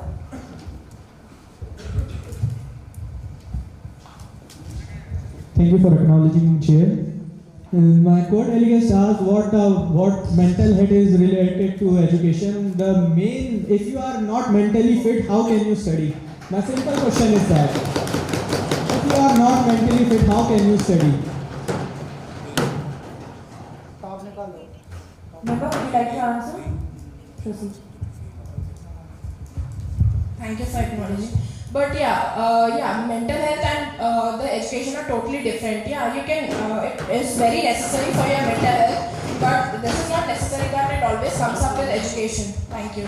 The main point of education is to make your brain fresh. Member, sorry, the house is not yet open for the debate. You may please sit down.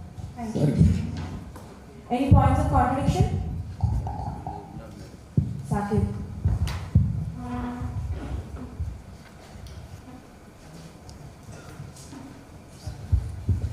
Thank you, Chair, for acknowledging me.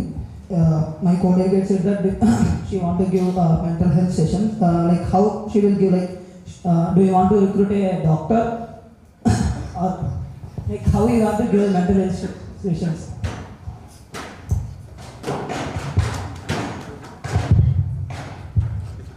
Points of contradiction?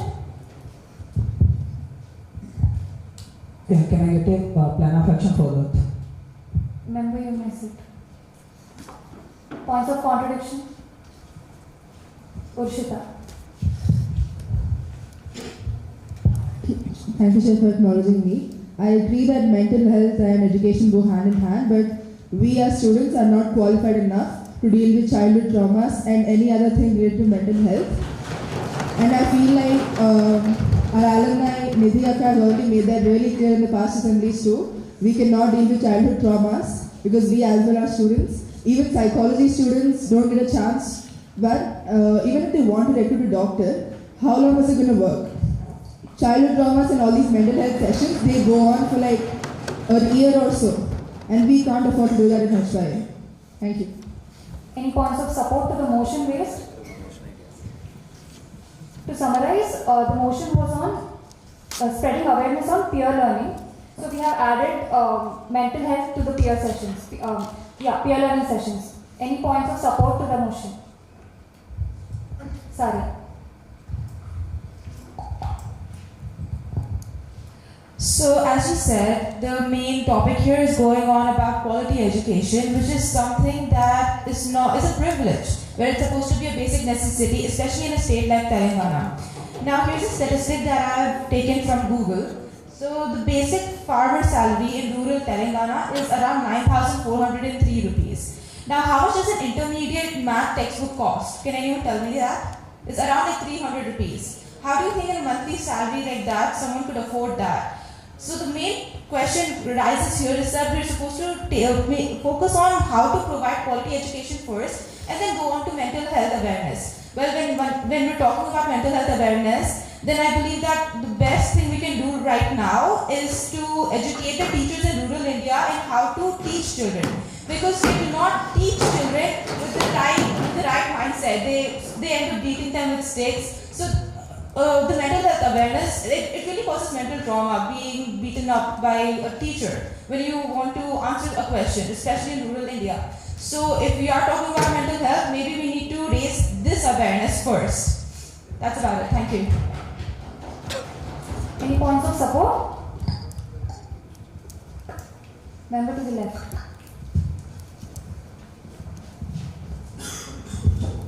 Thank you, Chair, for acknowledging me. I completely agree with the fellow delegate because education is the learning of, it's not the learning of facts, but a training is a way to train our mind to think. So when we don't have mental peace and we have pressure from our houses, from our families, how do we expect children to score ranks and get good grades? There could be a lot of contradictions. Thank you. Any point of contradictions? Yes, Rizal. Thank you, Chair, for acknowledging me. What I observed is people are mentioning so much about the mental health, but has anyone imagined why it is coming among the students? Why people even in IIT are also going for suicides anyway? So personally, I feel that people are applying for such courses in which they are not interested. Why? Because they are being pressured by their parents.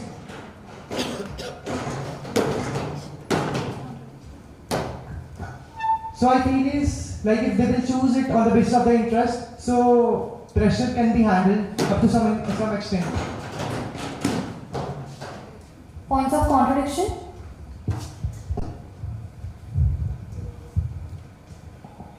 Member to my right, in the first one.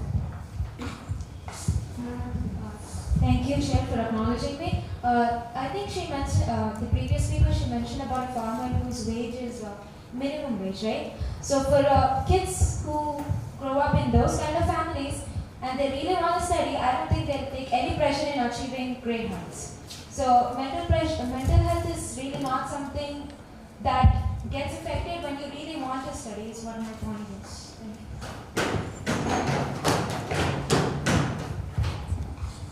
Any new motions on the floor? Dhruva.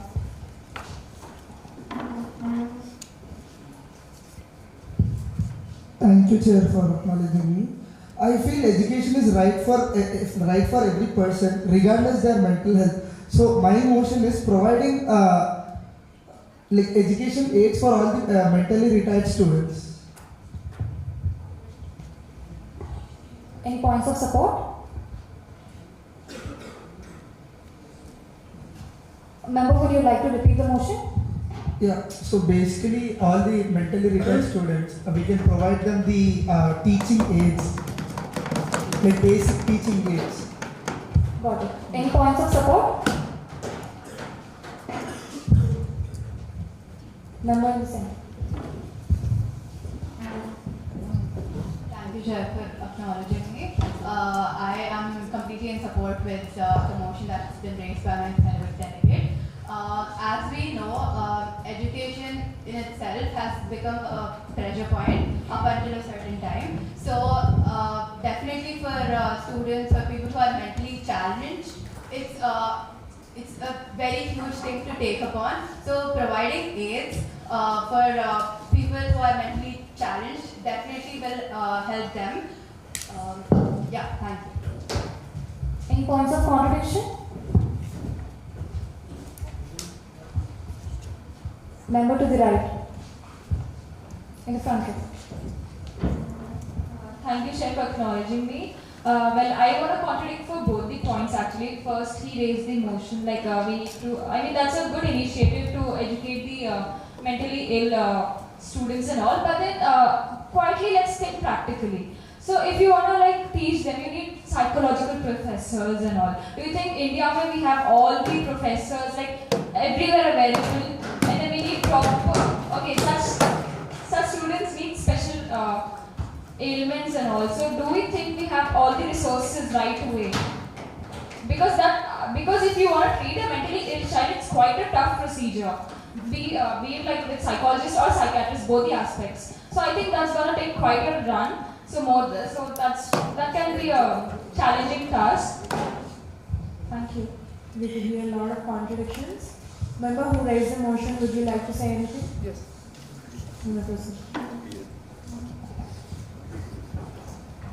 Thank you, Chair, for acknowledging me.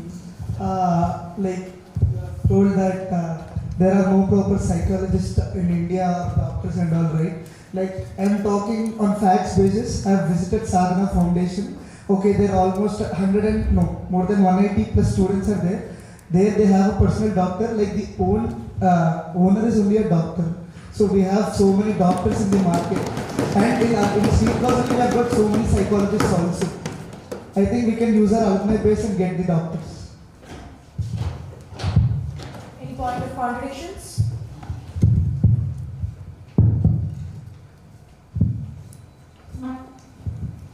Member to my extreme right.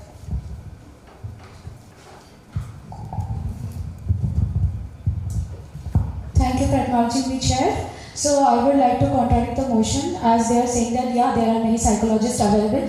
But I would like to ask one question: what is the role of HYA here?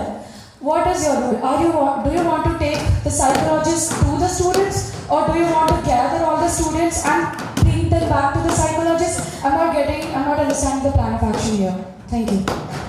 Yes, we understand your excitement, but we are paying for the tables, please. Please don't break them. Member, would you like to answer? Member who raised the motion? Yes. You can proceed. Thank you, Chair, for acknowledging me. Member, like I've already mentioned, there are already 180 students are there in the orphanage. So already the doctor is available. There is no plan of action. That is a basic plan. By using his help, by we providing medical aids, we can do it right. Member, would you like to answer back? Now the floor is open for debate.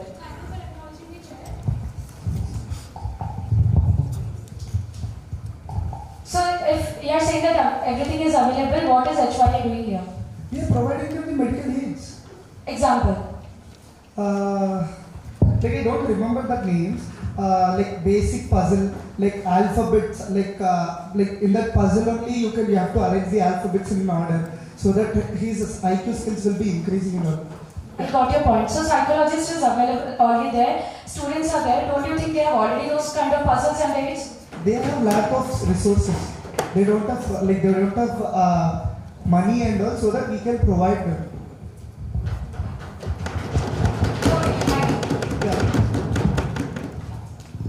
Anyone else? Sorry, Chair. Sorry, member. You could sit down.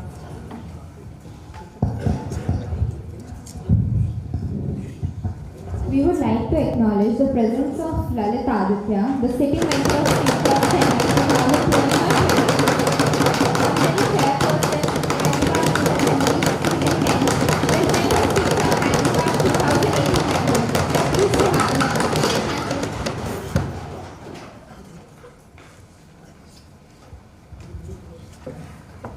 I know you are excited, but we are paying for the tables.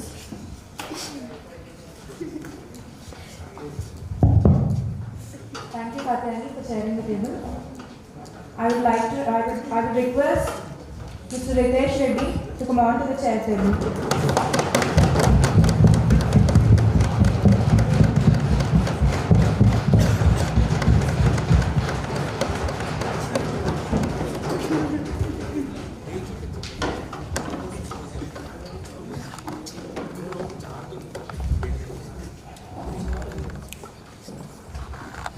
The session is paused for 5 minutes. The session is adjourned.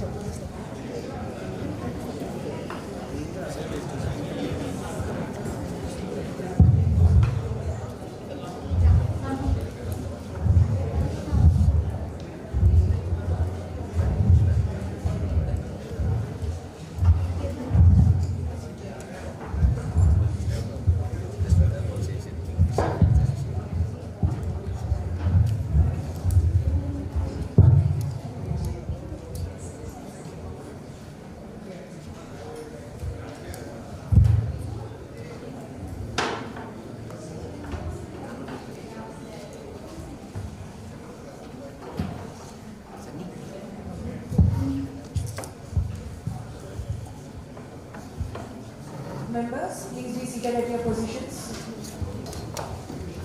I request OC to please coordinate with members.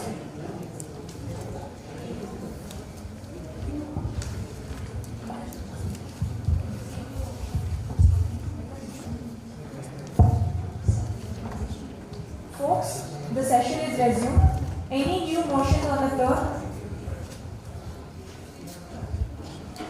Azam.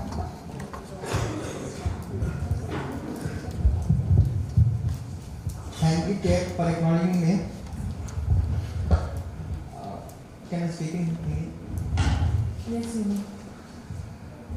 Last time जैसा last time induction था ना, उसके बाद मैं मेरे घर को गया था नानी के पास, तो उधर मैं बहुत लोगों को देखा कि उधर स्लम एरियाज को घूमा था मैं, तो स्लम एरियाज में बहुत बच्चों को देखा कि एजुकेशन उन लोग को इम्पोर्टेंट है, उन लोग से काम करा रहे, उन लोग के नानी लोग वैसे लोग काम करा रहे, लोग से पानी लेके जाना हो, धोना हो, मुझे अच्छा लगा। तो I had a nice idea, मेरे को एक आइडिया आया कि setup a community based learning centres in areas which where children have limited access to quality education.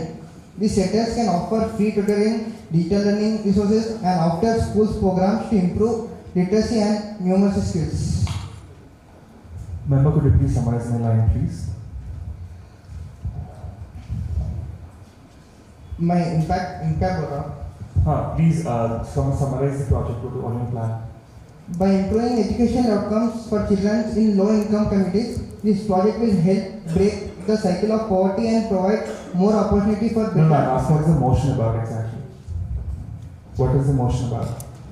Motion about मतलब कि बच्चों को एक अच्छा कम्युनिटी सेटअप करके उन लोग को पढ़ाएंगे, जैसा अपनी. Okay, setting up the committee for community probably for members. Got it. Any punch of support? Member to the center.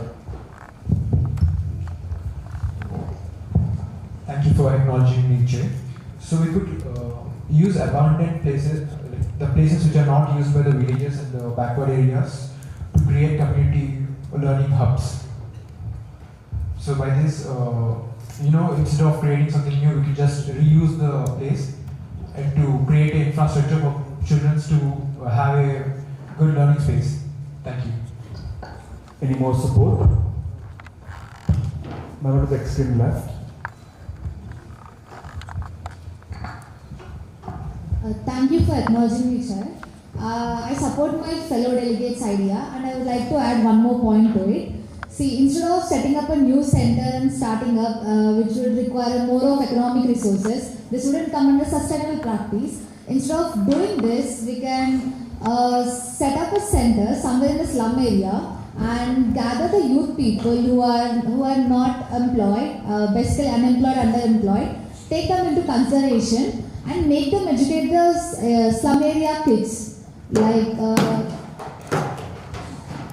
I hope you people get my point. We are practically indulging two sustainable development goals. So we are solving the issue of underemployment, unemployment, as well as the quality education. The youth in the slum areas will educate the kids in the same slum areas.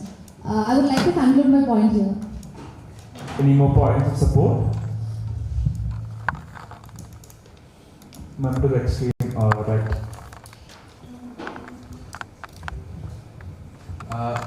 Thank you for acknowledging the chair. I want to support my co-member by saying that we can do this in the government schools itself by having an evening extra classes with people who are unable to come or something like that, or weekend classes, which will also help them.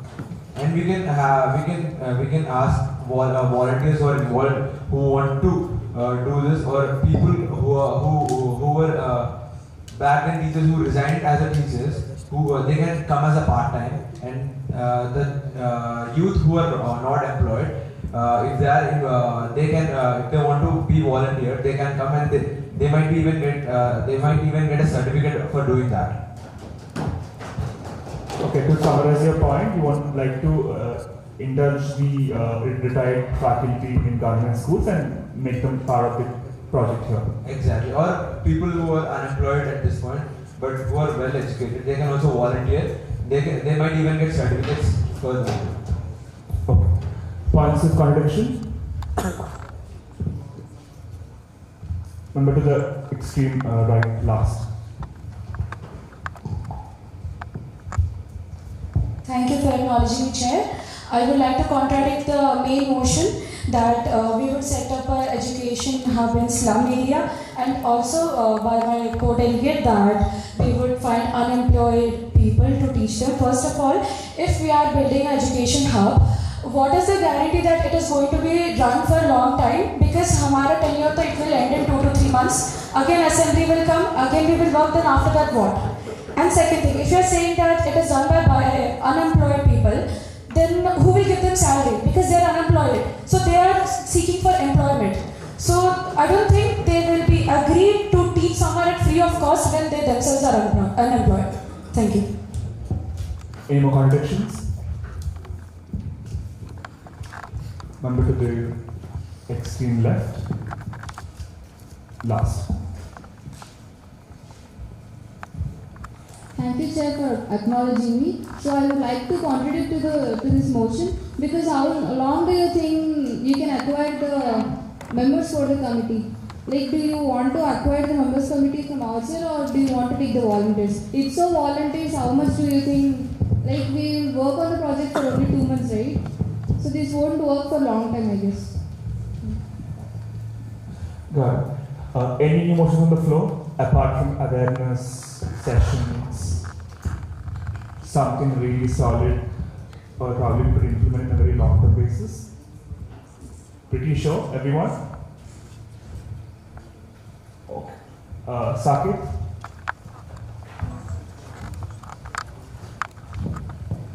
Thank you for acknowledging me, Chair.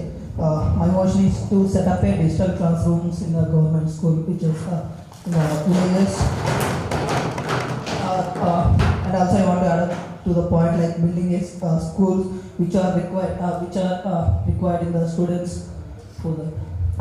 Got it. I heard a lot of contradictions. Any contradictions on the floor? The member who didn't speak since morning? Everyone? Member to the center. Thank you, Chair, for acknowledging me. I would like to add a point to my fellow co-delegate. He said that we can improve the infrastructure by building digital classrooms. But instead of that, we can donate a projector in one particular school for a better learning, for better exposure and understanding. Because today's kids needs exposure, today's children needs video lessons to understand their lessons in a better way. I get that thing. Member, I would like to add a point here. The digital classroom setup is similar to giving up the projector and also I think they help the faculty over there in the school. So it remains the same. Any more contradictions?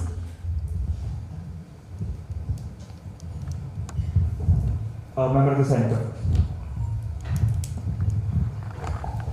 Thank you, Chair, for the acknowledgement. I'd like to say that as we know, the government faculties, we've seen the videos, they're not that good. They don't even know ABCD most of the time. Now, how are we going to teach them to use projectors, digital stuff, when our own class K teachers, they can barely use projectors? I've had problems with my teachers who are not able to use the projectors. How are actual government teachers going to use those projectors? Sometimes it can get a bit technical. I got your point, but I would like to add a point here. It is important to promote digital literacy, no matter for their formal education. Yes. So you might have your PhD back then in 1960s, 70s, no matter what. We should ensure, we should have a proper awareness about the digital literacy. So we couldn't even judge on that basis. Any more support to the point? Man, center, the first person, yeah. I definitely agree to the. Thanks for acknowledging, Chair. I definitely agree to the point, like they said, about the digital stuff. So definitely, why did I even thought about this? Like why this digital stuff came into India? Because in past times, in the historical times we talked about, it was not there. Why? Because in the abroad, it came from the abroad. Why? Because practical.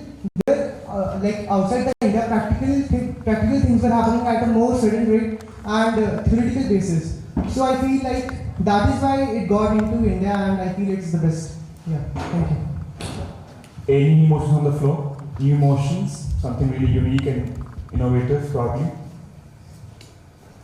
Okay, one bit to the extreme right. First one. Osi? Thank you, Chair, for acknowledging me. We've been talking about how to educate kids, but I want to talk about the kids that are studying in school, but they're not exactly. See, when we talk about quality education, everybody knows that quality comes with the application of concept. Anything that we learn, today's world, we need to connect with similar people, we need to grow. That is how the education, anything that we learn, any knowledge is going to turn into something that's going to be helpful for us in the future.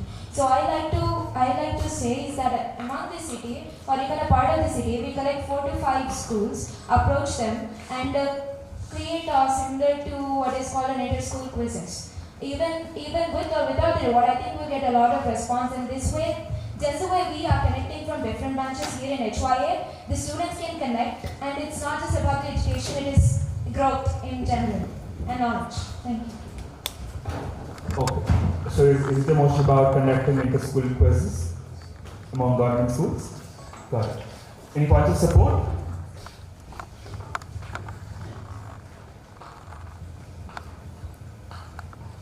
Member to the right. Thank you for acknowledging nature. I just want to add one point. Critical thinking and problem solving initiatives should be initiated. That's it. Thank you. Any more points of support? Member to the right.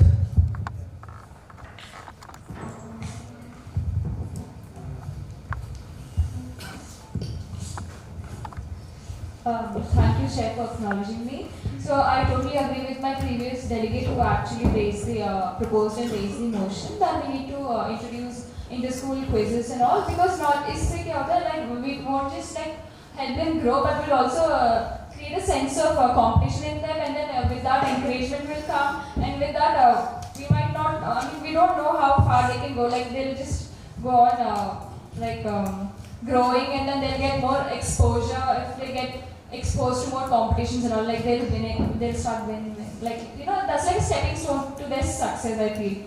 So they get more exposure and all. Contradiction? Contradictions?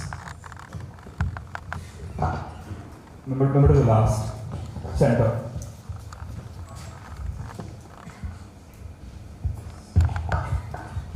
Thank you for acknowledging me, Chair. Firstly, how are we supposed to conduct the quiz? I mean, are we supposed to go to the specific schools or somewhere to reach out to the people? I mean, this is not something which HYS prefers, and I think so. This is not a sustainable thing. Thank you. So sorry to interrupt folks, just a minute. We would like to acknowledge Yashashri Yellamansari, the Associate President of Finance and Legal of XIV Hyderabad 2023-24. We are pleased to have you here, Yashashri. Thank you.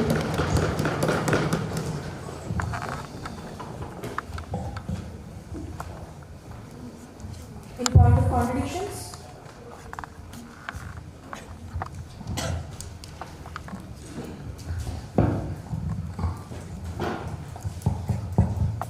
Member to my extreme right. Member to my extreme right. OC, please pass the mic.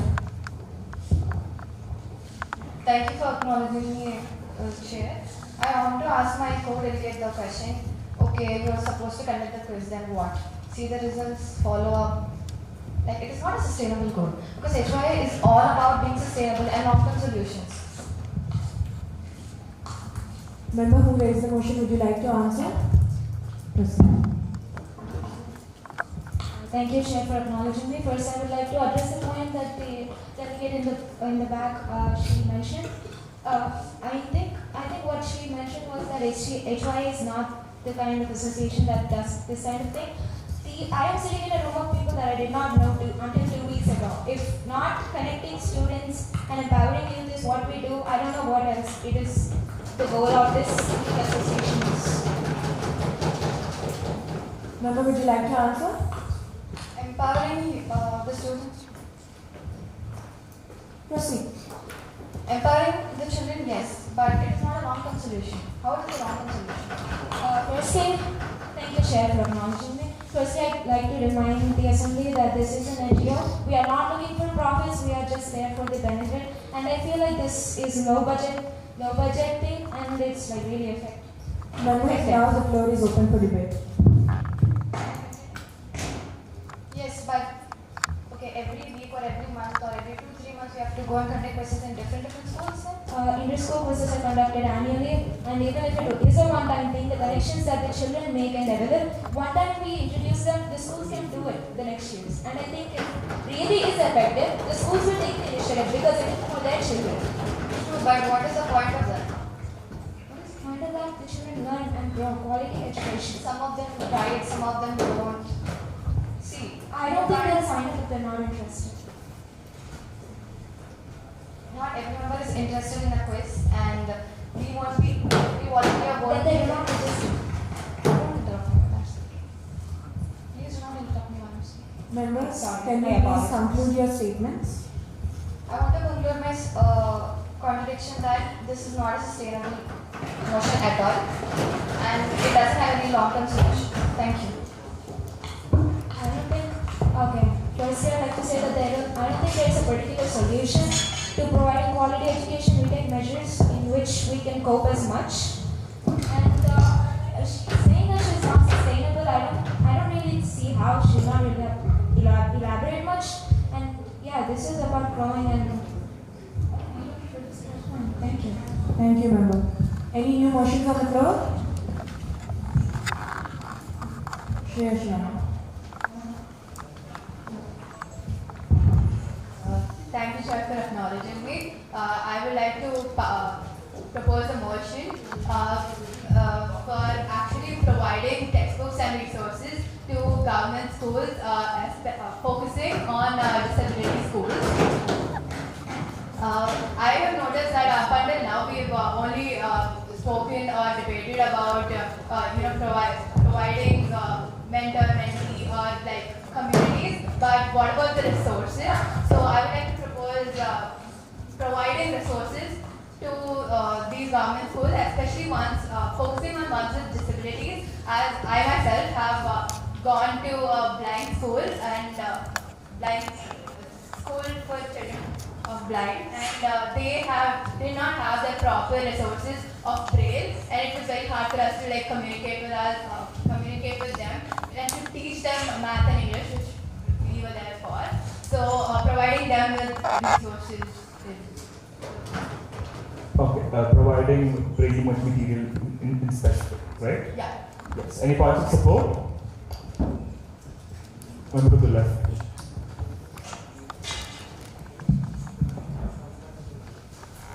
Thank you for acknowledging, sir. I think there is a point. Education is for all. So it is, if you provide perfect books and resources for blind people, they also can get good score and good knowledge. So we should provide requirements for blind schools which are under other orphanages. Parts contradiction.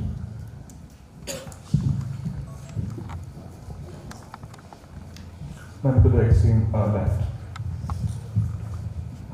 Thank you, Chair, for acknowledging me. So I would like to say my own mother is a government teacher in Andhra Pradesh. The government is providing many books to the students, but the quality of education in Andhra Pradesh is still low, I guess. So providing books is not just enough. The teachers also should be trained well to make the students study well.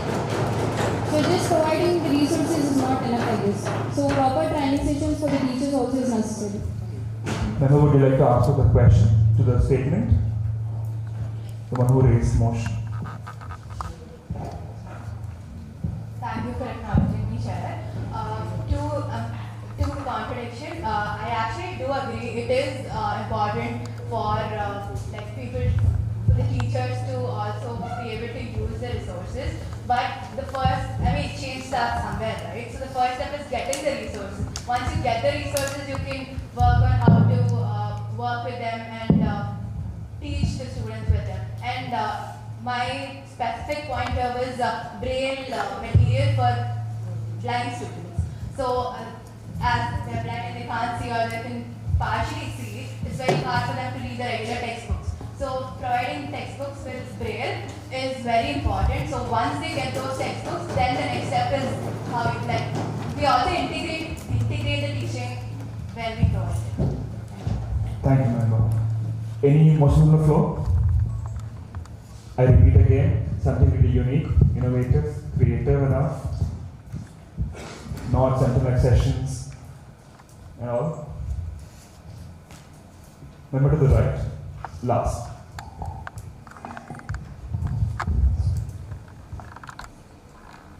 Right last.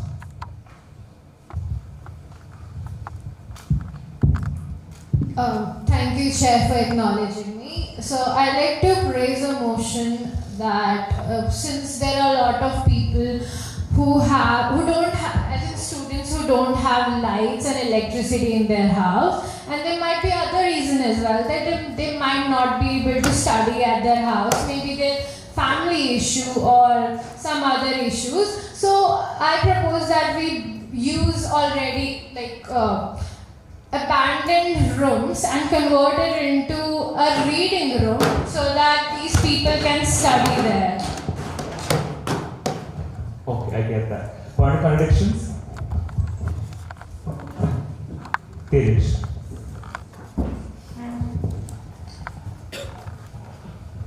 Thank you for acknowledging me, Chair. I would ask the member to explain it a little more, because how would you find such abandoned rooms? Would you buy them or how? And the concept of turning them into reading rooms, this is concept of school in itself, and how would you manage the electricity there? And I would try to understand more about your plan of action for the same. Thank you, sir. Member, would you like to answer back? I didn't think about that much. You didn't acknowledge the chair, please have your seat. Any motions on the floor? Something, okay. Member to the extreme left. Thank you for acknowledging me, Chair. When it comes to education, why is it always about academics, books, digital stuff and all? What about physical education? Okay, right? See, in my previous years of my education, I went to rural communities, done a lot of surveying, rural areas around my area. And the main thing that I observed and got feedback from the students and the kids there is, we don't have stuff to play, ma'am. This is the word that I've heard most. We don't have stuff. We have teachers, we have books, we are studying, but what about the rest of the things? They don't have a proper physical education class. They don't have a proper physical education tools. Like my proposed motion is, if we could able to supply them with the basic playful things like a cricket set, badminton set, a football and a ball, this would encourage those students to come to the school, enjoy their life in the physical education classes and also balance their academics and physical health. So I would like to conclude my point here. I would like to invite Mr. Tejas Acharya to come on to the stage.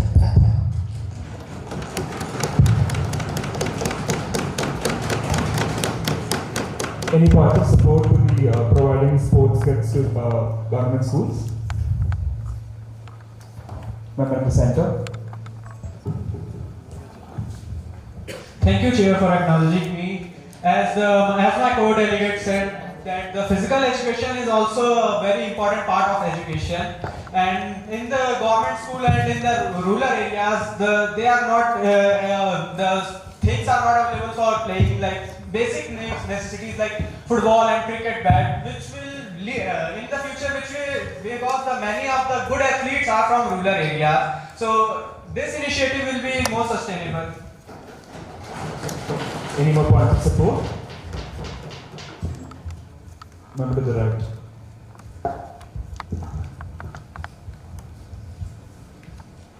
Thank you, Chair, for acknowledging me. And I fully support what my co-delegate said, because education does not only mean books and all, it also means physical education. Everything we learn in schools, basically, connecting, talking to people and all. So I feel, providing rural kids with the sports sets and all will help. Thank you. Any points of contradiction? Member to the right.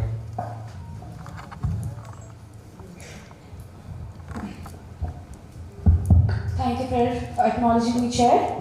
So, as my fellow delegate said that physical education is very important, yes, it is important. And I myself have gone to many of the government schools, and trust me, government is giving funds to every school for books and also for sports equipments. I myself have studied in central government school. Okay, it is very much well equipped, but my parents in their age, they also studied in state government schools, and they have represented their Zilla Parishad and their block in sports activities. So not only they are giving them equipments, but also they are conducting competitions to encourage sports within themselves. That's the reason India is also producing many sports players. So spending our funds which we have collected in very difficult manner in such schemes which government is already doing, I think it is not worthy. Any more points of contradiction? Member in the center. Thank you for acknowledging me, Chair. I totally agree that physical education is a must, but there's a lot of grey area to this motion, because how many people are, like, how many kits are you going to buy? Let's say you're going to provide them with cricket kits. Each kit costs around 4,000 to 3,000. There might be hundreds of students. You cannot buy the same kit for everyone, given the fact that these kits, they do not last throughout the years. Okay, they might break, and then what are you going to do then? Once they break, they are not going to wait for someone else to buy another kit. So it has a lot of grey area. It is a good point, but it has a lot of grey area which needs to be worked on. Got it. Any points of contradiction to that at all? Okay, we'll move on to the next motion. So any motion on the floor? I repeat again, something very different. Member to the left.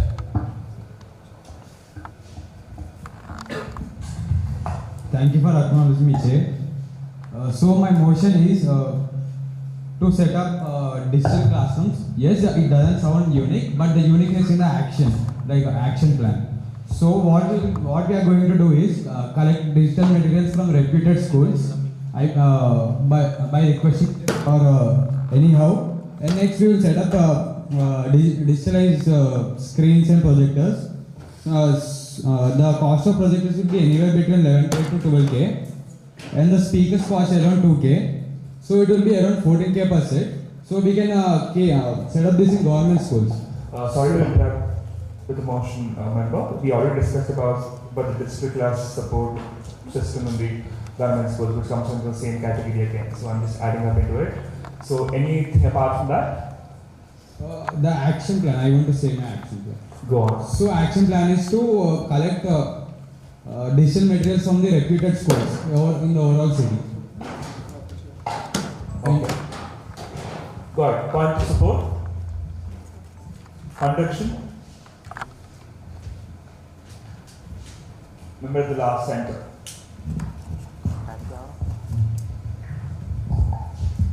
Thank you for acknowledging me, Chair. So, as the member said that projectors should be provided, how are you so sure that the other schools are ready to provide the projectors? And as well as many of the teachers doesn't know how to work with the projectors. So, how are you going to work with this? Thank you. Now point of support. Remember to the left last. I didn't say the projectors will be provided by the schools. I said we will provide the projectors from XIV. I want to mention. We got it. So yeah, we'll move on to the next motion again. So any motion on the floor? Something really unique again. Member of the center first. Thank you for acknowledging me, Chair. So my motion is community-driven curriculum. So instead of going for the old routine curriculum of education, we could try. We could integrate the locality we are using, so that it's like we could use the local knowledge for them, so the ways to improve their life, the local industries. Could you be practical? Could you explain the plan of action? So basically, we could in this curriculum, there would be a hand of the people who are living in that area. They get to decide what they have the choice to decide what's going to be in the curriculum based on the opinions. Because with this, they could try to improve their life in a very short time. I would like to ask a question to the member. So how do you differentiate between the curriculum, what they do in the schools, and what you're planning to suggest? What difference that you could highlight about, especially in how do you implement and drive it to practical skill? So the first difference comes is that this curriculum is mostly about their locality and how they're gonna improve their area, like the local industries, how they could work there, or how could things knowledge about the local industries or the climate issues they face, etc. No, as a fact, I don't. Any members in support of the motion? Any contradictions?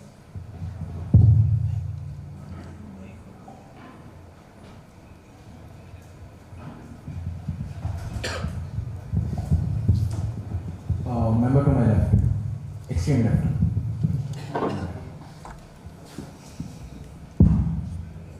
Thank you for acknowledging me, Chair. The motion proposed by my co-delegate is okay. It's worth implementing, but how do we even implement that? I mean, I didn't get his motion properly. What is his plan of action around? Member, do you have anything to tell? Member, to raise motion. Thank you for acknowledging me, Chair. So the plan is basically that we are going to meet those locality people, and then we're going to get to know about like what are the ways they can improve, and like what is the key points, like what are the. Could you give an example in what ways you wanted to take these things? Like any example that in what ways? Just give me a second.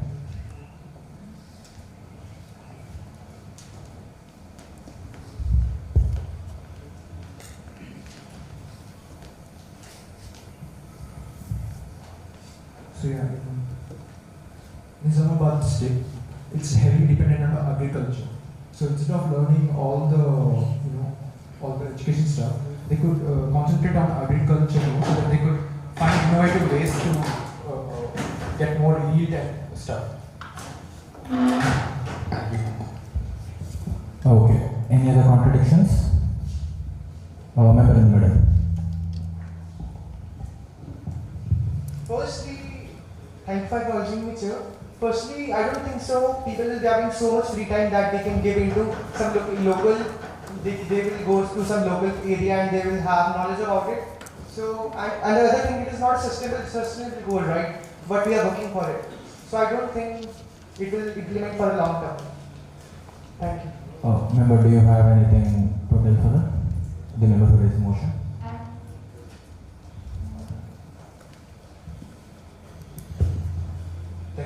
Thank you for acknowledging me, Chair.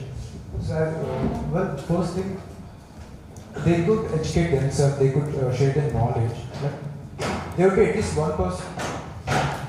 Like there would be at least one person with the knowledge of. Please let the member speak, assembly. So there would be at least one or many people who would have the knowledge of the agriculture about the particular field they are improving in. So they can educate these people. I'm sure, and there will be people who are interested in doing this. Thank you.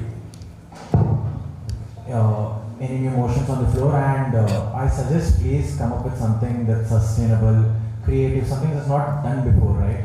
And that is what this assembly is. Come up with new ideas. Member in the back, middle.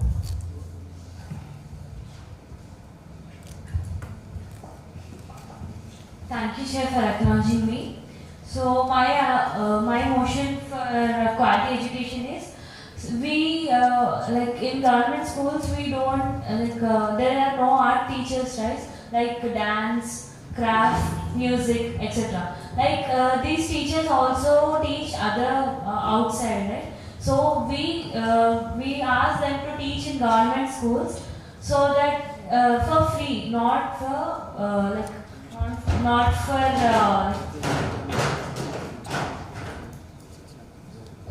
we ask them for to teach students for free, so they can only 1 hour class. It may impact many students, right? They may learn many new art things also. Could you elaborate a little more as to how you plan on to onboard and everything?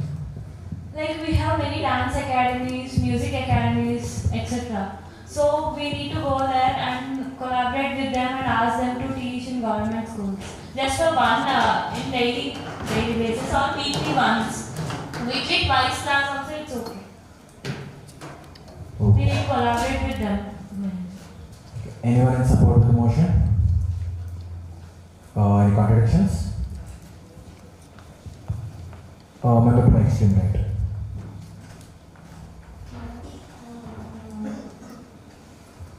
Thank you, Chair, for acknowledging me.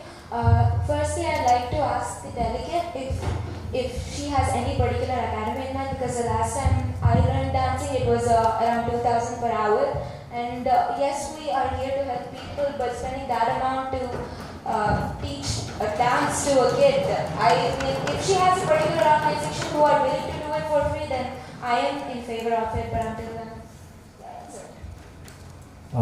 Member, do you want to answer that? Thank you, Chair, for acknowledging me. Yes, many teachers come for teaching in government colleges. There is a college called Tyagaraja Junior College for Arts and Dance. In that college, the teachers teach for free. So if we go there and ask them to teach in government schools, it would be very great.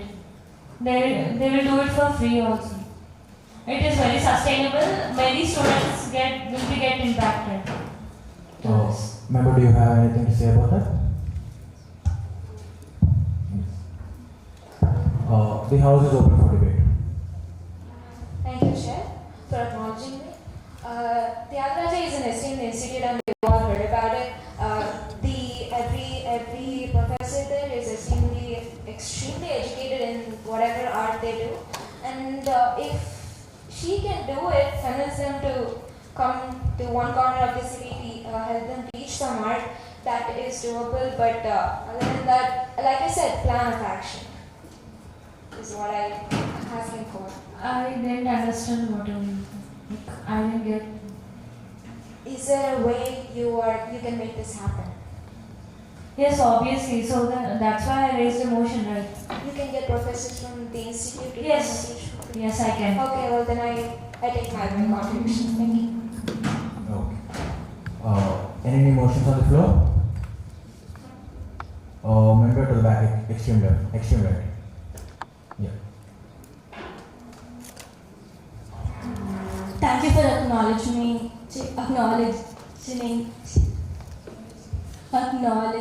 Chair. Okay, anyway, so I feel like we should take more career guidance workshops, because a lot of people don't know what the career options are out there. They think there are many mainstream options only, like engineering or doctor, and they get demotivated by those thoughts. A lot of people don't know that very new jobs are also emerging. So it's good to take the career guidance workshops. And it's a one-time thing, because once you tell the options out there at the right time, like when they're in 9th or 8th, they have a proper plan of action where they can put their whole energy into the stream they want to pursue. Members in support of the motion? Member to the front, in the middle. Thank you for acknowledging me, Chair. I am completely in support with the motion raised by my fellow delegate. As we are students who are around like 19, 20 years old, and we ourselves are very lost on what to do and what's the next step from here, what's the path we should take. And we are in a very privileged position to have phones, cars, lot of resources, but when we ourselves are so lost, what about the underprivileged people? What about the people who don't have resources? So it's definitely a great idea to take forward a workshop, a career guidance workshop, because honestly I would attend it and I'm sure I need it. So yeah, thank you. Anyone else in support of the motion? Member to the back, on the right, on my right.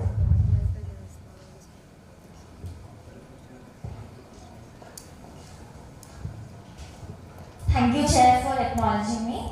I would like to support my fellow delegate because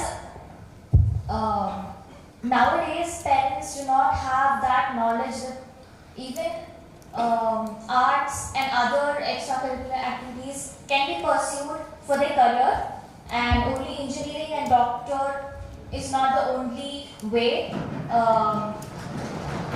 to earn money. To take the example of my life, my dance teacher, she has pursued her bachelor's in arts and she's earning 3 lakhs a month, and she has pursued her doctorate in dance. So I would like to say that we definitely do need a career guidance workshop. Yeah. Okay. Any points of contradiction? Member to the back and middle. Thank you for the acknowledgement, Chair. I'd like to contradict the primary motion given by the delegate, because career guidance, every other college is giving career guidance, and even before we start going to college, there are career guidance fairs conducted by schools. But we're here on the basis to discuss discuss quality education, and on what I am questioning on what basis are we going to decide these careers on. I think we're here to discuss on giving quality education so that people can build their career on, and we are discussing on jumping directly to the career point of view. So I think we have to focus on giving good basics, foundations first, and then focus on giving career. Thank you. Members, we've been repeatedly getting a chip that you have a innovative idea and you want to have a chance. So we are concluding the goal for the next two motions. So Yashwant, would you like to proceed? Would you like to go ahead with the motion? Proceed. Thank you for acknowledging me, Chair. So I have come up with an idea called virtual laboratories for the students in the rural India. So if we see that 70% of the rural India students does not have proper laboratory facilities, and there are students who want to learn, who want to do labs virtually. They want to do it physically, but it's not possible. So what if we can provide a interface where they can virtually learn the things which are done physically in the laboratories? That's my question. Thank you. Any points of support? Member to the middle.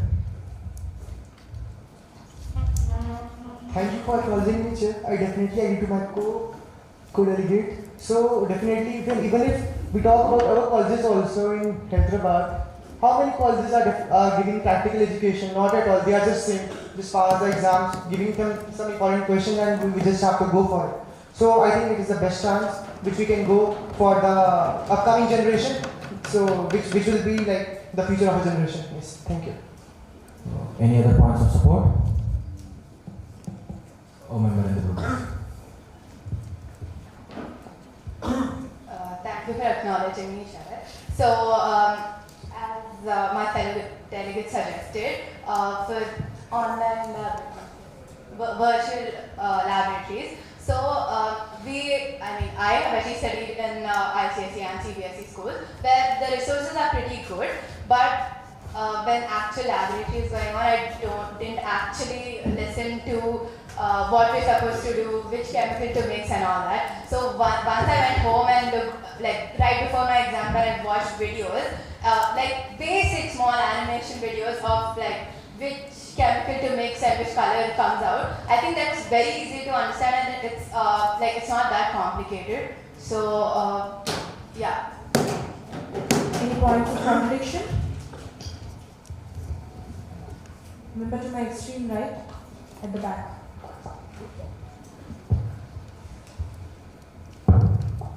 Okay, so thank you for acknowledging me, Chair. And so now we've been talking about how career guidance is important when it comes to education. I agree it is important, but do you really think that it is the need of the hour? Is this what we really want to do with our goal? Because we've been granted the privilege to be a part of this organization, to have an association where we're able to provide, we're able to do more. See, so these are statistics. There are around 26 crore school children in India, whereas only 96 lakh teachers. You can think about a student to teacher ratio just by looking at these stats. Moreover, apart from this, you see that there are some societies where they have the privilege of having a one-on-one student to teacher ratio, whereas in some societies, children need to go to another town in order to attend the school. So instead of looking at things like career fairs, there are a lot more other career fairs that keep happening. In fact, free career fairs have happened. And I know it is important. I definitely agree that it's important, but we have more grave matters to discuss right now, and there's something more that we can definitely do.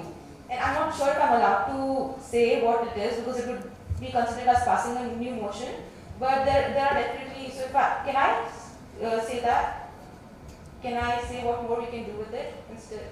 Because I'm contradicting the point right now. Yes, proceed. Okay. So instead of that, I would like to present a network, a platform. The issue with India is that I've told this before. There are around 26 crore school children in India, but only 95 lakh children. What do you think the student to teacher ratio will be? Do you think every child in India has access to a teacher? Every school has access to a teacher? I doubt it. I started. Now we can't control these schools. We cannot go to every random town, every town that is like in some or the other corner of India and make sure that there is a teacher present in the school. But what we can do is make this process a little easier. Maybe start off a little slow. Start off slow, and if this idea is appreciated, then we could go further with it. We could create a platform, a network where students have access to education.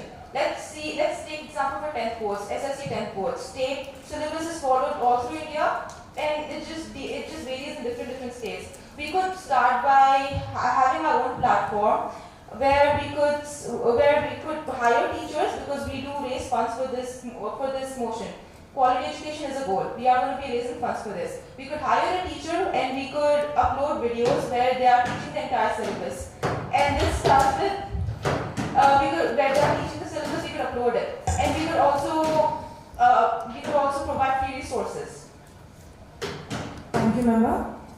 One final motion, one very sustainable final motion, other than awareness sessions, campaigns, and other things.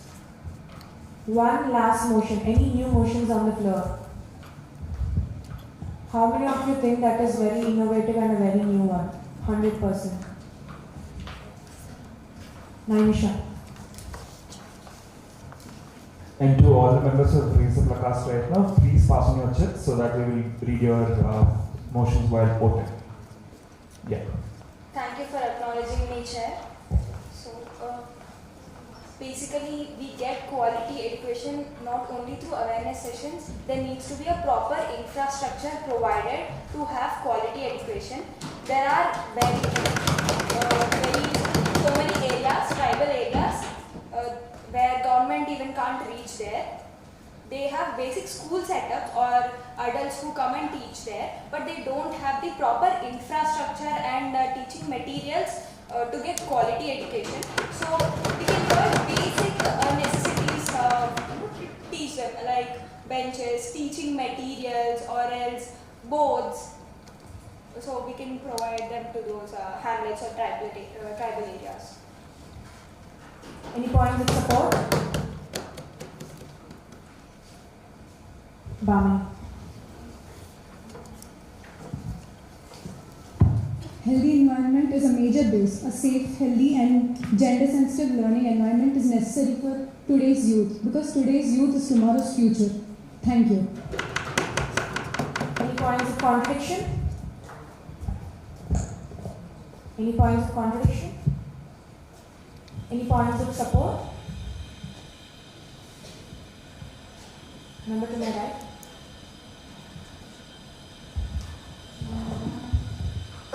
Thank you, Chair, for acknowledging me.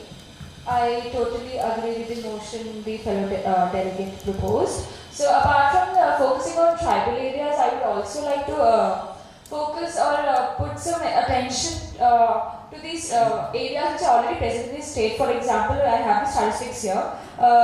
According to the literacy rate, we have only two areas which have like the lowest literacy in Telangana, that is Narayanapet and then Jogalumma, Gadwal. They have literacy rate of only 49%. So apart from tribal areas, we can also focus on these areas where literacy rate is very low. So we can include fundraising for these areas as well as those tribal area idea. So this will increase quality education and literacy rate. And then, yeah, thank you. I guess that's it. Thank you, member. Now we'll proceed with the voting for the third goal, that is quality education. So I think you all know the protocol that how the voting goes up. So first motion is a library set up in an orphanage. With the motion. Against the motion. I could see some of the members not being part of the voting.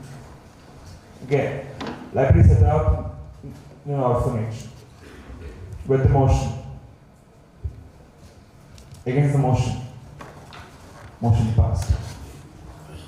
Collect old study material from previous students and distribute them to the needy one. With the motion.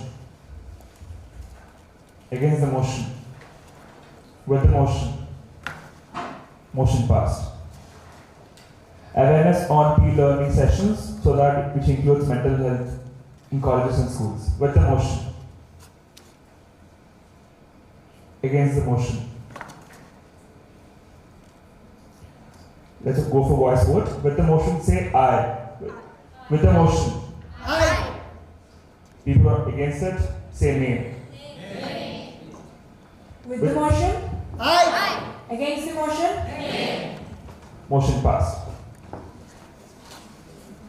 Setting up community learning hubs or education hubs in slums. With the motion. Motion not passed. Digital class support in government schools. With the motion. Against the motion. With the motion. Motion passed. Conducting inter-school quizzes amongst government schools. With the motion. Against the motion. With the motion. Let's go for voice vote. With the motion. Against the motion. Nay. I'll give it to the chair to look into the consideration. Textbooks to disabled schools. With the motion. Motion passed. To provide sports kits to government schools. With the motion. Against the motion? With the motion? Motion passed. Community-driven curriculum in local bodies to implement for underprivileged people. With the motion. Let me repeat again. Community-driven curriculum in local bodies for underprivileged people. With the motion. Motion not passed. Voluntary training by professionals on a weekly basis to coming down to schools and colleges. With the motion. Motion not passed. Career workshops to children in orphanages in schools. With the motion. Against the motion. With the motion.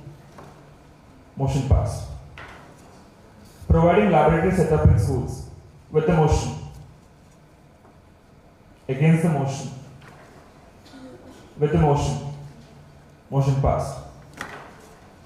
Renovation school requirements giving up in tribal areas. With the motion.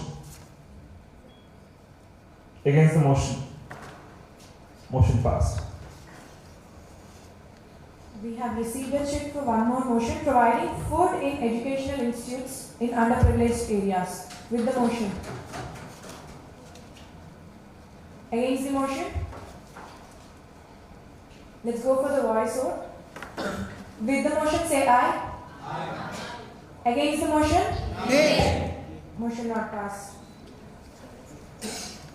We got one more check. A way of sustainable goal is to support and train the teachers as they are the backbone.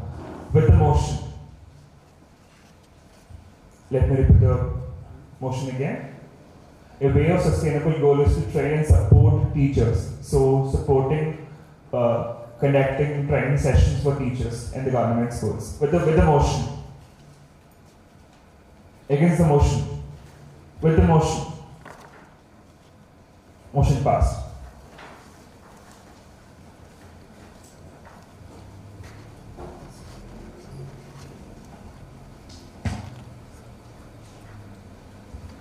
Thank you, Ritesh, for coming and helping out to the chair table. Thank you, Tejesh, for coming.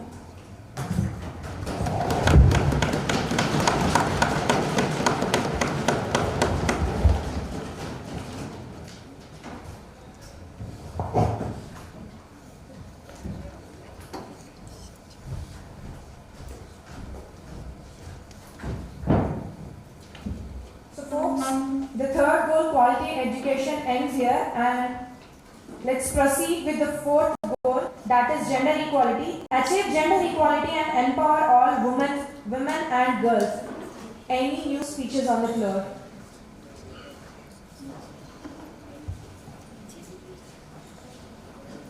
Member to my extreme left.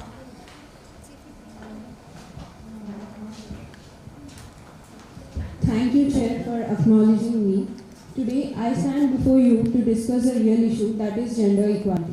For centuries, society has placed people into predefined roles based on their gender. For example, men were expected to lead and women were expected to follow. Boys were encouraged to dream, girls were taught to sacrifice. These outdated norms have limited our progress and potential as a society. Gender equality is just not a woman issue, nor it is a man issue. It is a human issue. Gender equality is all about fairness, equal opportunity and dignity for every individual regardless of their gender. However, together we can build a future where our differences are celebrated and there will be equal opportunity for every gender. Thank you. Any new speeches on the floor? Member to my extreme right.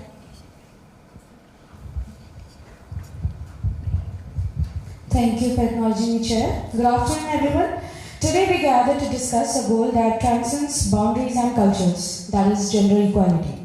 Despite progress, many women and girls continue to face discrimination, violence, and unequal opportunities. It's about ensuring that women and girls are safe, respected, and empowered to make decisions that shape them in future.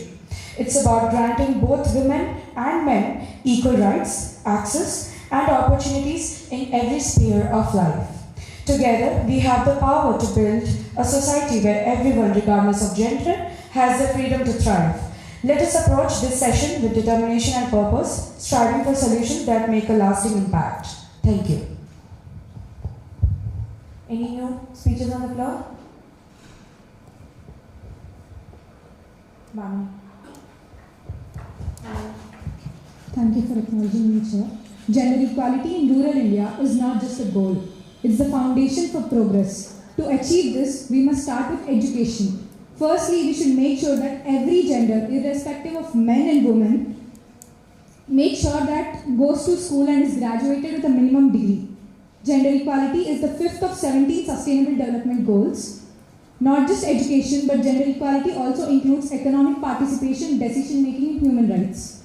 On global scale, achieving gender equality also requires eliminating harmful practices against all genders, which include sex trafficking, femicide, wanton sexual violence, gender wage gap, and oppression tactics. Many genders have less access to property, ownership, credit, training, and employment. Women need access to livelihood opportunities. Skill training programs like tailoring, digital literacy, micro loans can empower them financially. Men shall also be a part of the change. Workshops, awareness programs can teach them to support equality, starting with shared responsibilities at home. Thank you. I would like to invite Akshat Mupudi to come on to the chair table.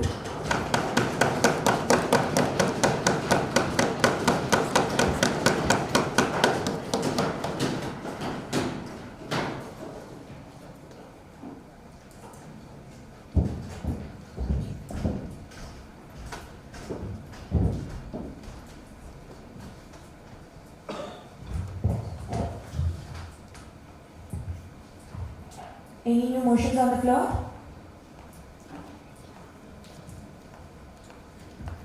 Member to the extreme right.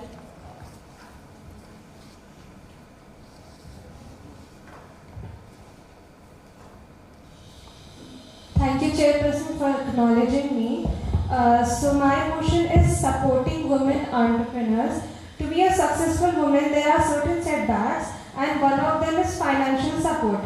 And we can support women entrepreneurs by funding them, by mentorship and networking, and promotion/advertising their products.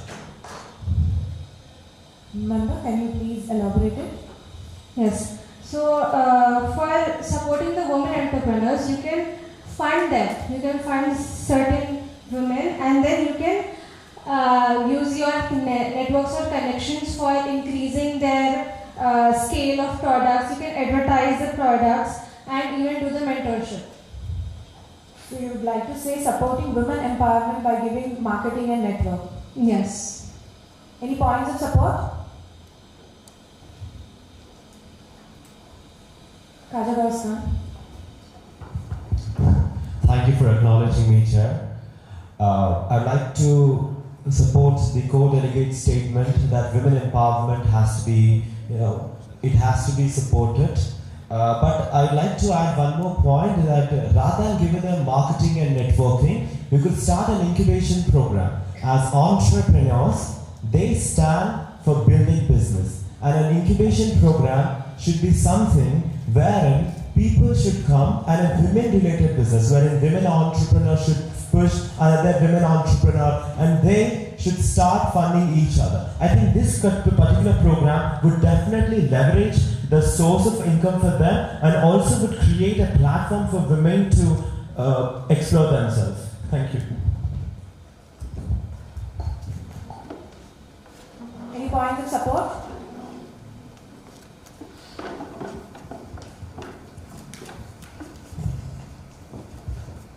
Member in the center. Thank you, Chair, for acknowledging me. So I would support with the points mentioned by the previous co-delegates, and I would also like to add in a point. They are majorly focusing on women entrepreneurs. Then why can't we focus on the women who are skilled in a little handicraft things? Why can't we give them the mentoring session and why can't we empower them and give them a great income? So that's my point. So you would like to add a skill mentoring session to the motion? Yeah, I would like to add precisely for the women who are skilled in making handicrafts and they don't have the knowledge of the digital world. Got it. Any points of contradiction? Ritesh.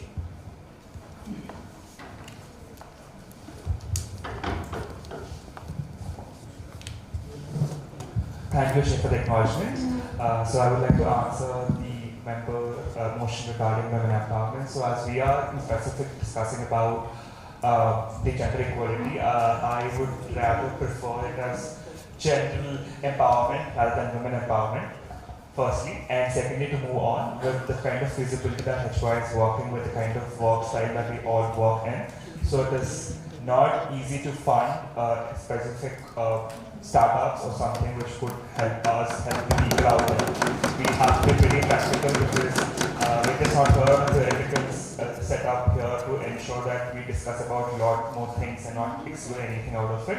So I would clearly suggest the members out in the assembly, so please look into the practicality entirely that how we can scale it up. And regarding the network and regarding the market, I think not a really feasible option probably, because we are majorly students and we have a limited set of network and scale in terms of to reach out to the entrepreneurs out there or the venture capitalists out there. So instead of that, I would like to suggest a motion about how about bridging the gap between the investment or bridging the gap between the right founders and with the women set of entrepreneurs. Probably in the rural setup would be a feasible option because a lot of people doesn't really aware about the investment options or probably the investing ecosystem altogether. So there are a lot of women out there in rural areas who doesn't really have an access to how to approach, what to approach to people out there. So I request the HY members to take up a motion about bridging the gap between the entrepreneurs or probably the VCs or probably the investors to the rural side of the women or to the men probably wherever they have a great idea. So, thank you. Are you proposing a new motion or is it add-on to the existing Contradiction motion? to the women empowerment and adding a new motion. Any other contradictions? Member to my left. Thank you, Chair, for acknowledging me. As already mentioned by Ritesh, one of the co-delegates, I would like to say that HY is not a bank, it's an NGO which works towards the betterment of people. So providing funds to one particular set of people is not which I would consider sustainable. Moreover, it is also like when it comes to implementation of such things, it's very complex and it cannot be done in practical sense. Maybe it's good to say. I'll appreciate the co-delegates who put on the point of funding the women comes to creating some employment or investing in them to get a better future for them. Also, again, I would like to say that it's not only about women empowerment, but also in general, it should be about gender equality. With that, I conclude. Thank you very much.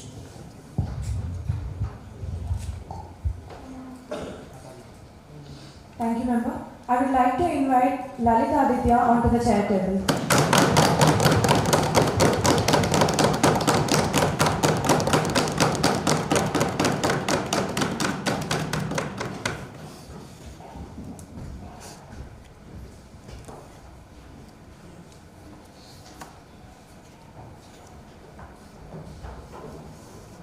Any new motions on the floor?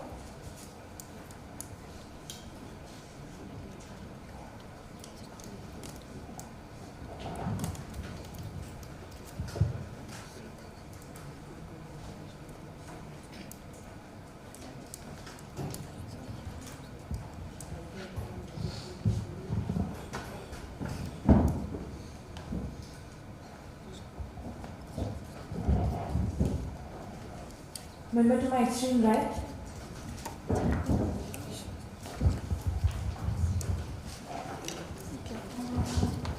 Thank you for acknowledging me, Chair.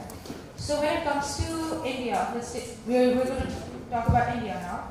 When it comes to India, we have a gender pay gap.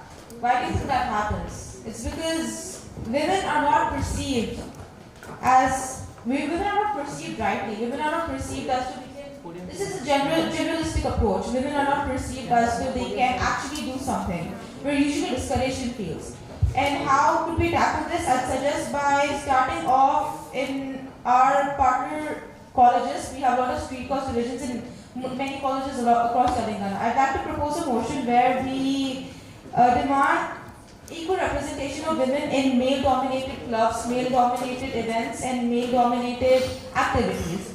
And the second thing I'd like to say is that we could also invite successful women leaders for a changemakers talk, where we could encourage this idea and abolish this idea that is usually perceived of how women about women. And the next thing I'd like to say is that we could also talk about women in Telangana's history by raising awareness programs, and we could basically... Can you please conclude your motion in one statement? Alright, I'd like to conclude my motion by suggesting that we start with equal representation of women in every male-dominated fields, and we could do that by starting off in our own, in the colleges that have a street course division, where we could start by demanding equal representation of women. Is there any specific plan of action? So, for example, you have a street course division in Mallareddy Institutes. So, street course could work with different clubs within Mallareddy University, wherever they see a male-dominated club or a male-dominated, let's talk about clubs. Wherever we see male-dominated clubs and wherever leadership roles are taken up in a male-dominated area, we could encourage women to also go towards it, and also we could say that we could have an equal representation quota for it. Okay. Any points of support? Any points of contradiction? Ushika. Thank you, Chair, for acknowledging me. So the first and foremost point is demanding equal rights for women in male-dominated clubs. I think, let's say we're looking at the athletic club, like there's street courses there in XIV, right? So XIV has a gym club, so most of them are men over there. It's not that they don't want women over there, but then if a woman comes up and says that, okay, I want to join this club, I'm sure all the colleges in Hyderabad are willing to do it, because all the students are well aware that if someone has the skill to do it, they can join. And I don't think we need to demand rights in engineering colleges especially, because there is enough awareness about women needing equal rights. Thank you. Any other points of contradiction? Member to my extreme right.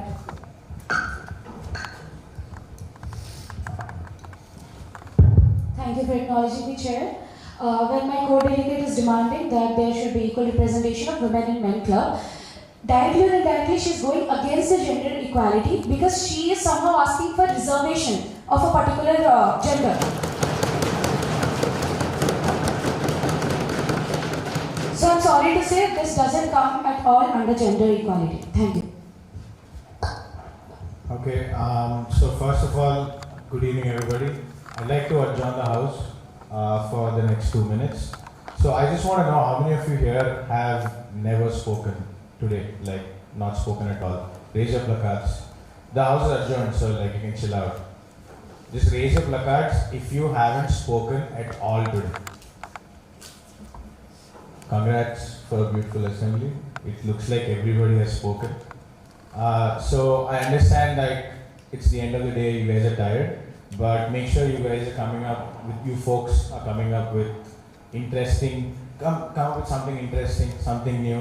Don't worry about all that. Whatever you feel like you need to execute, come up with that. Okay? Am I audible? Is that clear?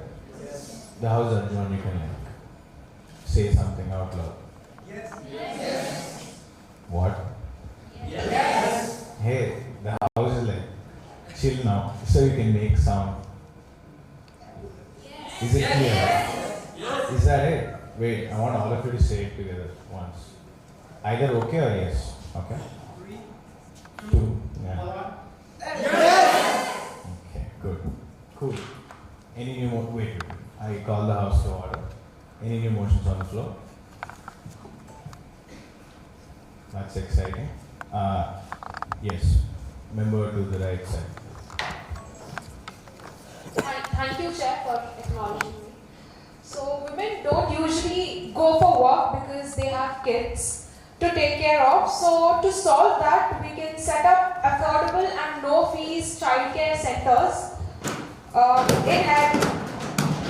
in Hyderabad's urban outskirts where women work as laborers or artisans. This will enable more women to work. Any points of support? Wait, members, so can you summarize your motion? So, I'm asking, we can provide centers, childcare centers, affordable or no fees centers because women don't usually go for work because they have... Provided in the sense you set up the center? Yeah, we can set up centers. Okay. Any points of support? Please take a seat, member. Any points of support? Any points of contradiction? Okay. Yeah, the member to the left, my left, yeah. Thank you for acknowledging me, Chair. So I would like to know for how many days is it feasible? Like we can't do for many months at a time, right? So I want to, is it a question or?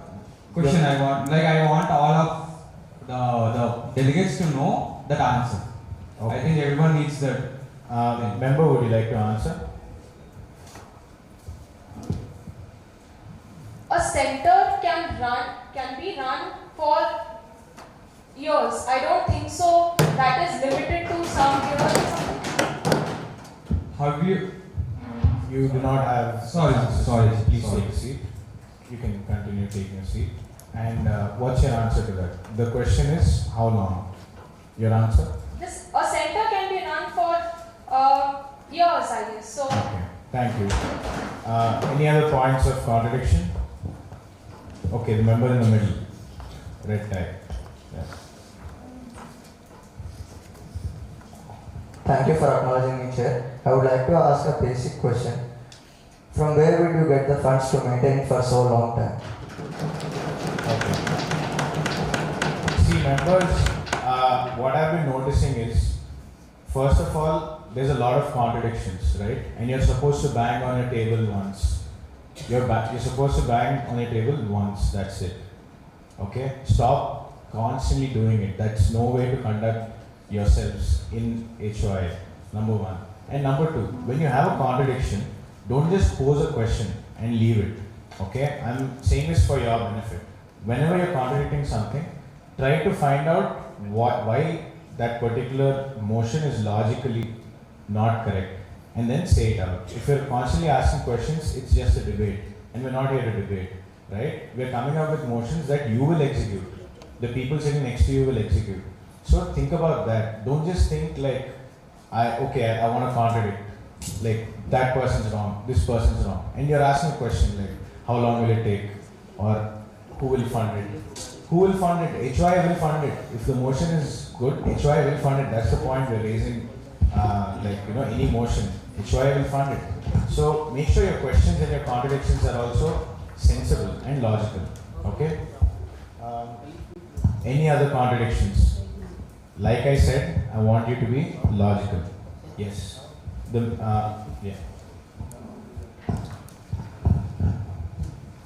Thank you for acknowledging me, Chair. So, as my co-delegate has proposed the idea of leaving the child in the center, I would like to say that don't we already have daycares in urban cities and Anganwadis in rural areas? I don't find any innovative idea here which HYA can conduct. Thank you. Wait. Remember, 1 second. Can you please summarize your point? What did you say? I said that already we have daycares in urban cities who does this business of taking these children and they take care of them, and in rural cities we have Anganwadis for that. Alright. Any new motions on the floor? Somebody who hasn't talked for the last 15 minutes. Yeah? Wait, I've heard you talk. White, yeah. Number.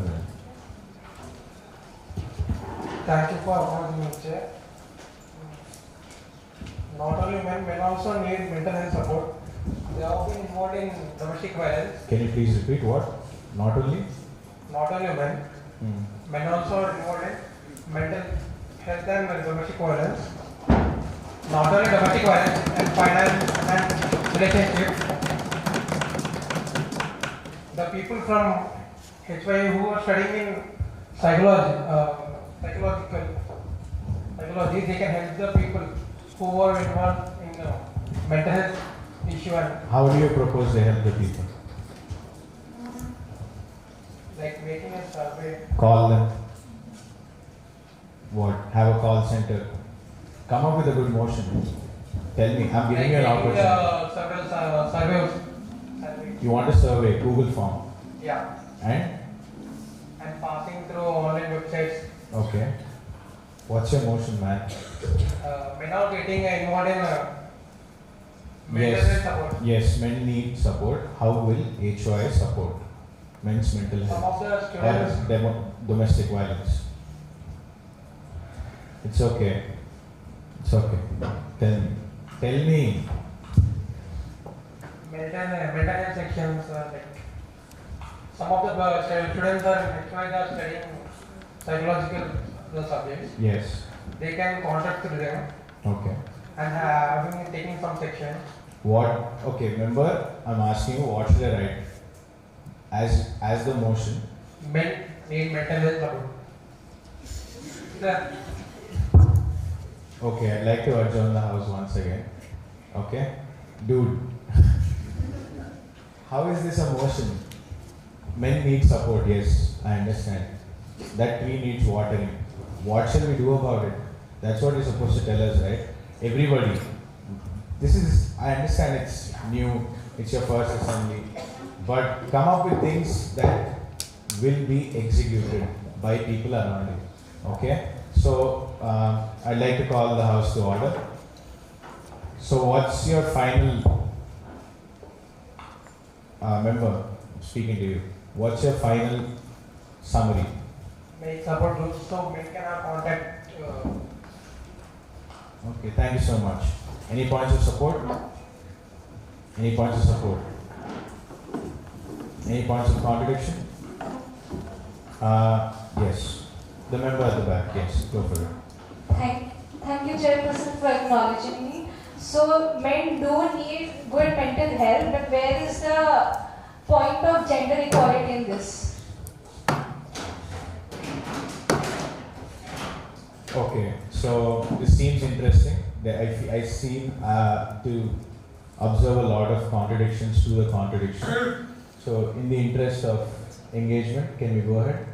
Yes, we can go ahead. Okay, any contradiction to the point raised by the member just now? Yeah, go for it.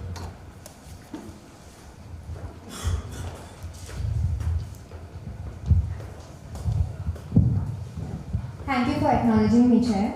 So as one of my fellow delegate members said that men need support and guidance, right? So my point is not only men but all the genders in this society need that support and guidance from us. And it's okay for us to talk and come up. So as you said, what are we doing or how can we proceed it? First I would like to state that we can start talking about it at least. So that we can come up with very creative solutions. And as HYA being the most creative unit I can suggest, we are here with brilliant minds who will definitely help them. Thank you. Any other points of contradiction? Okay, any new motions on the floor? Somebody who hasn't spoken for the last 15 minutes? Okay, that entire row, sure. The second person from the right, my right, yeah. Yes, sir.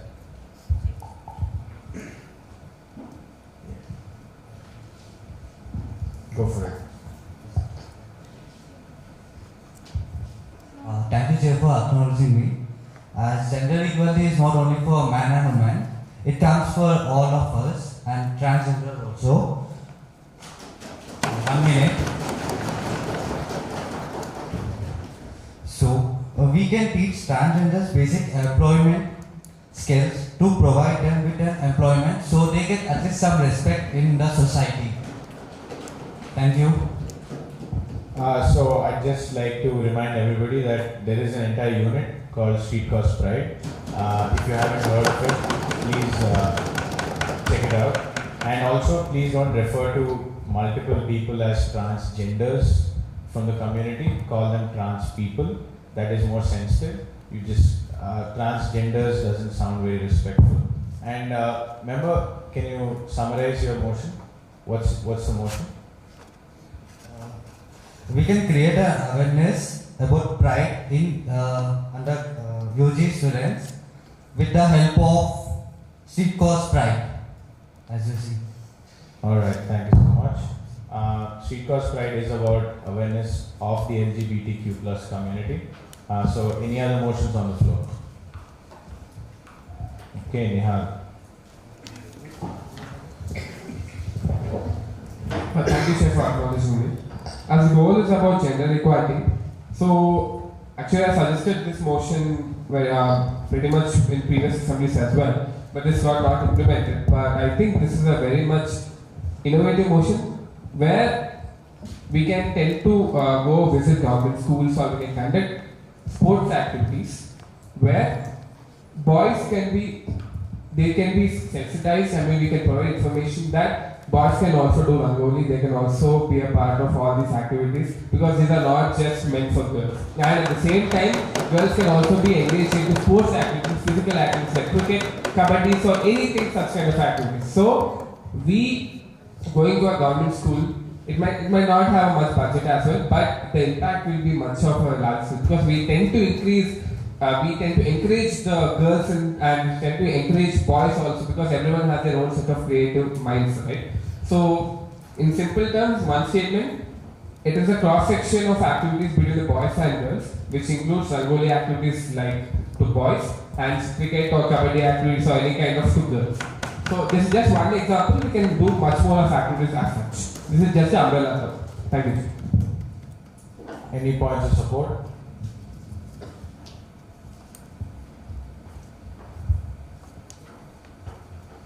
Sure.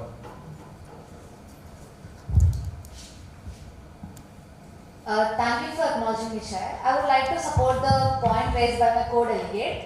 So yes, boys can also do rangoli, boys can also participate in cooking and all of the stuff. But, okay, in the way of supporting, I would also like to add one more point to it. Boys can also support the household. Like, why can't boys take part in cooking, cleaning, doing rangoli every day in the home? And if, for a woman in the house is going out for a work and the men in the house also going out for the work, why can't men work in the house too? Why would it feel prestigious to work? Remember, I was asking for points of support. So the motion is sports activities or activities in schools, in government schools. How are you supporting that? Are you saying it's good to go? It's good to go, as well as in the kids, as well as in the adults.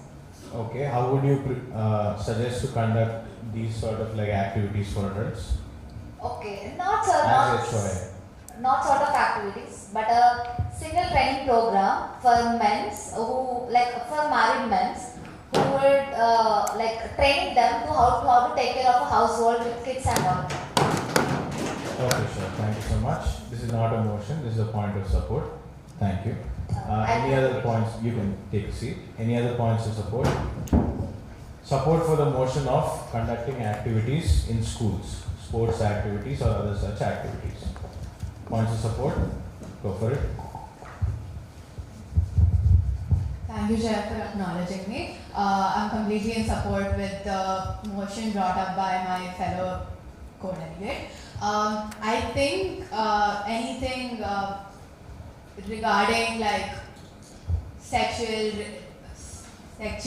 identity, race, caste, all of this starts from the very root place, right? So as my fellow delegate wants to implement gender equal activities like for all genders, it makes a lot of sense because from the time we are kids or from our very early schooling, if we're sensitized to the fact that no roles are like very gender specific, so men can do what women do, women can do what men do, and also the entire spectrum can do anything that's out there in the world. So yeah, it's a great initiative. Thank you, member. You took 2 minutes to say it's a good motion. Any other points of contradiction? Contradiction. Yes, member at the back. Thank you, Chair. It's more of a question than a contradiction. Like no one's stopping boys from doing girly things. So, what role are we playing, and how long term is this?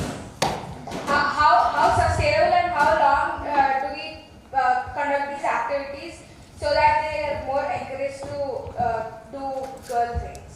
Okay, so your contradictions are what is stopping men or boys already, and how long do you want to conduct these activities? Would you like to answer? You can take a seat. Thank you, sir, for acknowledging me. As the co-delegate was mentioning that how feasible or how long-term impact this can bring. First thing, we have to understand that each and everything is not a cost-benefit ratio. We can't look into each and every aspect into how much we are spending and how much we are getting, right? We have to think this particular topic, gender equality, in a much more comprehensive manner. Why? Because you might see, especially in rural areas, in urban areas not much of a problem, but in rural areas, just imagine a boy who has only been taught in a way that he has to only engage in physical activities, or he is meant to only make sure that he is the backbone of the whole family, which means the girls are not being engaged into that. Fine, that is one point. Next point is, when I as an individual, I like doing Rangoli activities a lot. Me as a boy and me as an individual.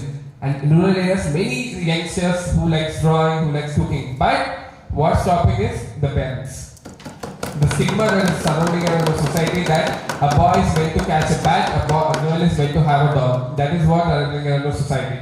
That we have to change. And this is a stepping stone. This is the first initiative which HY can bring to a larger impact. So this is a long-term vision. And how much about the sessions? First, I have a proper plan of action where initially we can choose one particular school. We can go, we can test it out, because without testing we can't also have the outcome, right? We can go, we can speak with the management. If one school is a success, if we can bring a small amount of change in this, then we can improve in a much larger scale. there's a possibility we can conduct inter-government school Rangoli activities for boys. Why not? If we really meant to do this activity, it will be a revolutionary for HYA for a very long time. Thank you. Thank you so much. Any new motions on the floor? Yes, the member. Yeah. No. The one at the back. Thank you for acknowledging me, Chair. So my motion is about tech mentorship to the girls in the rural areas, as the freelancing jobs in nowadays are a very good job opportunities in nowadays.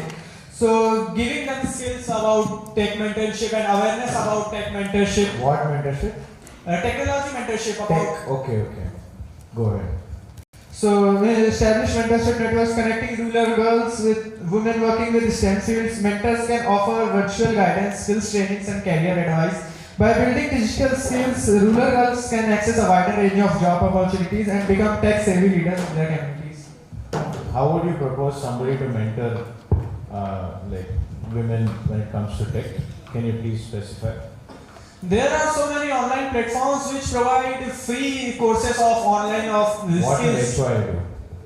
HY will spread awareness about these courses and they will spread awareness that the job opportunities are there for this. Member.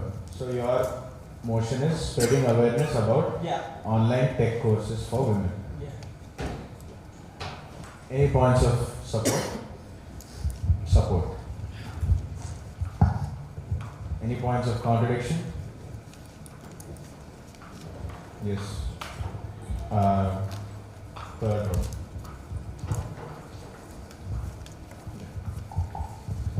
Thank you so much for calling me, Chair. First, I want to ask this question. He mentioned about women specifically. This is not gender equality, right? And the other point I want to mention, like he's saying, we will further go into it. Like initiation will do further. So I don't know this initiation will be in the long run or not. So yeah, that's my. Thank you so much. Any other points of contradiction? Yes, member at the back.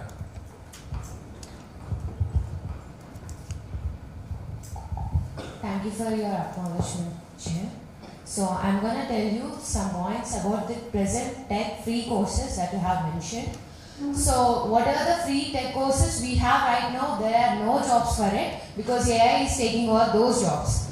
And second thing, whatever the tech we make the women learn through the online platform, how can you make sure that they are mentoring well and they are getting the knowledge, the women who are literally getting the classes are understanding the topic or getting the knowledge correctly and everything. These free tech courses will not provide you one-on-one guidance.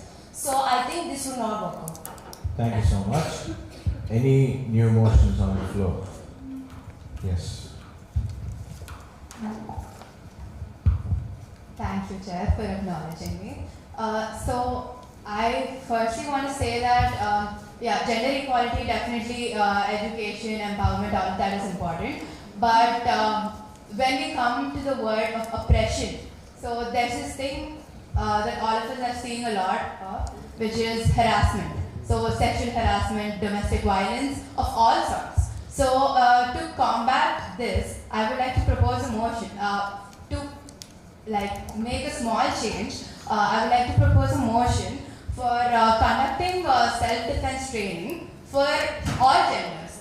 I'm not saying only women should be attending self-defense training because we never know where oppression comes from in a sexual manner. So self-defense training where we can,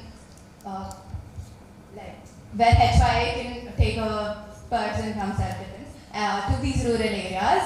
Understood, member. Thank you so much. Thank you. Any points of support? Yes, the member at the back. To my left. Thank you, Chair, for acknowledging me.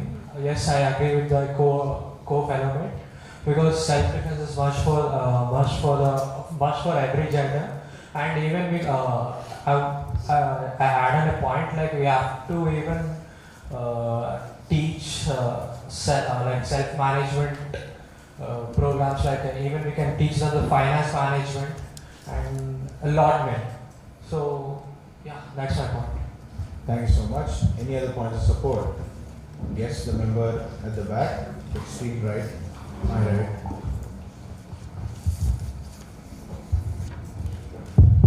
Thank you for acknowledging me, Chair. I totally support my co-delegate's motion that self-defense for both men and women because if anyone is going against it saying that where we will get the teacher and stuff, I would like to just say that I myself have given a lot of self-defense sessions in many government schools and all because I'm a karate martial artist in black belt since 10 years. So I'm ready to work for HYA for this and yeah, I'm supporting my co-delegate. Thank you. Any points of contradiction? Wonderful. Member.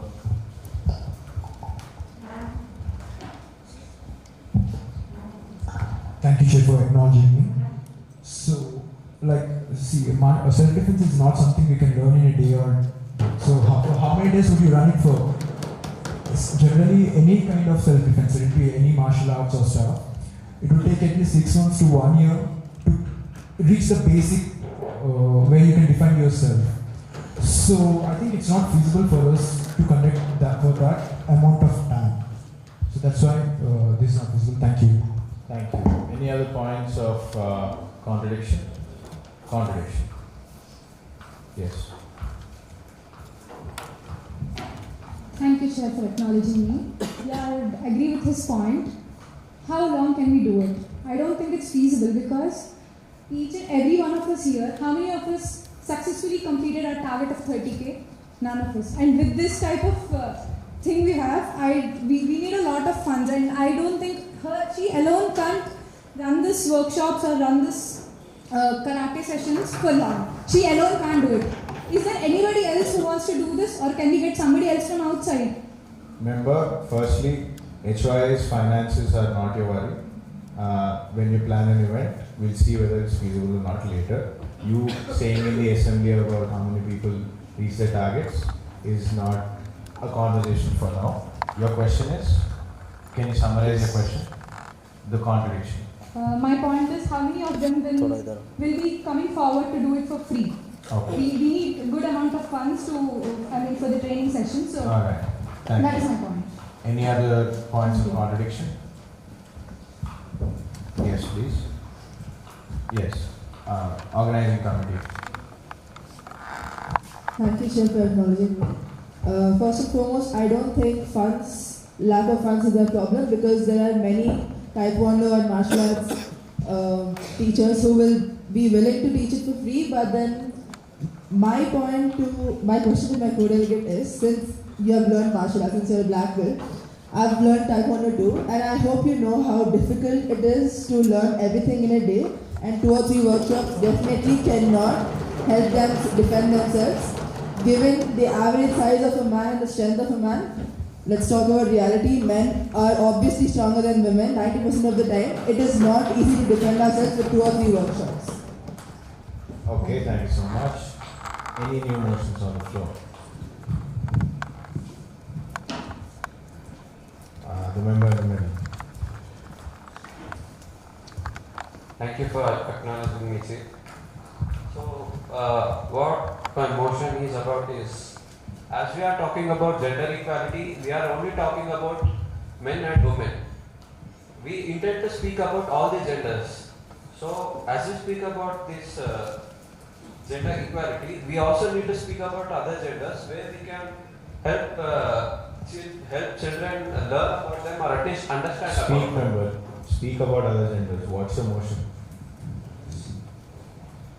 My motion is about we need to educate kids in the schools about different types of genders. As we only speak, we are only speaking in schools that. Thank you, member. This has already been covered. Basically, spreading awareness, correct, about other genders too. I mean, if we intend to really teach the kids about the other genders, we need to introduce them. Okay. Thank you, member. You can take a seat. You can take a seat. Any new motions on the floor?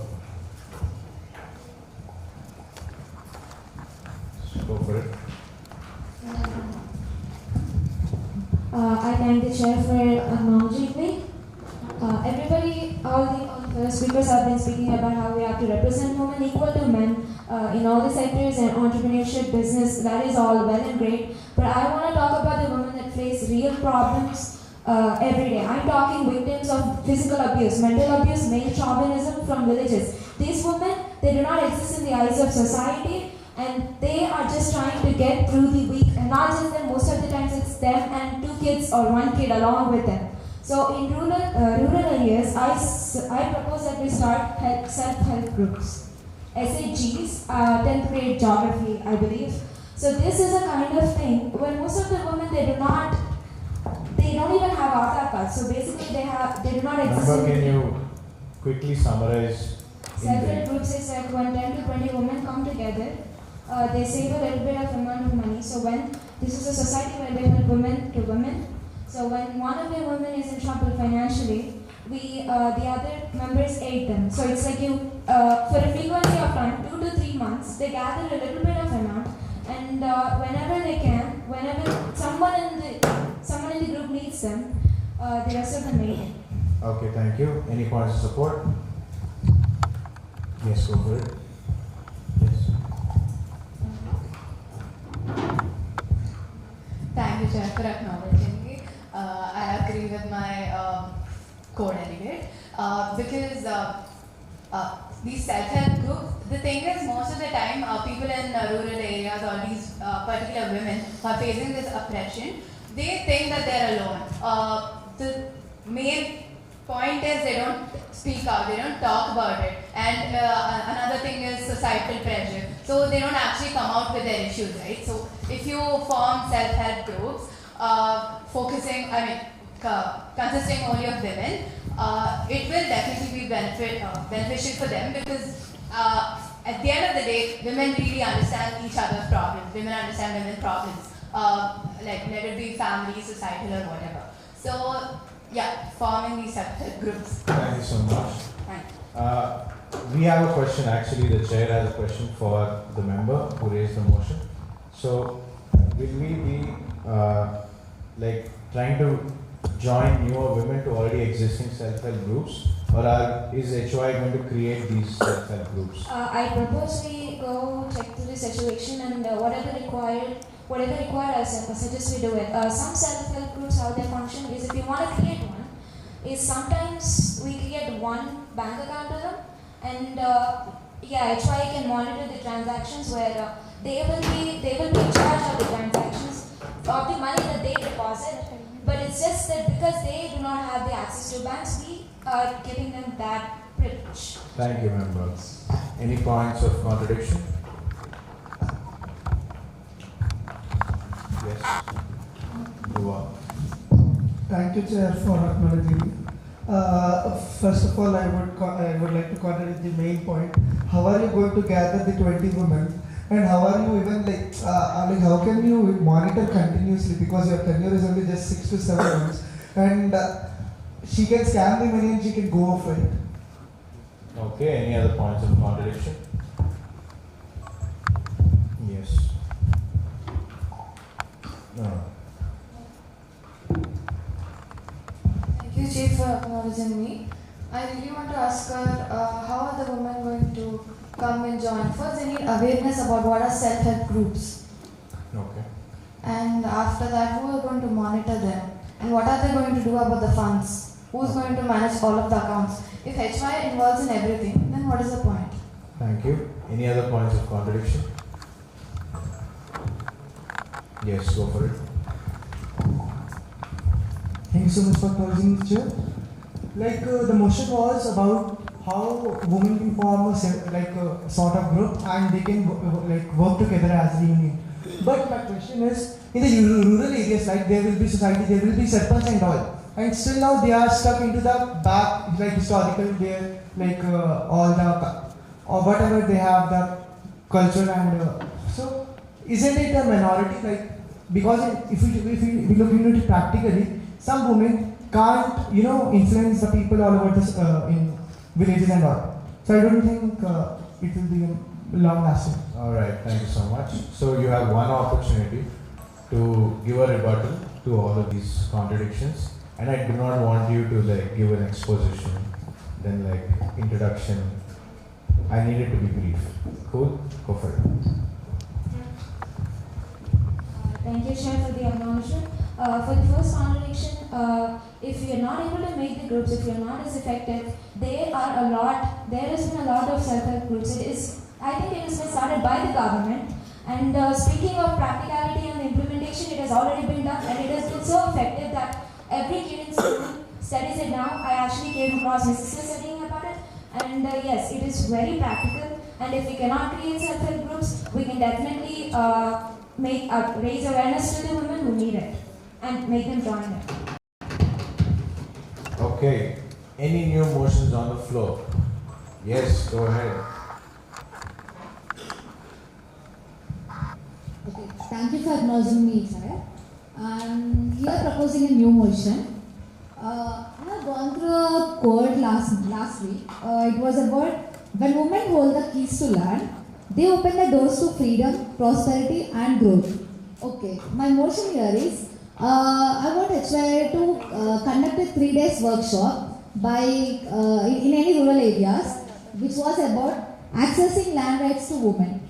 See, in my personal life itself, I experienced many of the women in my circle who doesn't know what their rights are actually is.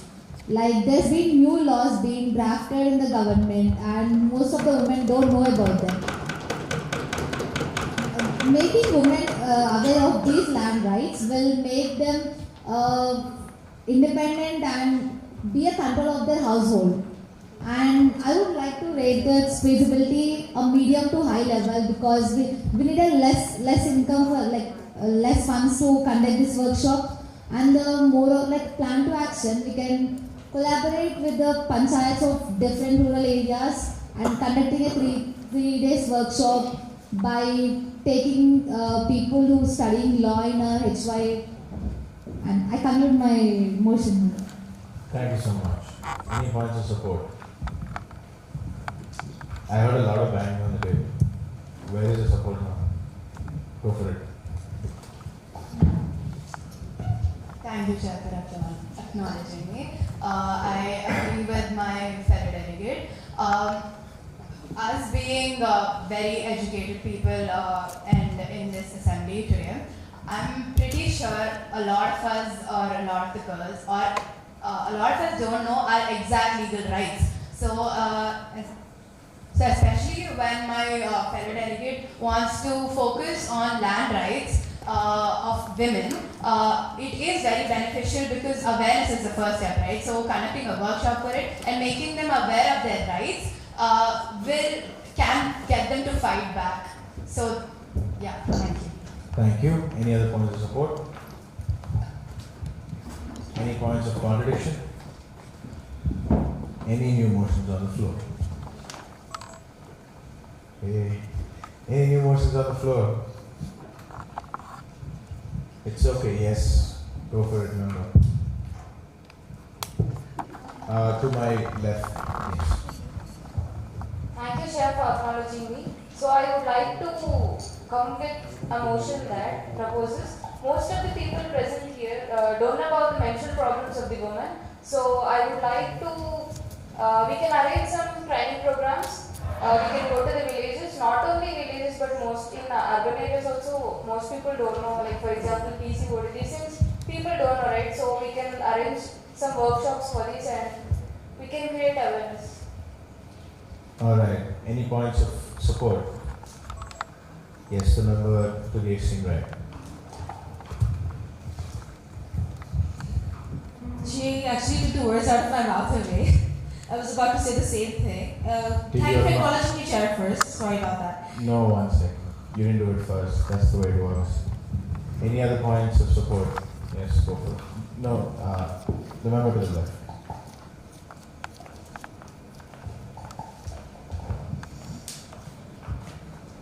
Thank you for acknowledging me, Chair. I would like to support the point raised by my co-delegate, which is about awareness about menstrual health. Am I right? Okay, yeah. Bringing awareness about menstrual health is really so important, not just among the women but also among the men. and mostly to the students.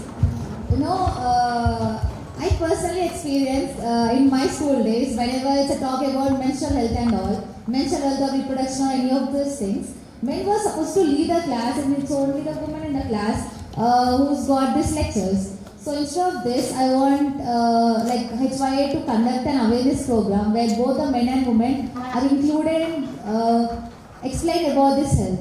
And adding it to the point, also about mental health of women of postpartum, like after pregnancy, women go through a lot of health conditions, both mentally and physically, and many of the people don't know about this. And conducting an awareness program on this also along with the menstrual health will create a greater impact in changing the gender inequality.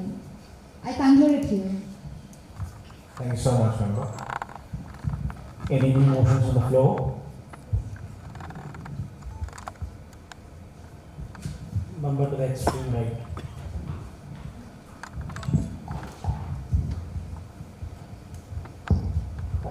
Thank you for acknowledging me, Chair. Well, before saying that, I'm supporting all my co-delegates' motions, which are about women and the menstrual health especially. Well, the problem here is we all are discussing about the motions which are of CAT-C projects and awareness. For this, I want to bring up a CAT-A project that is for larger impact. I'm still not sure if it can be aligned, but please consider this. So we have this menstrual hygiene program, as they have said. I want to say that instead of, let's give the menstrual hygiene program. And have you guys watched this Padman movie where he creates a machine which creates sanitary pads and he distributes it among the women?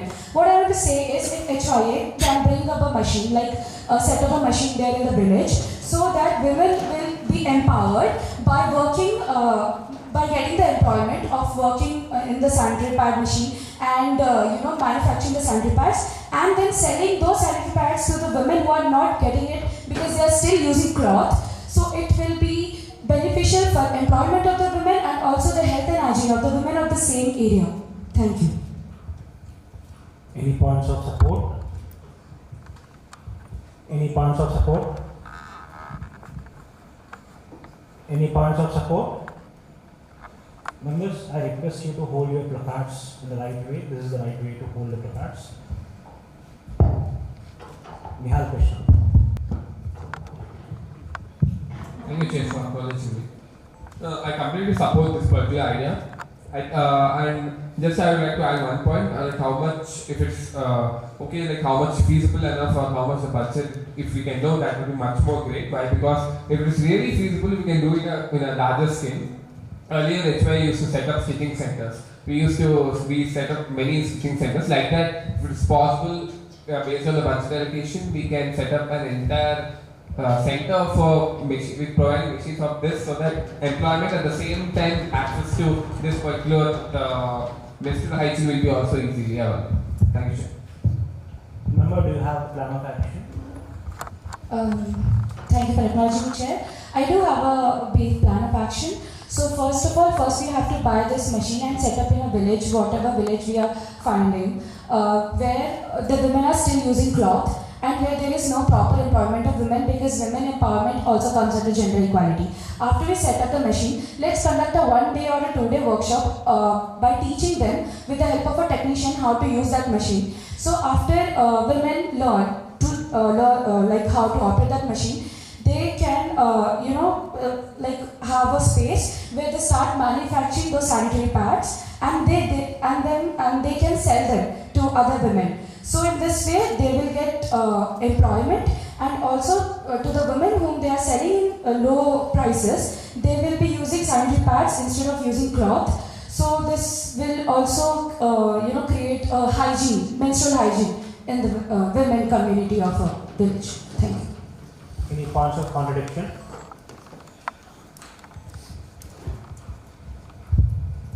Member to the extreme left.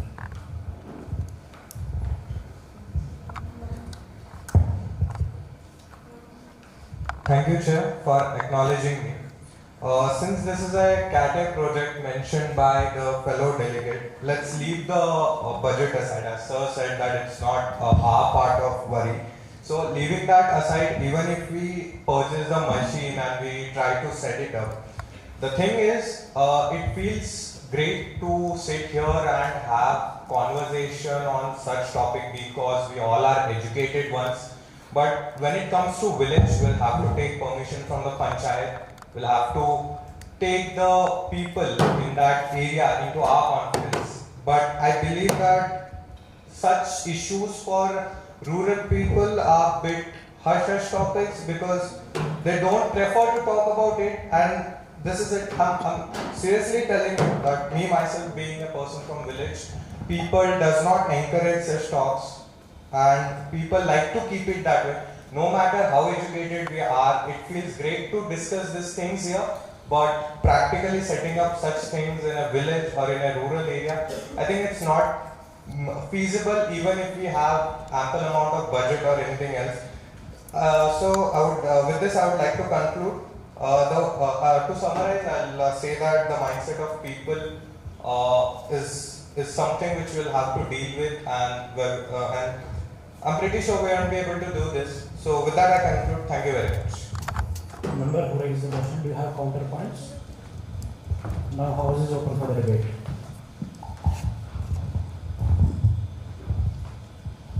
Thank you for acknowledging me, Chair.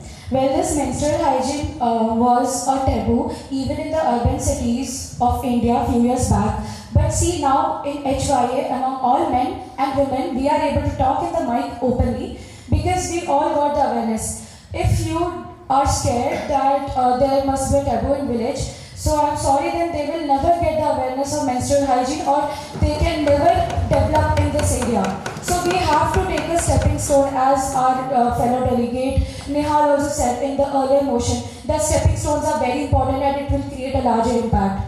Thank you. To counter you, I would say that you said we should put on stepping stone. So your motion should have been about, educating, creating an awareness. It shouldn't have been about the setting up an machine. So as you said, there should be a stepping stone. There should be a clear part to it, and I don't see that jumping 10 steps at a time rather than we can do it one by one. Yeah, I did said, but we'll have to. I'll still say that dealing with the mindset of people will be one thing, and I'm not just saying it based upon some Google facts. I have personally experienced this myself as a boy from village. I have experienced this, so I don't think Google or ChatGPT can match that. Even if there are facts. But I believe that the mindset of people, it can't be changed. That's it. As a students of Hyderabad Youth Assembly, this is our responsibility to take such steps because we have to become leaders. And I request both the members to conclude.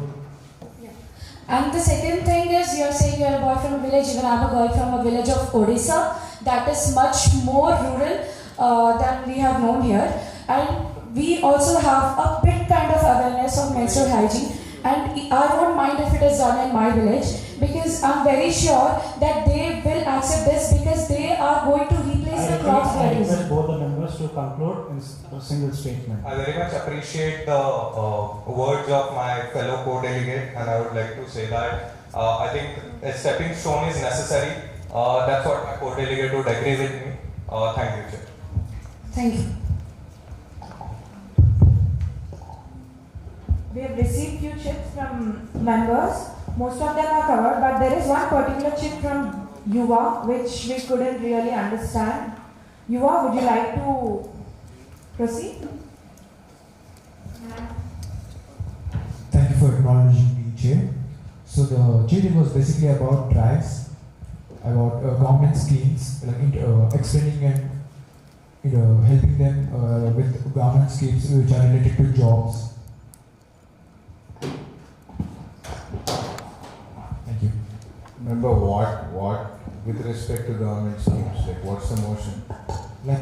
Conducting drives, awareness about government schemes which provide jobs to women. Okay. Any points of support? Go for it.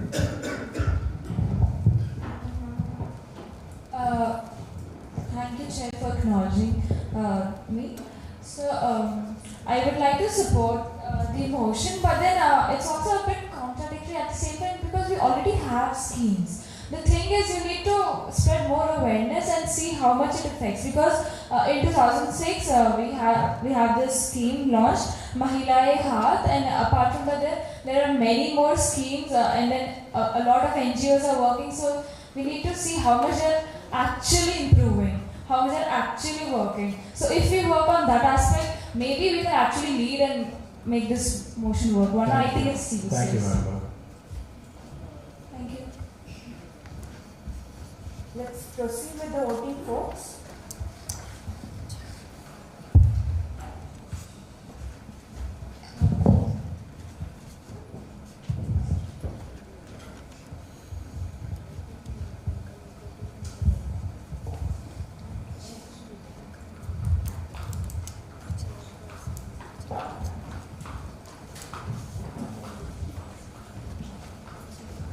So, 1 second, before we start voting, I have a chick from,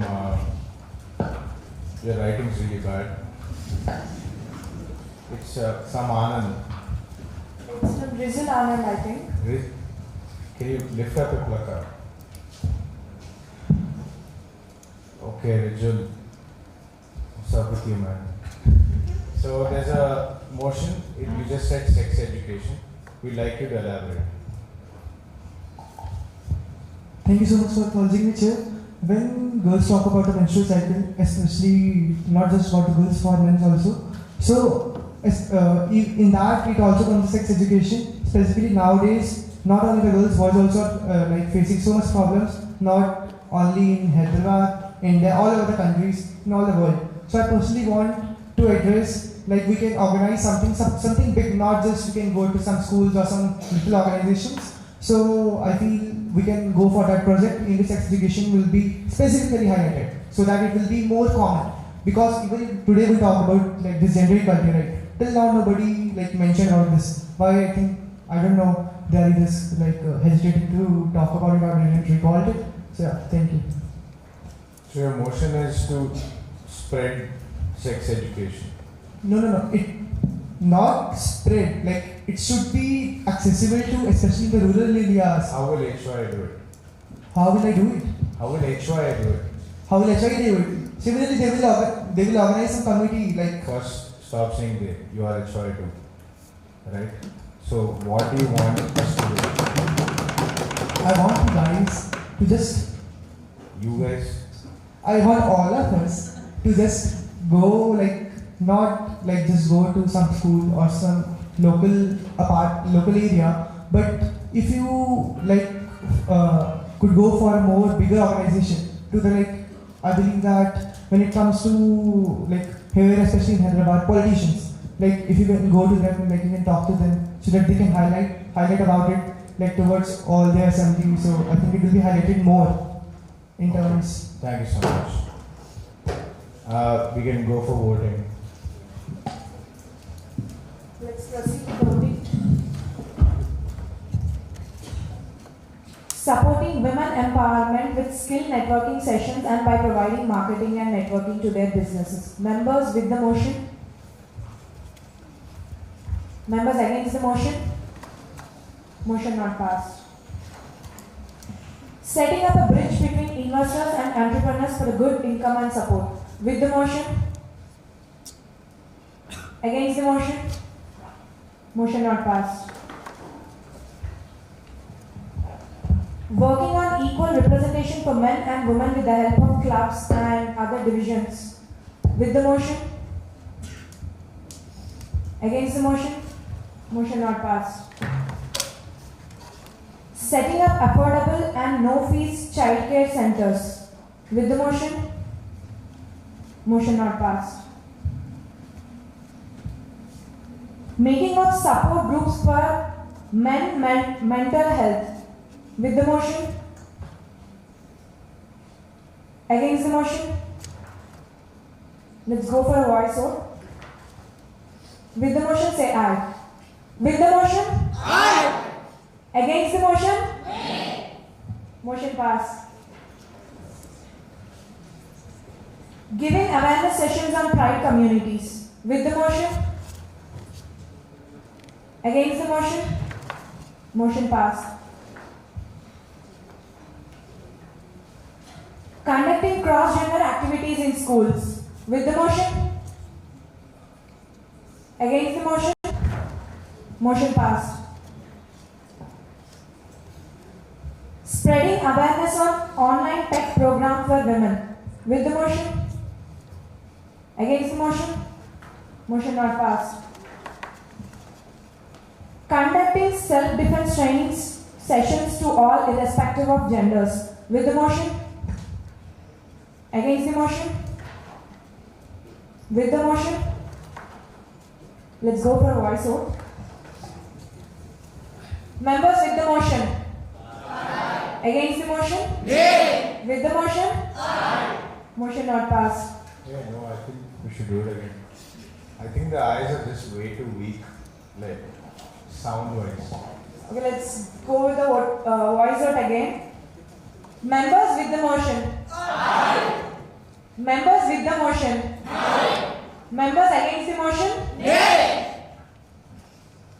Motion not passed.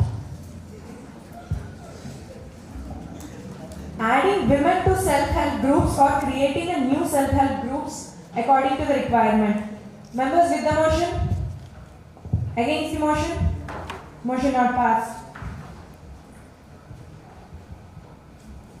Awareness sessions on women empowerment rights by collaborating with local rural bodies. Members with the motion?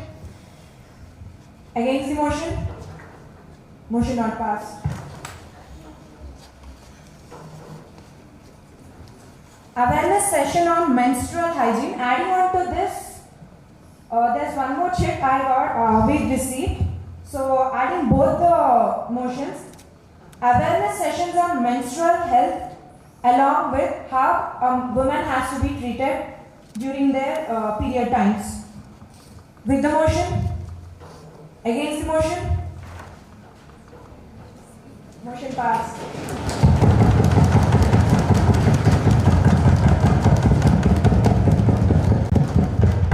We got 100% voting list for this motion. Next motion.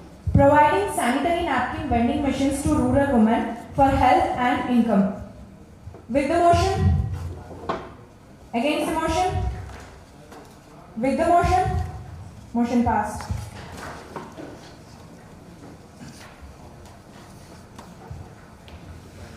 Providing awareness sessions on government schemes to women. With the motion? Against the motion? Motion not passed.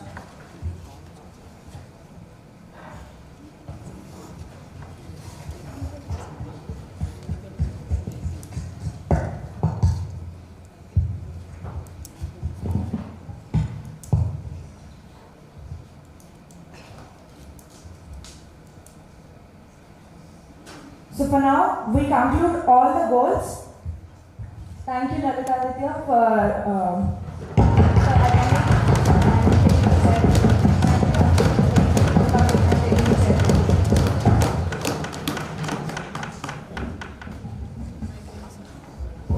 the house is adjourned for 2 minutes.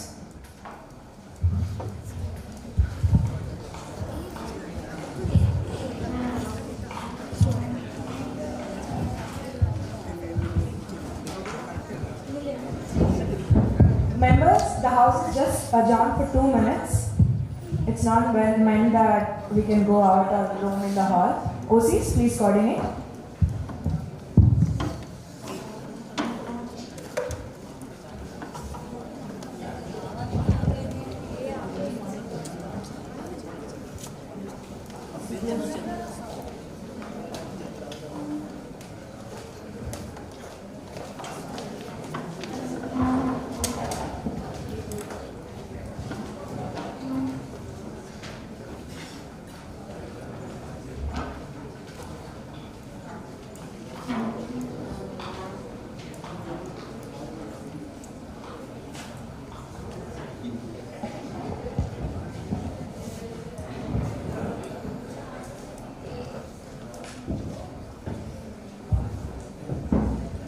How was the sessions?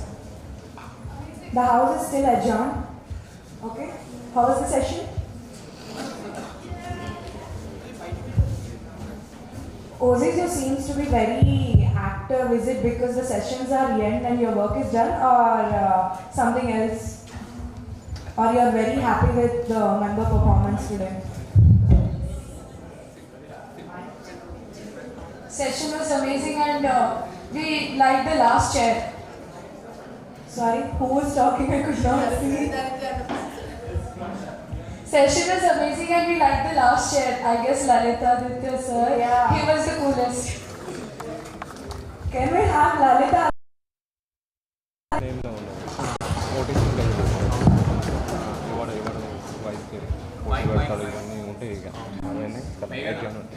బంద్ చేసి 15 నిమిషాలు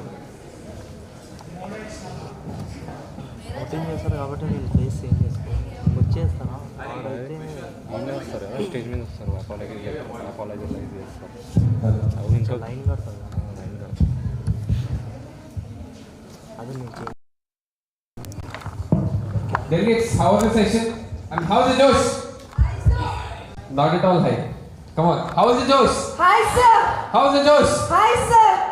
The chair itself is so high, but I'm really excited for the upcoming, for upcoming elections and voting.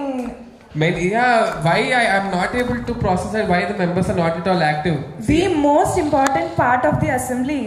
See, the chair table and the entire OC have worked so hard providing you utmost best breakfast, lunch, and you will be high tea. Please show some consideration for them also, right? How's the Josh? How's the Josh? How's the Josh? Okay.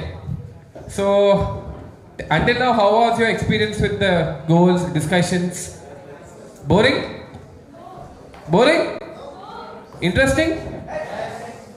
Everyone, interesting or boring? Okay, I think now the chair will make us do some exercise because I have seen everyone are very sleepy. Like literally, you are in a feeling, "Appa eppudu odultarra babu," and a feeling lo unnaru. I can literally see in your all faces. Chair, over to you. Osis, please take the chairs. Everyone. Other than cameramen. Everyone, go to your places. Now, if cameraman and the andar camera pattukokandi, please. Only two. Sorry. Go, everyone. Osis, go to your respective places. Chair, you can take any particular seat. Any chair, we have so many chairs here. Come on. Okay.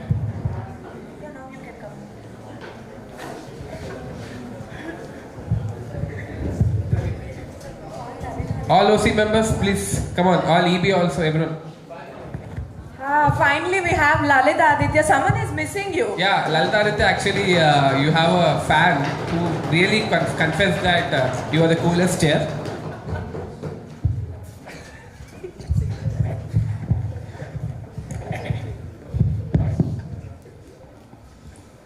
So, can we have the activity? No. Yes, we will do. We do.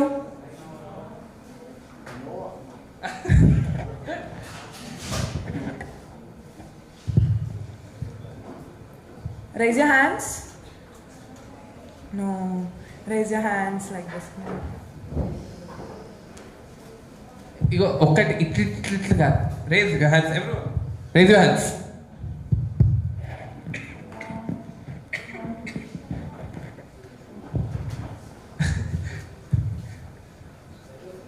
Yeah, we can see you, each and everyone. Those who are not raising also.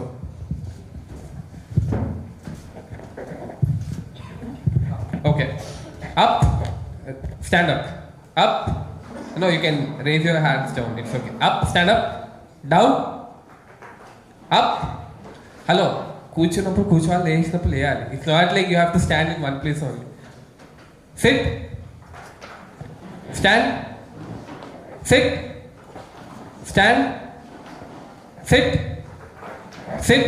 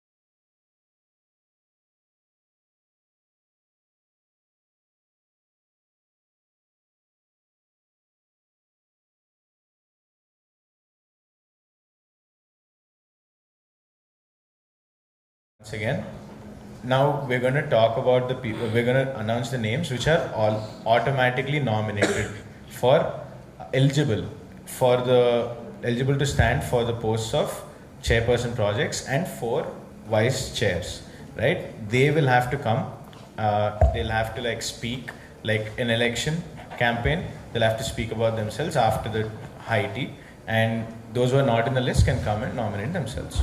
Cool? Yes. After the high tea, you will be given 30 seconds of time for your speech so that you can tell whether you are participating for chair projects or vice chair.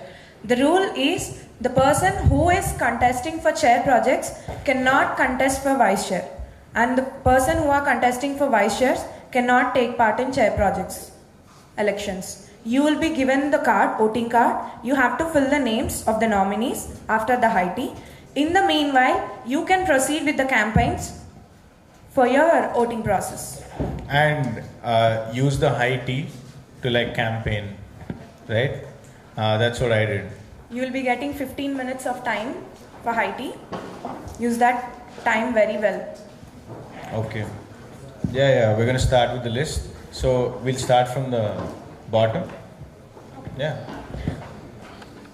We'll announce the names of the nominees. Nominees, please stand up with your placards. P. Sai Rohit.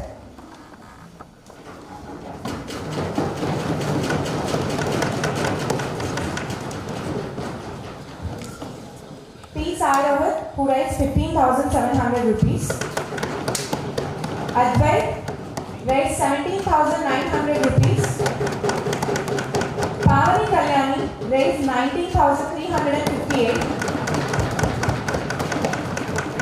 Jenica raised 20,200 rupees. Do we have Jenica? Amulya 22,500 rupees.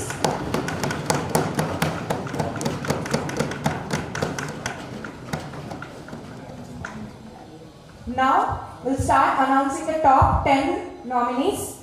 Pranavi 24,000 rupees. Siddhi 25,000 rupees. Is Siddhi here? Okay. Akhil 26,916 rupees.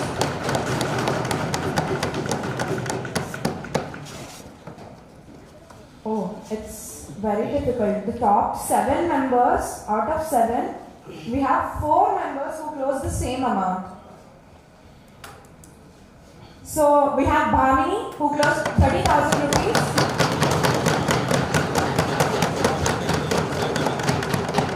We have Raina Khurshid who closed 30,000 rupees. I'm really sorry if I pronounced your name in a wrong way. We have Rumaisa who closed 30,000 rupees.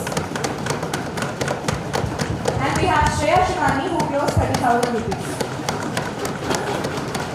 Now it's time to announce the top 3 nominees. We have Yogita who closed 31,000 rupees. We have Kritika who closed 31,332 rupees.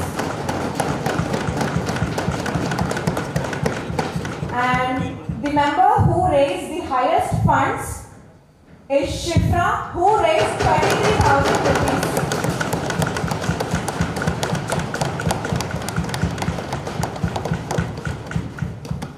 So these are the 15 nominees. I think we have only 14 in the hall, right?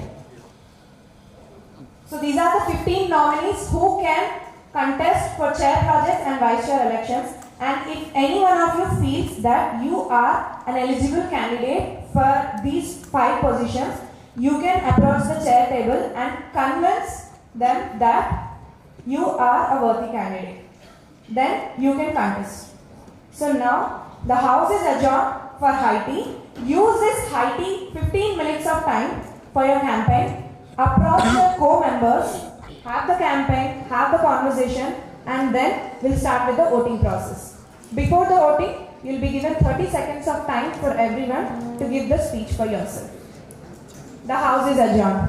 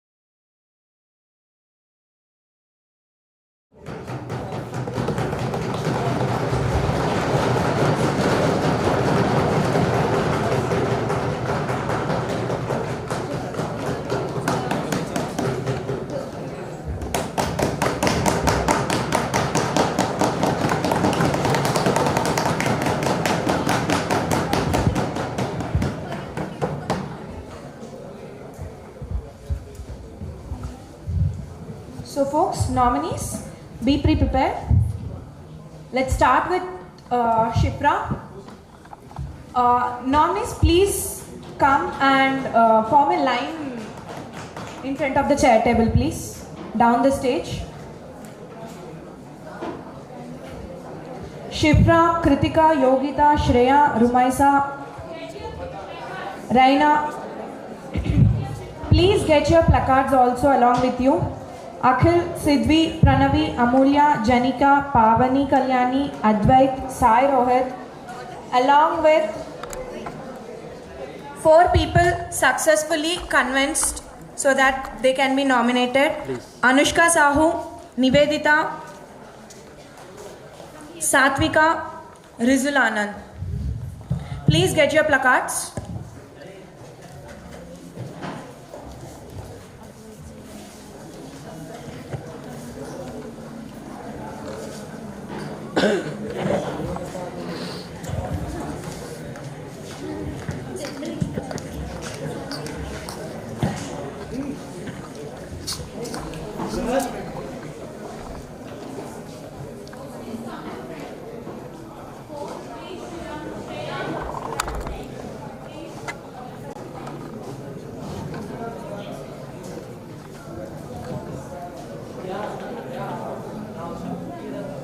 So folks, I hope all of you are prepared for your speeches.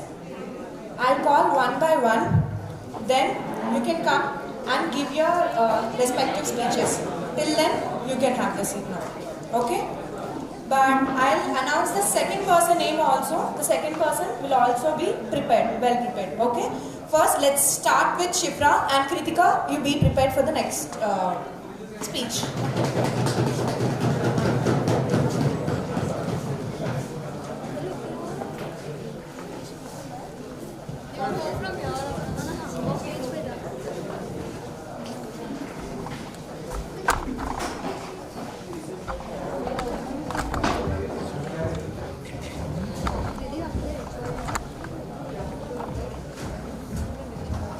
If anyone is walking on the stage, please walk from the back side. And you'll be given 30 seconds of time. Introduce yourself and introduce the post that you want to participate, whether you want to participate in chair projects or vice chair, and then tell why people need to vote you. You'll be having only 30 seconds of time. Other than that, not even 1 second will be given to you.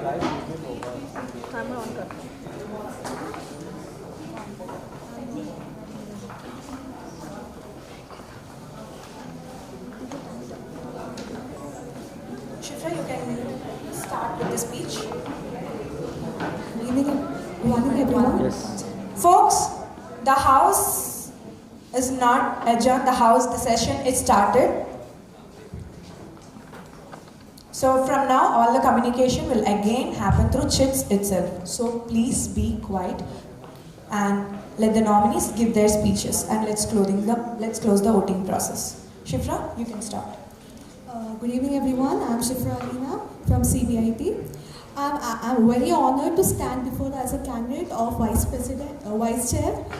I believe that leadership is all about listening, understanding, and focusing with the teamwork to achieve our goals. I'm very much committed towards honesty, dedication, and hard work towards our team. And I would lastly say that I have raised the highest funds. Though it was very challenging for me during this 1 week, I got so many rejections, so many no's. Still I was able to convince people, still I was able to do it. Still I was able to raise the funds. Your time is up. Yeah. Thank you so much. If you feel that I deserve, please support me. Thank you.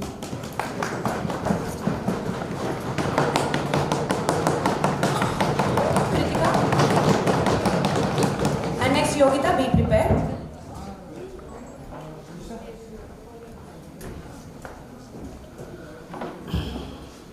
Your 30 seconds starts now. Good evening, everybody. You all know, right? I'm Kritika Reddy. As I already told you, the reason why you should vote me because I'm so friendly and free with all. All your opinions are definitely taken into consideration. So I request you all to vote for me. And that's it. The position which you're going for. Okay, I'm nominating as a vice chair. I'll make sure that all your opinions are taken into consideration. I'm friendly with all. Thank you.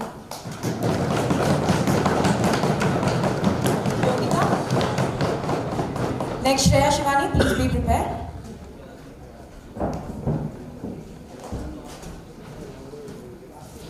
Your 30 seconds starts now.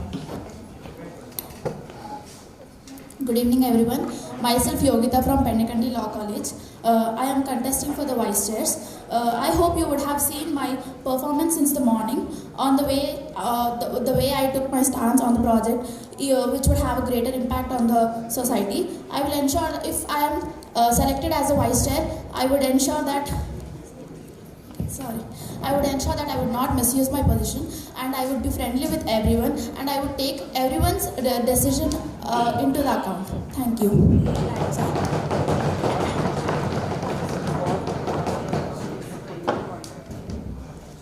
Shreya Shivani. Next, Rumaisa, please be prepared. And your 30 seconds starts now. Good evening, everyone. I am Shreya Shivani from CBIT. So, firstly, I want to say that I'm pretty sure all of you noticed me holding the placard up a million times and being recognized half of it. And I wish I could have spoken more. But I always have a lot of points to talk on.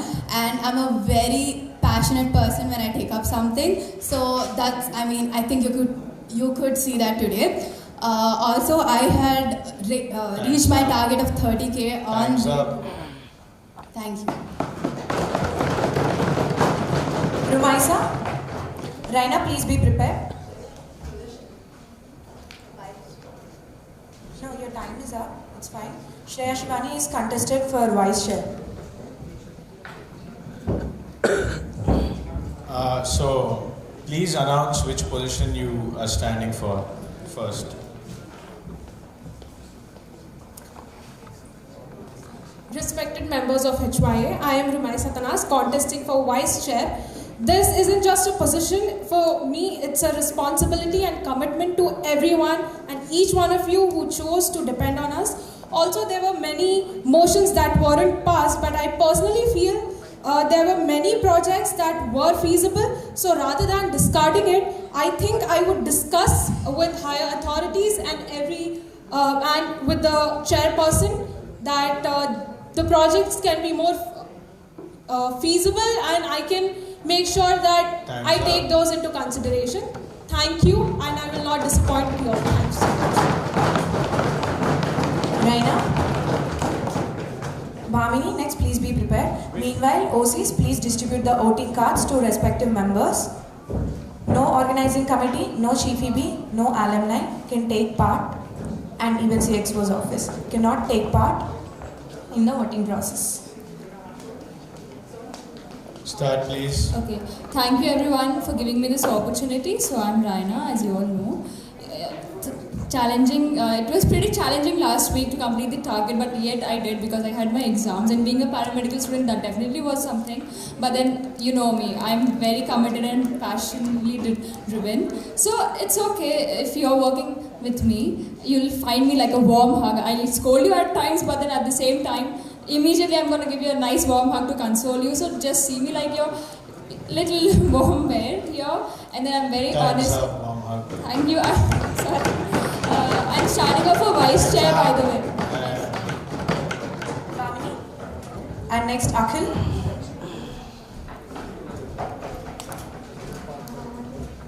Good evening to one and all. I am nominating myself for the chair project this season. And I'll not be commercial. I'll have a friendly network with all of you. I am not only one person here, we are together. And this is our season phase 1, season 14 phase 1. So I feel if you all support me, we all together can make this season a blast. Thank you. Akhil. And next, Sidvi. Sidvi is not there. Next, Pranavi, please be prepared. Good evening, one and all. I'm Akhil from GRIT. I'm contesting myself as Vice Chair of HYA, which is a part of Street Cause. I'm also a part of the Central Operations team in Street Cause Hyderabad. I have experience in these kind of things in the past, so I can handle this and I'll be cool with everyone over here. So I nominate myself. I ask you to vote for Vice Chair of HYA. Thank you. Pranavi. Next, Amulya, please be prepared.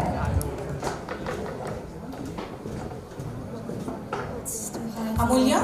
Just a minute, Pranavi. Amulya, are you there? Please be prepared, come. Start. Okay. Hello people, I am Pranavi running for Vice Chair. I'm going to tell you the things I'm going to do as Vice Chair when I have the time to say it. But right now I felt like everybody had a vision today that just did not get implemented because, majority. And if I become the Vice Chair, maybe I'll take into consideration the minority visions too. And then really fun, although I may not promise high tea, if you know what I mean. And yeah. Yes, primarily I'll focus on the minor goals. Yes. If you know what I mean.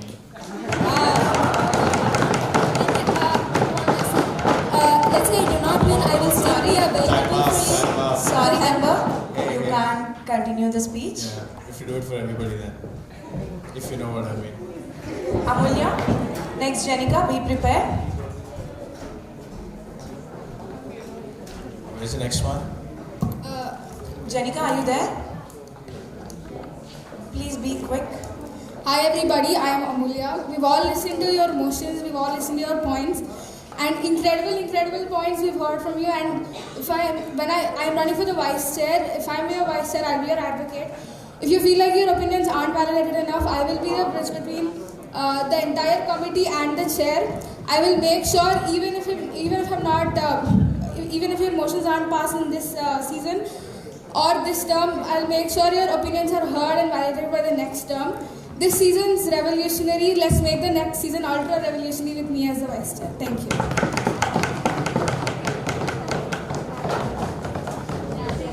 Amulya, you are contesting for Vice Chair. Next, Pavani Kalyani.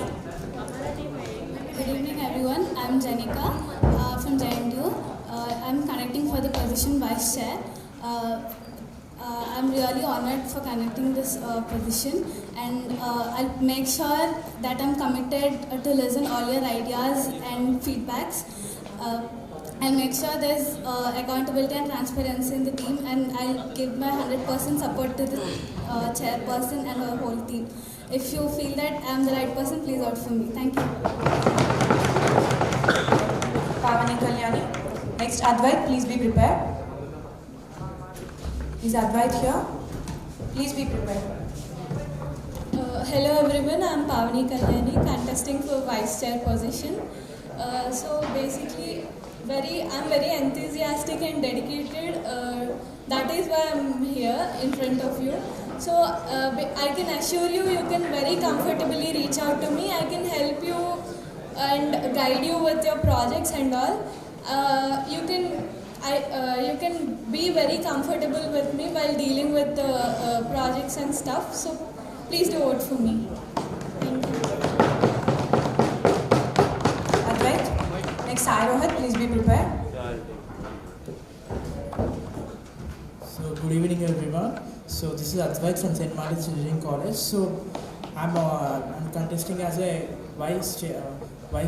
So please vote me. Also I'm very friendly, and also I'm a part of Street Cause coordinator, and I listen to each and every other votes and decisions. So please vote me. Thank you.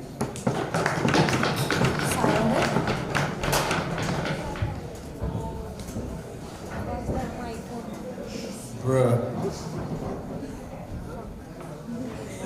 Anushka Sahu, please be prepared next.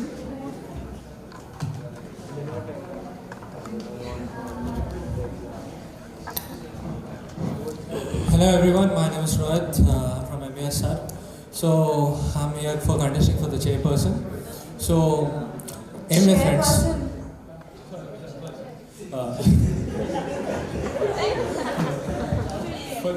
It's chair projects. Yeah, for the chair projects. So So my only intention is let's work friendly. So let's take out the tag of chairperson or vice anything. So without that, aim pressure under the attitude will not be built. So let's work friendly and let's make projects very interesting and okay, we'll succeed the project. Thank you. Nivedita, next be prepared.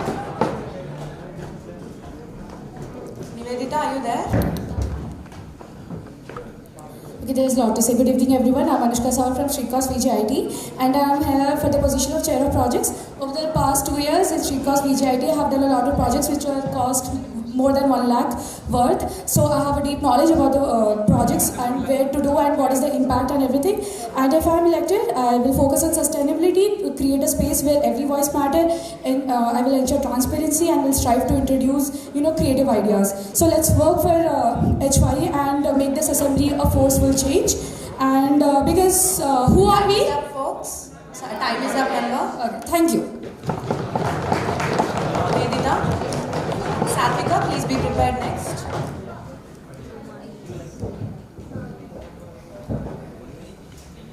Satvika, are you there? Please be prepared. Hi everyone, I'm Nivedita. I'm basically fully committed to HY because that is the reason why I joined. And under my leadership, all of your opinions will be heard and the discussions will be done. I hope all of you guys vote for me because with me, it's no pressure, nothing, and I'll do most of the work. So, thank you. You're contesting for which position? Contesting for Vice Chair. Next, Rizul Anand, please be prepared. Hi folks, what's up? Give a shout out, guys. Pretty boring. Okay, hi guys. Good evening, everyone. I'm Satvika Vattini from 3rd year of Chemical Engineering and a proud member of Hyderabad Youth Assembly.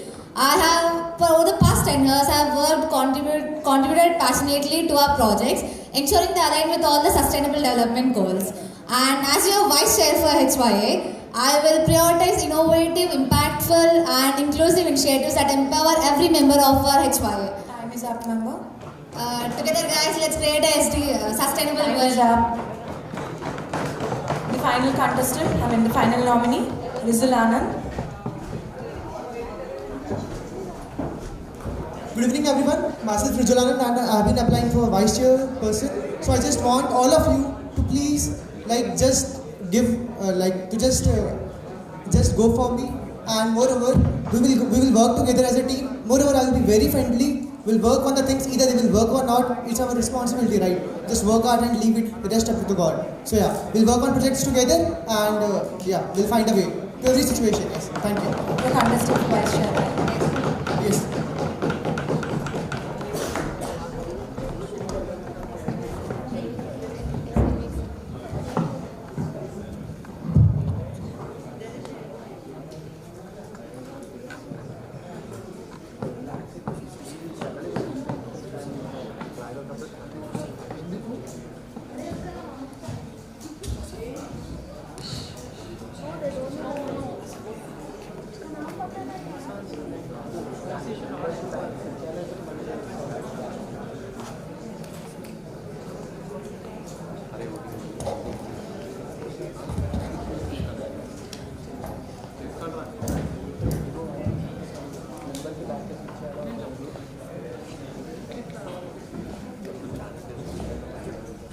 So folks, now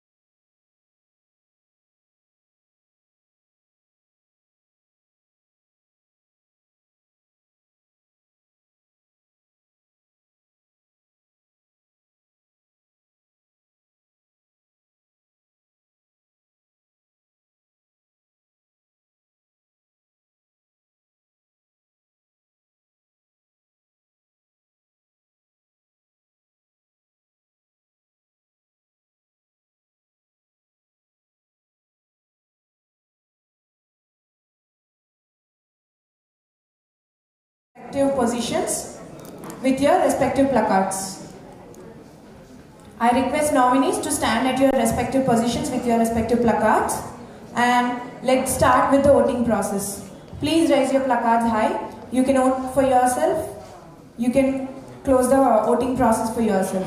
High, low, however you want. It's up to you guys. Make sure your name's visible. Make sure you're visible. Make eye contact. You might get a vote or two like that.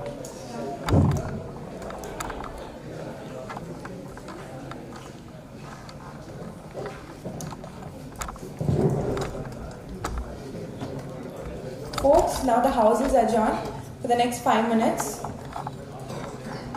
You can use those 5 minutes for your voting process. OCs, please make sure that you are collecting every voting card and you are submitting it to the President.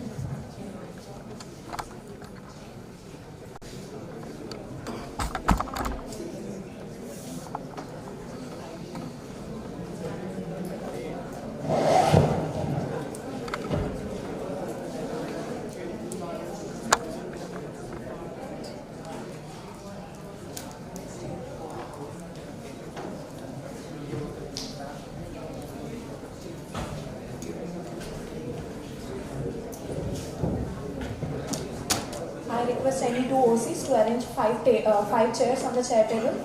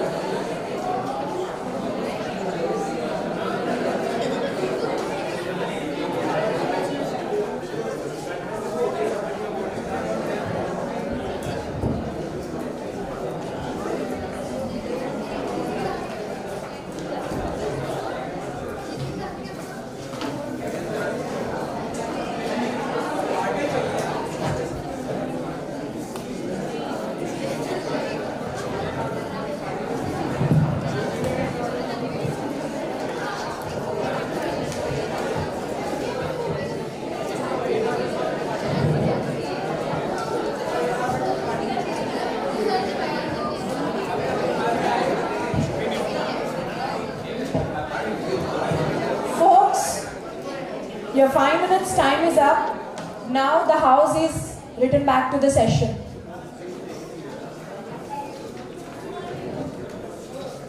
Did everyone give a voting card? Everyone. Voting card. Give a voting card.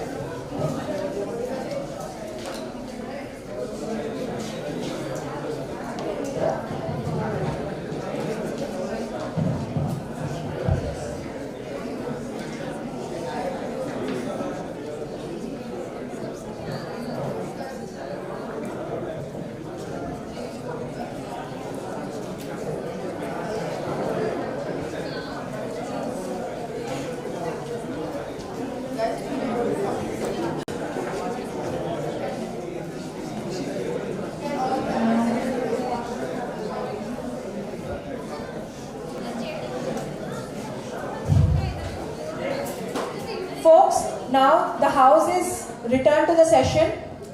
Organizing committee, please ensure that every member is giving you the voting card, and please submit all the voting cards to CXO's office and alumni.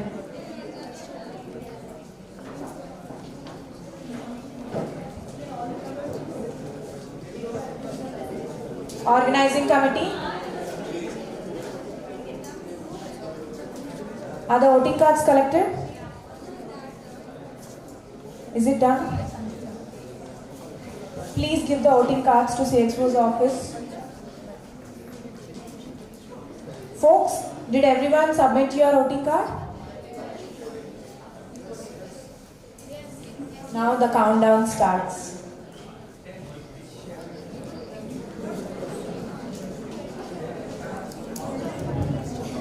Now is every voting card collected? 100%? Okay. Now the house is adjourned. So let's, my favorite part, one more favorite part other than elections. Yeah, I'll be coming down from the chair table right now.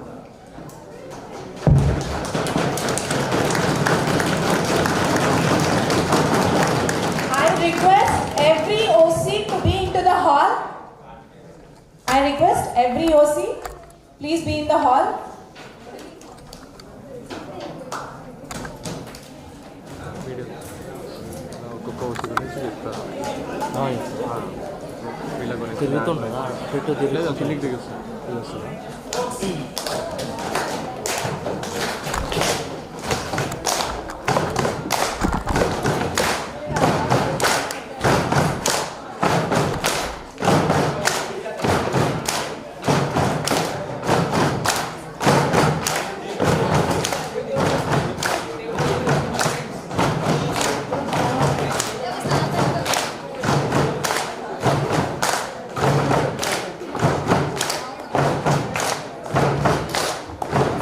Is every OC here?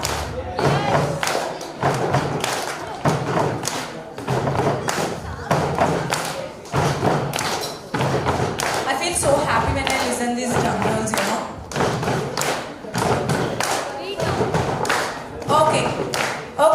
Okay, folks. Since the house is adjourned, I would like to acknowledge all the organizing committee. Very thank you so much for your efforts. It's been like around 2.5 to 3 months. They've been working on the member applications, fundraising, group discussions, personal interviews, induction, decks, reels, my speakings also.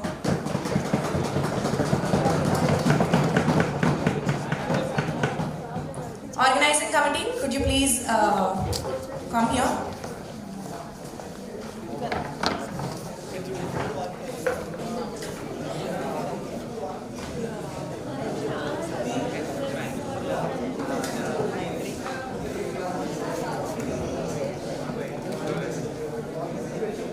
Guys, everyone, you can remove your walkies now.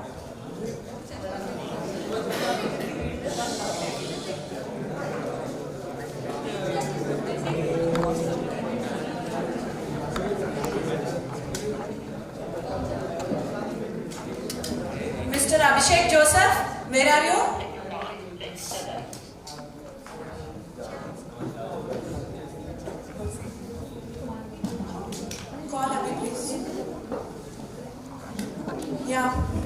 So,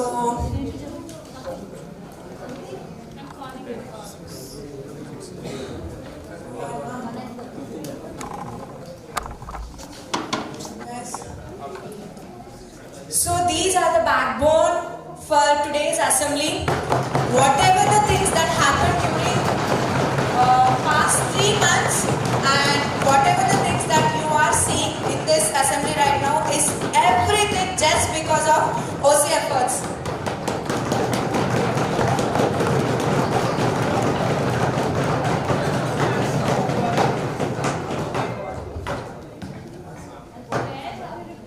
Supporting OC, come. Come.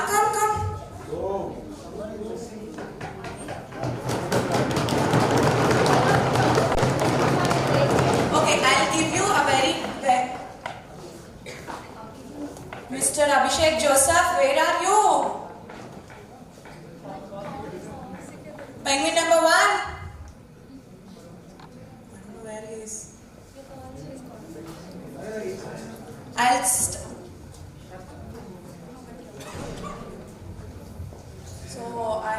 start off from there. So I'll start off with this tall guy. He's Raghu Verma. Mr. Abhishek Joseph, everyone is waiting for you, ma'am.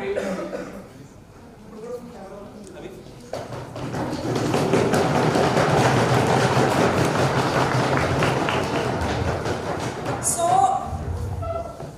he is one of the savior for HYA 14 digital team.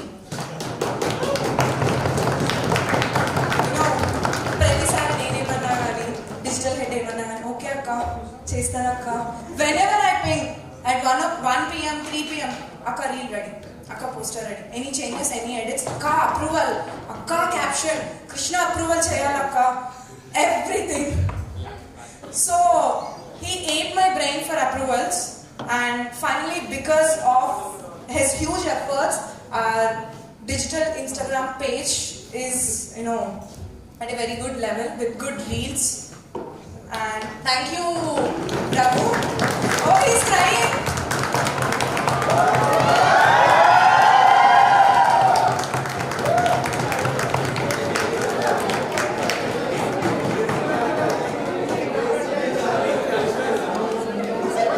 And then, can I have the 2 penguins here, please? So there's a special story for these 2 people, Vivek and Abhishek. So, Janta Pakshulu antaru Telugulo. So these 2 people are like that. Wherever Abhi goes, Vivek will be there. Wherever Vivek goes, Abhi will be there.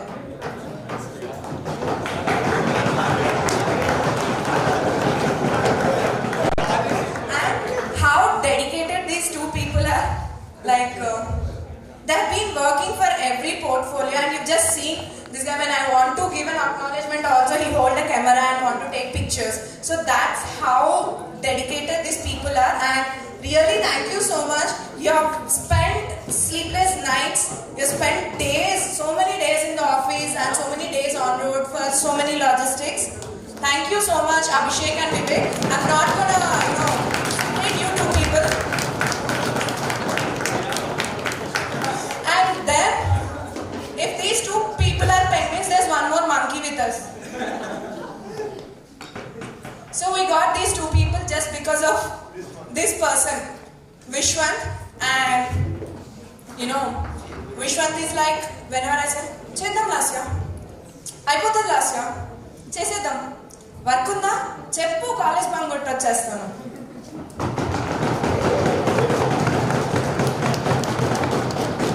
And he literally works so hard for everything, for venues, logistics, HR, calls, and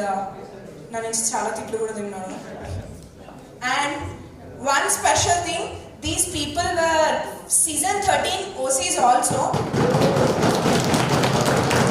And so this is the kind of experience that they got, and they are willing to work for season 14 again, and they made this day very successful with so much of efforts. Thank you, Vishwan, thank you, Abhi and Vivek. then we have Hetal. So we recruited Hetal in between actually. So problem is she doesn't know Telugu, I doesn't know Hindi. मेरे को हिंदी नहीं आता जाता बस. So, but still, even though she joined us in between, she mingled with all the people really very well. She handled the HR calls really very well. And worked like whenever I call, okay Lasya, we'll do that. And this is the update. On-time updates I got from Hetal, and that was a very great thing because getting an on-time update from OCs is a very huge thing, and really appreciate for that, Hetal. Thank you so much for joining us in between. And basically she joined for a member, right, and became an OC actually.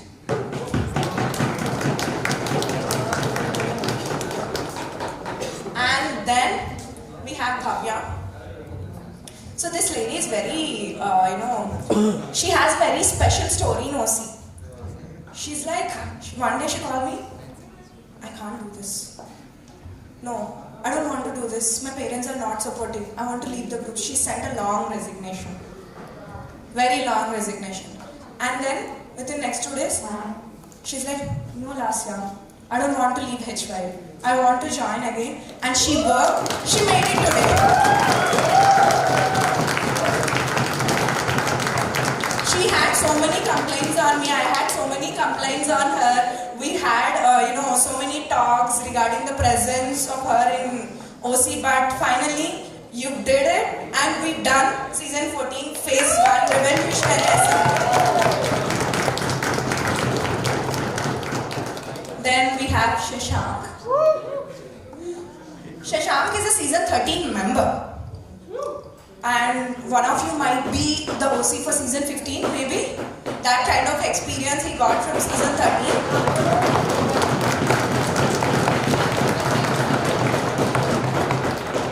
And I had so many complaints on Shashank actually.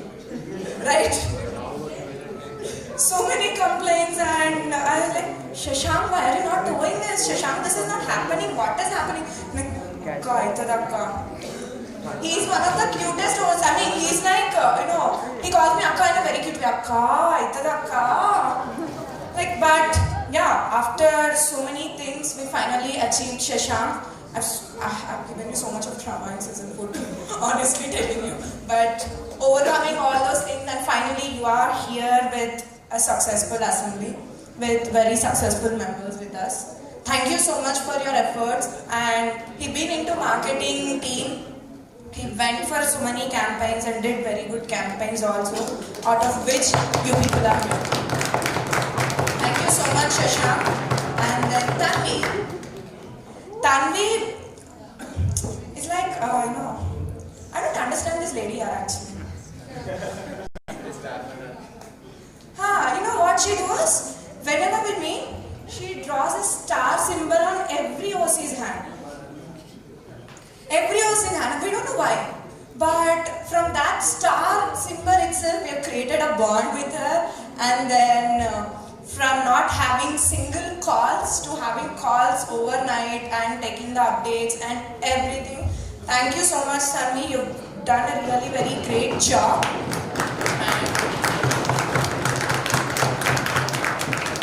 Then coming to Moise, not Moise, Khaja Ghaus Khan. It took me around 2 weeks to remember his name that it's Moise, right? So, initially I was scared of this guy basically. Okay? How fluently he talks, how fluently he communicates. So well, he communicates so well that I don't understand what he talks. But glad that he knows Telugu, and then he's one of the great support for digital team. And whatever the captions and whatever the message drafts that I do, I'll ask this guy, Moise, I need a message draft. Moise, I need a letter. Moise, I need that appointment letter to be ready. Moise, that invitation letter to be ready. And he responded on time and gave on time. That is the reason we have the inputs right now.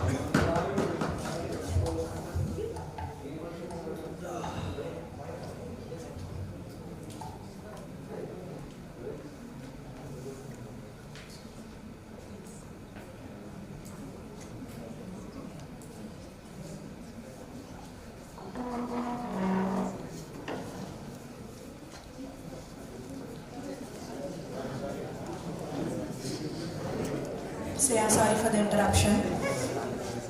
And where was I? Yeah, thank you so much, Moise, for your efforts. And no other words. I can't describe you at this moment. Okay? And then we'll go with Rishi. One of the naughty boy in the OCs.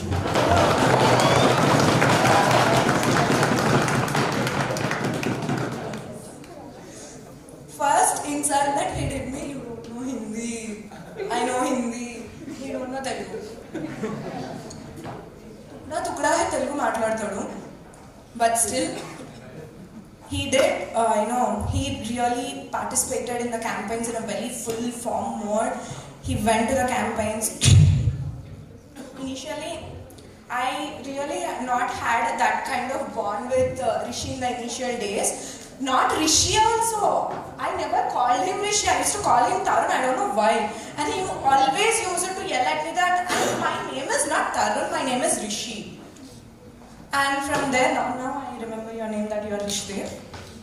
From there, not remembering name to enjoying our nights in the office, having horror stories and having some fun time, cool drinks, ice creams. What these people do, they'll order ice cream. I don't eat ice cream and they'll sit in front of me and eat. Every one of these people did that, right? Yeah, so and he's one of the lead in it.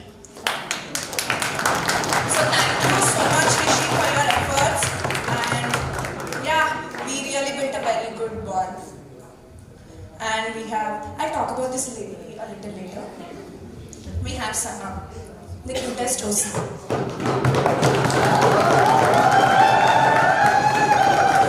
Very calm, very silent, very peaceful. Enta kopamlo unna Sana news okay. Arabudhi gaadu. So Sana also joined in between.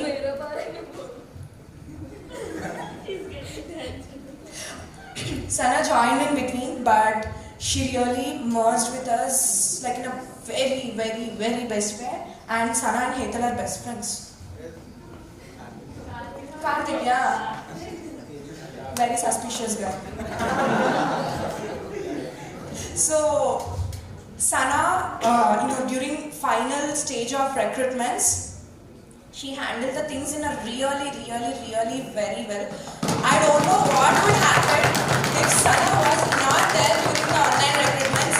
Sana, really, really, really thankful for you because of your efforts during those final weeks.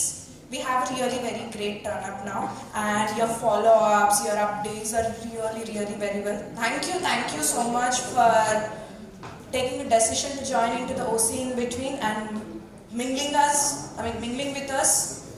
Yeah, that's it.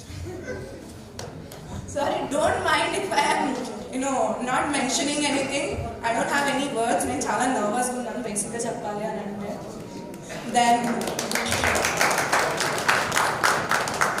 Then we have the Kinder Joy boy, correct?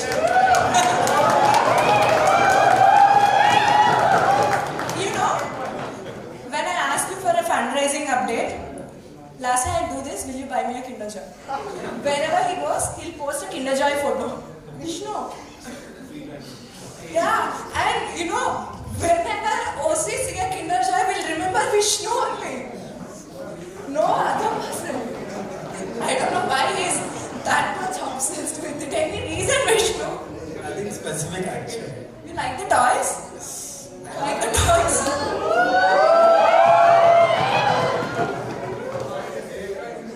So, yeah, I think if I have given enough trauma unto that, maybe Vishnu itself, daily Vishnu update. ఎంతమంది వచ్చారు, గ్రూప్లో add అయ్యారా, ఎందుకు add అవ్వలేదు, funds ఎందుకు రాలేదు, sheet ఎందుకు అవ్వలేదు.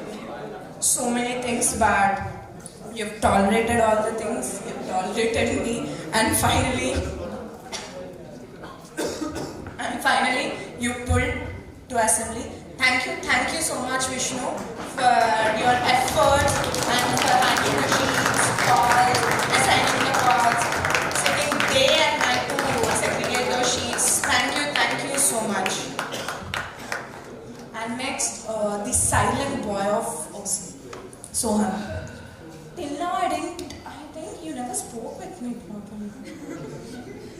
See, he'll always be like that.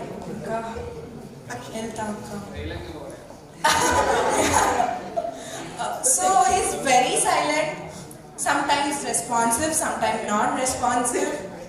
But finally, when there was a necessity, he came up, he showed up that yes, I'll do the work, and he did the work. Thank you so much, Sohan, for your contribution to make the assembly very successful. And then coming to the suspicious guy. Can you please come forward a little? So he's Kartikeya. Why I call him is very suspicious is నేను ఒక్కొక్కసారి చూసినప్పుడు నాకు ఒక్కొక్క యాంగిల్లో కనిపిస్తుంది. Exactly, Aparichitudu. Once, sometime, very, soft boy. Sometimes a laughing boy. Sometimes solid hacker. But he do edits in a really very great way. And since past 1 week, I'm killing him. I've been eating his brain. Karthik adavatledu, Karthik idavatledu. We need turn up, we need calls and everything. And he did it. Even he joined us in between only. But we never felt that Karthik joined in between. We really, merged in a very good way. Do you have So, yeah, thank you so much, Karthik, for your efforts. And really appreciate what you have done in the first session today. Very attentive. Yeah, thank you so much for making this happen. Srinija. Da. This is how she behaves whenever I take her name. Adaka, Iltaka, Vedaka. So she is a member from season 13. I yelled at her very badly in the beginning of OC days. If someone was there in her position, she might have left and she's like, no, I don't want to do. But she took all the things and she took it like a challenge, spontaneously react ayindi, and you did a really very great work and made the assembly in a very good way. You did really very good job. Thank you so much, Srinija.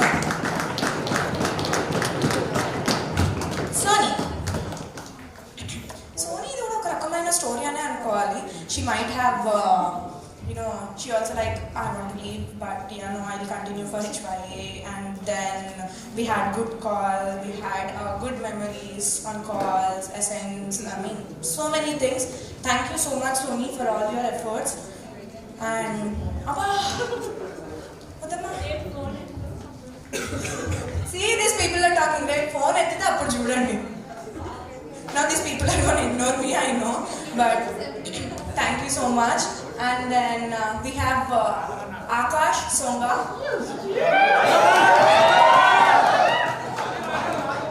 So, Agam Bhai and Agam candidate of the whole OC, suddenly called this. Sometimes I'm like, Akash, why are you doing like that, Anesi? But he never created a problem, and he did whatever the work that was assigned to him in a very great way. Thank you so much, Akash. Then we have Ritik Roy.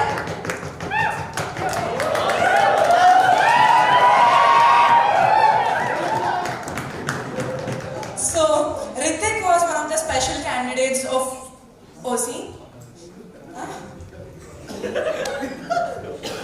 So it's like nenu finance vishayam ani sheets vishayam ani edana marchipina ani he will call me that he'll give an update that today we raise this much inta nee account ki transfer ayindi inta SC account ki transfer ayindi inta nato undi manam inka inta cheyinchali so much kallu moskoni nammochu anna candidate naku Ritik Kosi. Thank you so much, Ritik. You handled this and some other stuff also in the real. And whatever the things that you say, Lasya, sponsor తీసుకొనొద్దామా? Lasya, partner తీసుకొనొద్దామా? PR వాళ్ళతో మాట్లాడేసిన Lasya నువ్వు ఏం worry అవ్వాల్సిన అవసరం లేదు. V6 V6. TV9. Yeah, thank you so much, Ritik. Because of you, there are so many things that are happening today with very transparency. Once again, thank you so much. I don't have any other words to express. Let's talk about this lady. She is one of the very typical OC for me. It was very hard to understand her in the beginning. Not only for me, I think it is for every OC, right? Initially, it was very hard for us to understand Meghna, but later on, she opened up, she mingled, and she worked in a really, really great. Wherever you go, whatever the campaign videos you take, Meghna will be there, this Rishi will be there, Moise will be there. All these three are friends from SMEC.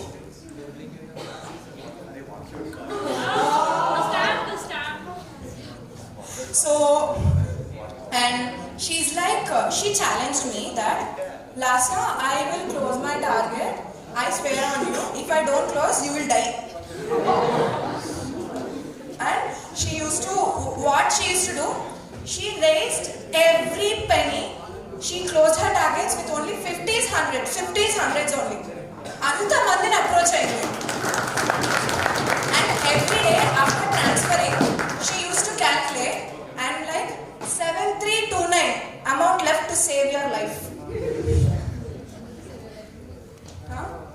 Yeah, she swear on me, no? So she wanted to close her target. So every day she used to send me messages like that. And after she closed her targets and after the works have been assigned, she was working on her portfolio. And when all the things were done, she said, Lasya, I said, I've closed my targets. And I did best job on this. And I'm really proud of her that she did really very good job. And yeah, not typical for me, Meghna. And then the most important candidate, I'm not hyping up him, but it is true. So his name is Chandrakant, and then we used to call him C1 because he is into central ops. Now for us, he is R1.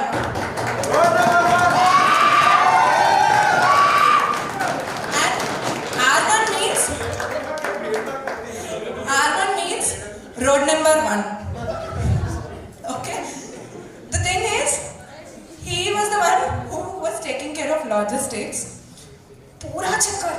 Hyderabad mottam chakkarlu kottevadu. That oka roju Begum Bazar lo unevadu, inko roju Troop Bazar lo unevadu to get all the logistics that what you are seeing on your respective tables right now. And he was there negotiating for the venues. I mean, he's like, Lasya, idabbaledu, iva aitene manaki pani avutayi, everything. He used to explain clearly each and everything to OC. And you know what? How he explained T-Hub to us? This venue. Board మీద road map వేసి chief guest convoy ఇలా వస్తుంది. And he did a really very great job. He was there whole night. He looked into the arrangements of all the things that what we have, along with the support of others. I'm not taking their credit. But yeah, I don't have words, Chandrakant. I don't know what would happen if you weren't that cooperative and that attentive towards your work.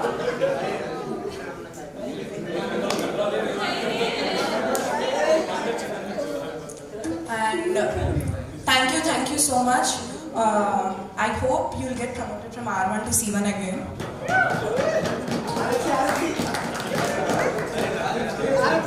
So after this, can I have all the supporting OCs?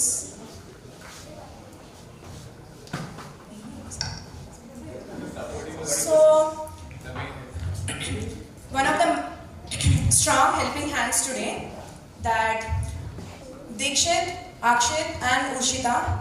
Akshit ki actually చెప్పాలంటే Akshit ki HYA ki అసలు సంబంధమే లేదు.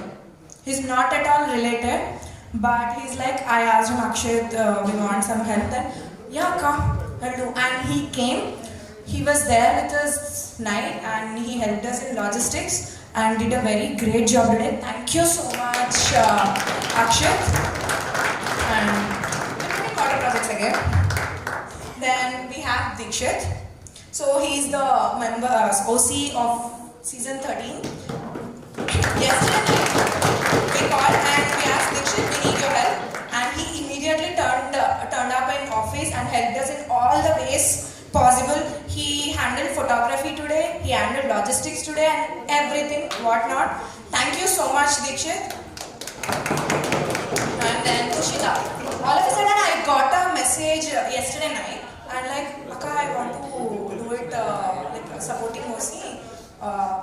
Can you take me? Yes, supporting OC, we want supporting OC. And then Urshita came. She did a good job passing on the mics, everything, handling the members, all the things without any flaws.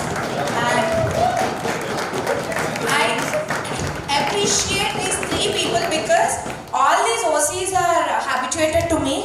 They are habituated to the work, but these three are very new. Maybe not Dikshit.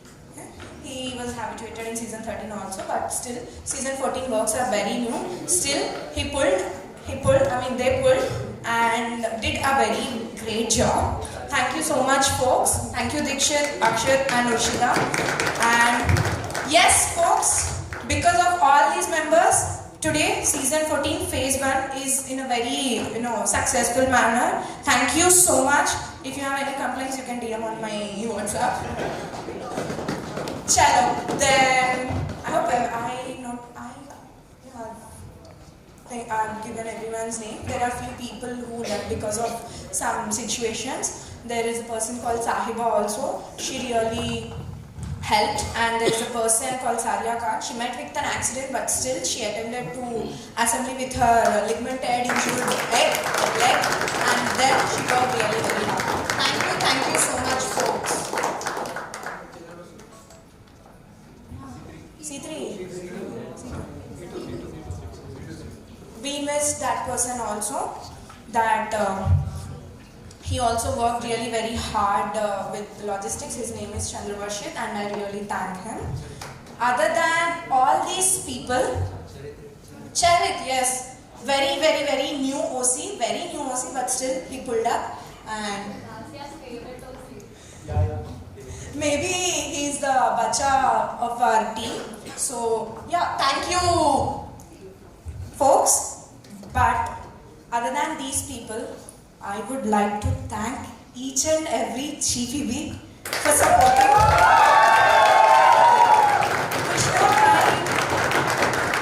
I really don't know what to address you at this moment. I don't have any words. You took so much of pressure and handled.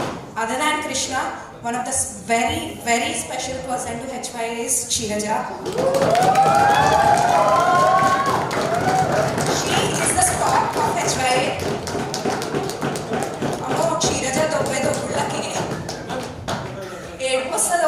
But because of her support, because of you, our phase 1 is successful. Thank you so much, Shiraja. I don't have any other words to thank you two people. Other than this, thank you all the Chief EB, Dhruva, Sunain, Sakit, Naimisha, Sanjula, Sunaina and Rahul. You have taken so much pressure on you and finally we pulled it up. Thank you so much again. Other than this, I would like to thank CXO's office also for supporting in a very great manner. Akshitana.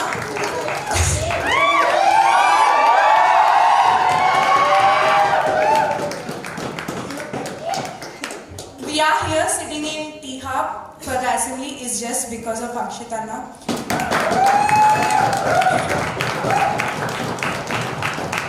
You were the face for us and you supported us in a really very great way. Thank you so much. And Tejesh, thank you so much. నాకు పేమెంట్లు కానప్పుడు Tejesh payment కాలేదు, తేజేష్ అది అవ్వలేదు, చాలా దొబ్బాను. Thank you so much for bearing me and bearing my nonsense. And I don't have any other words other than these two people. I would like to thank the CEO Shruti Chandra. She's currently not available, but she is the support for us. She was the support for and she'll be there for us for HYA and all the CXO's office will be there for HYA, not only HYA for street course by the way. So thank you so much, and yeah, I'll not take much time, I'll conclude it here. Thank you so much guys. Now it's time for results.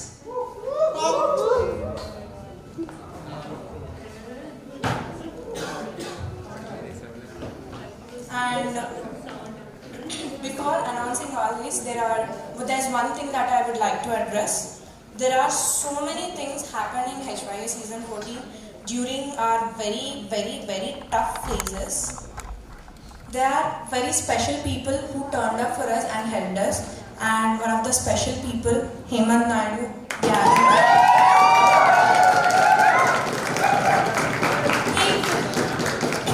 without any designation and without anything, he voluntarily helped us last year. I am there for you to help logistics, and without your help, we couldn't close the logistics. We might not have closed the logistics, Hemant.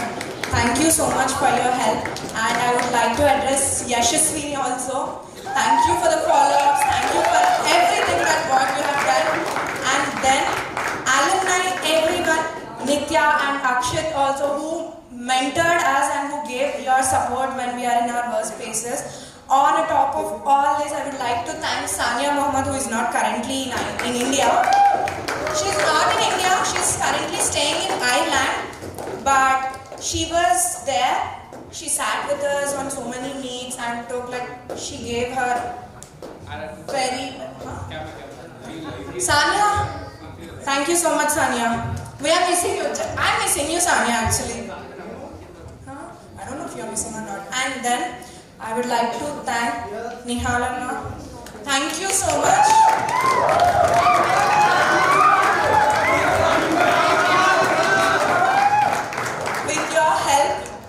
With your help, we could successfully have a very great chief guest interaction, and really thank you so much. You've been here. You came around 10 in the morning, right? From 10 till now, you're listening all my nonsense and bearing all of us. And really thank you so much for that. And one of our favorite persons, someone mentioned, right? That guy is really very cool.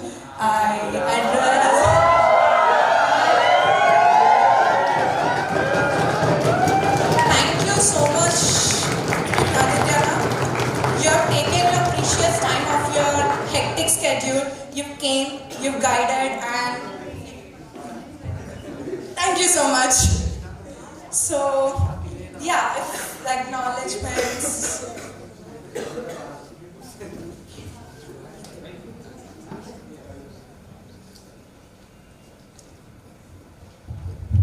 So yeah, last year has acknowledged everyone's efforts. We acknowledge and we recognize, respect the effort of every other volunteer in different roles in the organization. But on behalf of CEO's office also, I would like to acknowledge and thank Hemant for all his support. It was exceptional for the organization. Made a point in a situation where organization couldn't find chair for the HYA 14th season of HYA because of multiple reasons, commitments, and also quality and dedication. Like last year is the second person who is not from Chief EB but has chaired, and first person was Praveen Subulu, and he was not chairperson, he was chairperson execution. Last year is the first person who is not from Chief EB but she has become the chairperson. In that situation is in leave. At that point of time when organization was in need of support and help, Hemant has prioritized street course HYA season 14 over all his personal priorities, and he worked like an OC. I have seen Hemant working as an OC for season 12, and similarly he worked for season 14. So it's unfair if office doesn't recognize and acknowledge his efforts. We thank all the alumni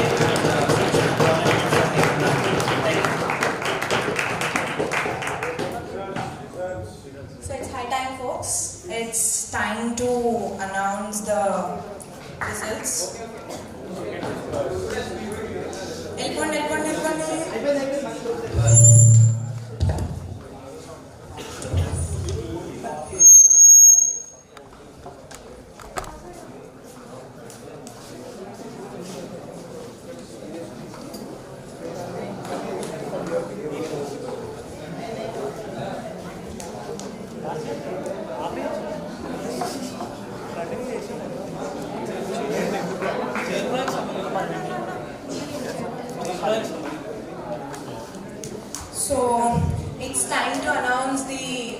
chairs and chairs.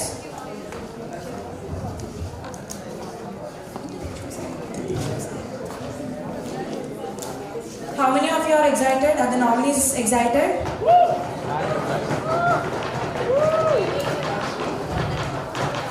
So, I would like to invite Nihal Krishna to announce the first vice chair's name.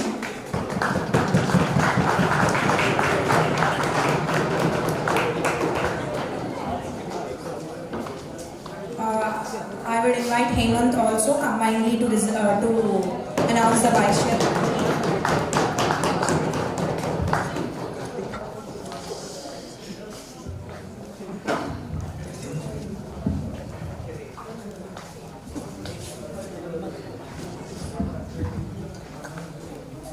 Okay. So, who all are excited? Come on. Tap, tap. Who all are excited? Okay. So, the first vice chair of the revolutionary season of Hyderabad Youth Assembly is. Come on, Josh Undala. The first vice chair of the revolutionary season of Hyderabad Youth Assembly is.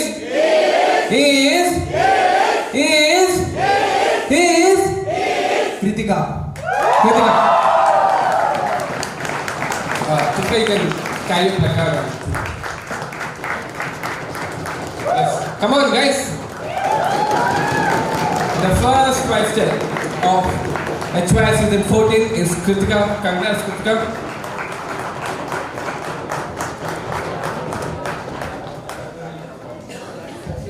Last one.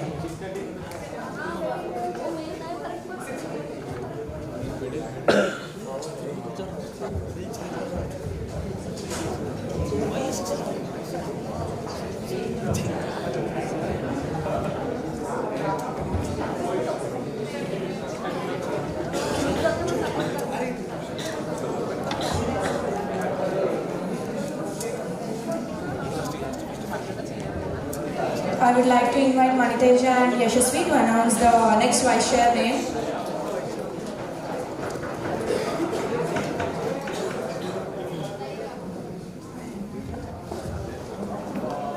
So the second vice chair of HYA season 14 is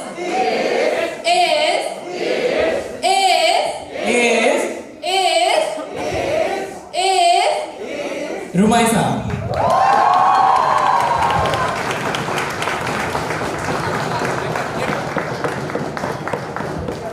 Vice chairs and chairpersons, elected people, please bring your placards whenever you are coming onto the chair table.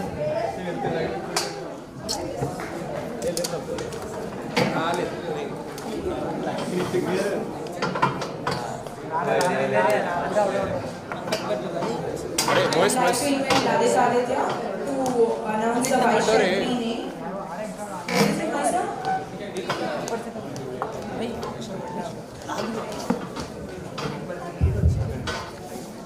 Okay, first of all, whatever was there in the tea, right?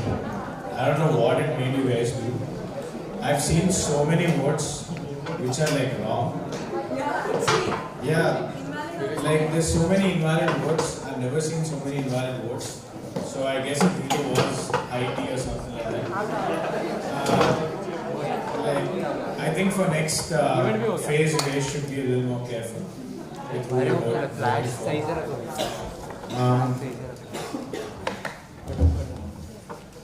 Alright, so the third vice chair for HY season 14 is. Wait, I can only hear this first row. I want nobody to say anything. I want the members to say it. So the third vice chair for HY season 14 is.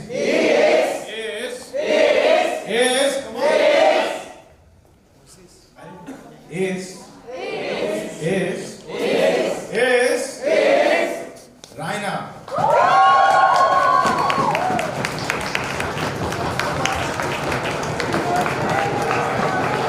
If you know what I mean.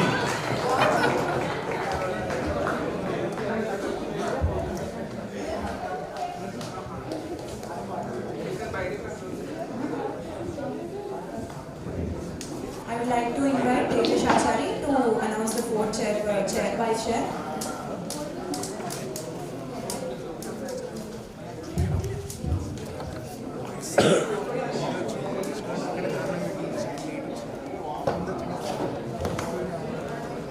So, the fourth vice chair for HY season 14. And trust me, I am not going to reveal the name until the decibels are out of the roof. Okay? Okay. Not out of the roof, under the roof, but to the ceiling. So the fourth vice chair for HY season 14 is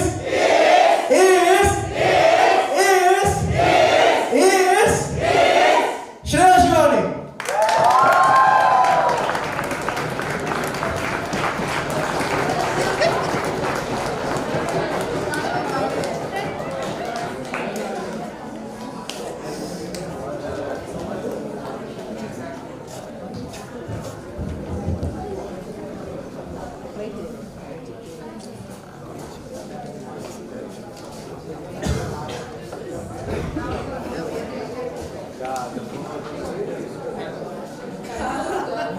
Actually, I'm scared of this person. I didn't see who is going to be the chair project.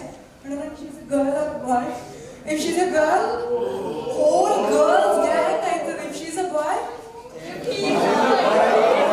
I think this is the very first time in the history of Hyderabad Youth Assembly, if the chair project is also a girl, then it will be a history of HY, the first time that the entire leadership position is acquired by girls. Revolutionary season, yeah. revolutionary season. But I don't know who is chair projects right now. I would like to invite Akshat Mopudi to announce the name.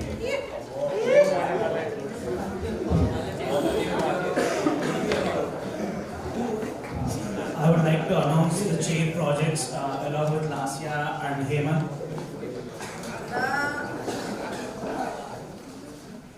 Chair projects for revolutionary season of HY Hyderabad Youth Assembly season 14 is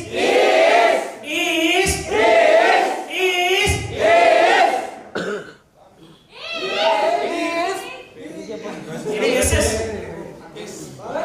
Any guesses? Any guesses?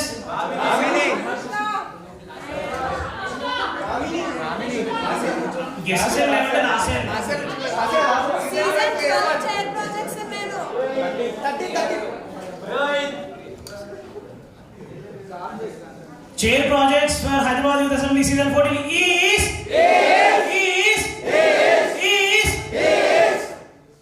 Sai Rohit.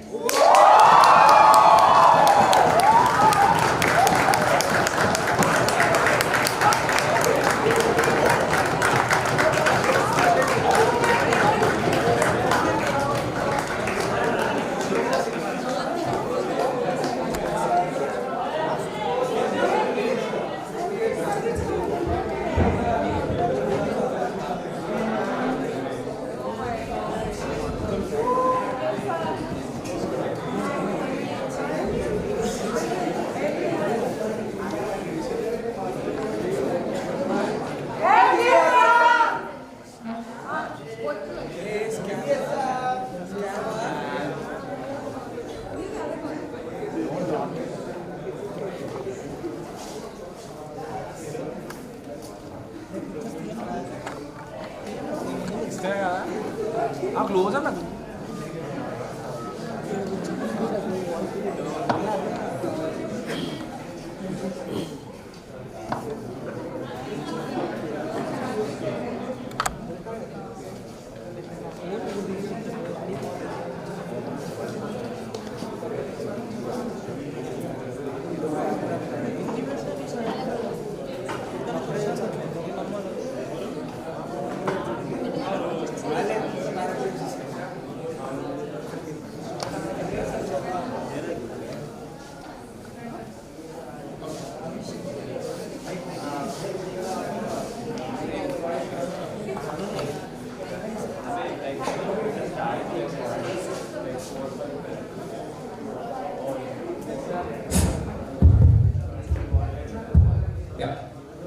So guys, Congratulations, you are the very first leadership team of Hyderabad Youth Assembly season 14, the revolutionary season. So this got repeated, I think in season 11, I think the same like all vice chairs are girls, one boy is chair projects. I don't know how you are feeling right now.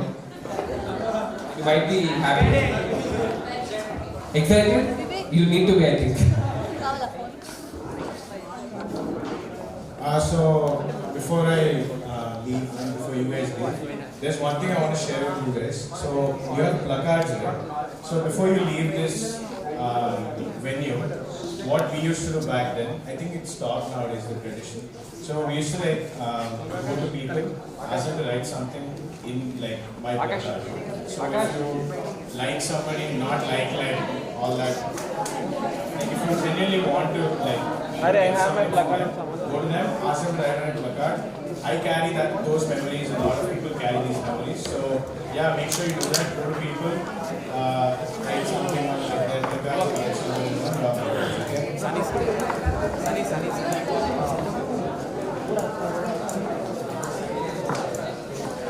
So yeah, we have come to the formal closure part of the Hyderabad Youth Assembly Season 14 Phase 1. Before closing, as the members of State CEO's office, Tejesh and myself would also like to acknowledge Lasya, the chairperson of Season 14. I know it's her assembly, her HYA, her season. We need to acknowledge because when it was the need of the hour and when it was required for the organization, she came in, she stood, she took up the responsibility, and also for the first time in the history of State Coast, the history of HYA, we have only one chairperson. It means a lot and we know what it takes to be there. Though I have supported, two officers supported, though the president of Hyderabad and email have supported, it's impossible.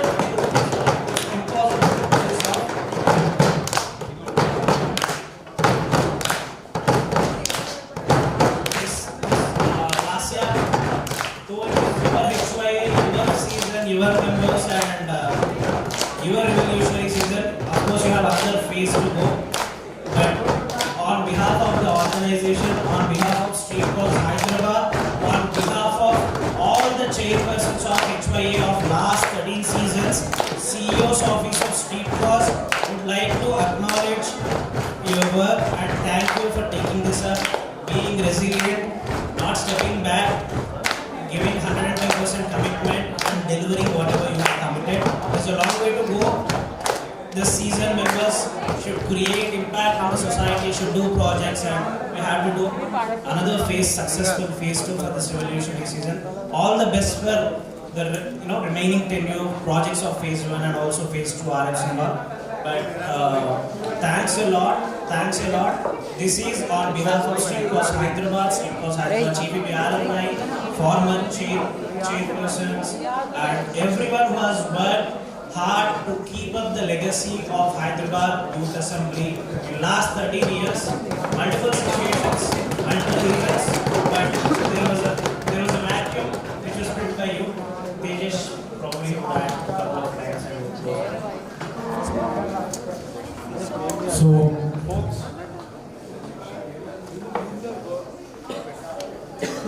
I'll close it in a single line. This tenure, this season should be the best season out there. Will that happen? Yes! Will that happen? Yes! Thank you, folks. Good night.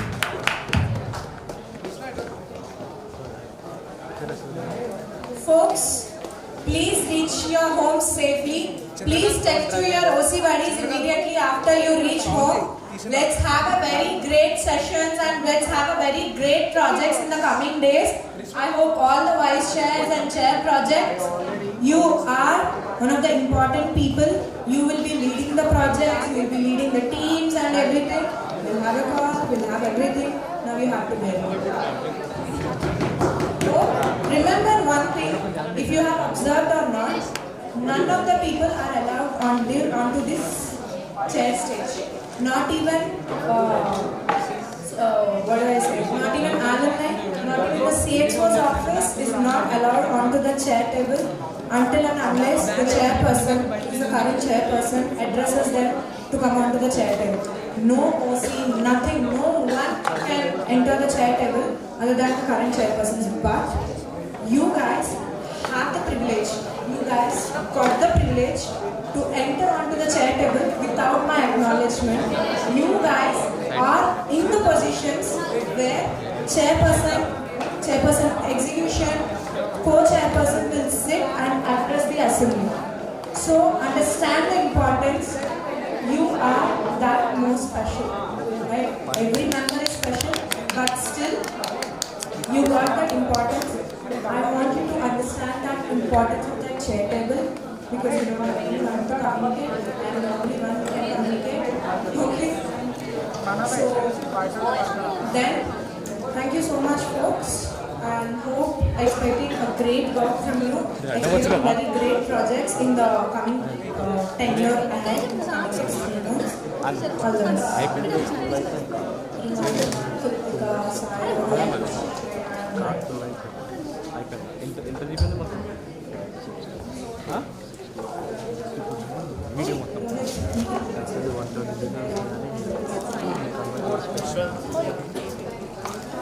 Please acknowledge me as well.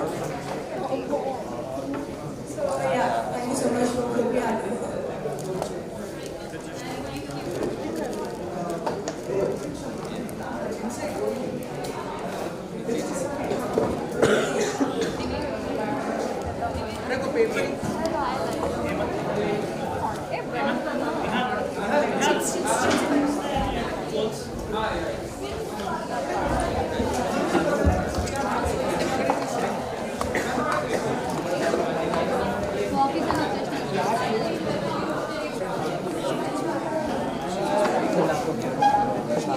अरे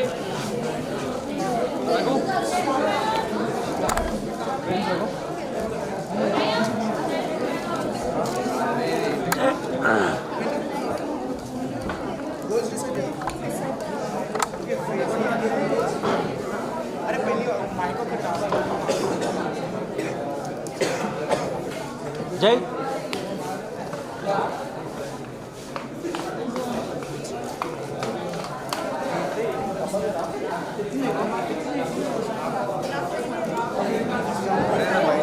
अबे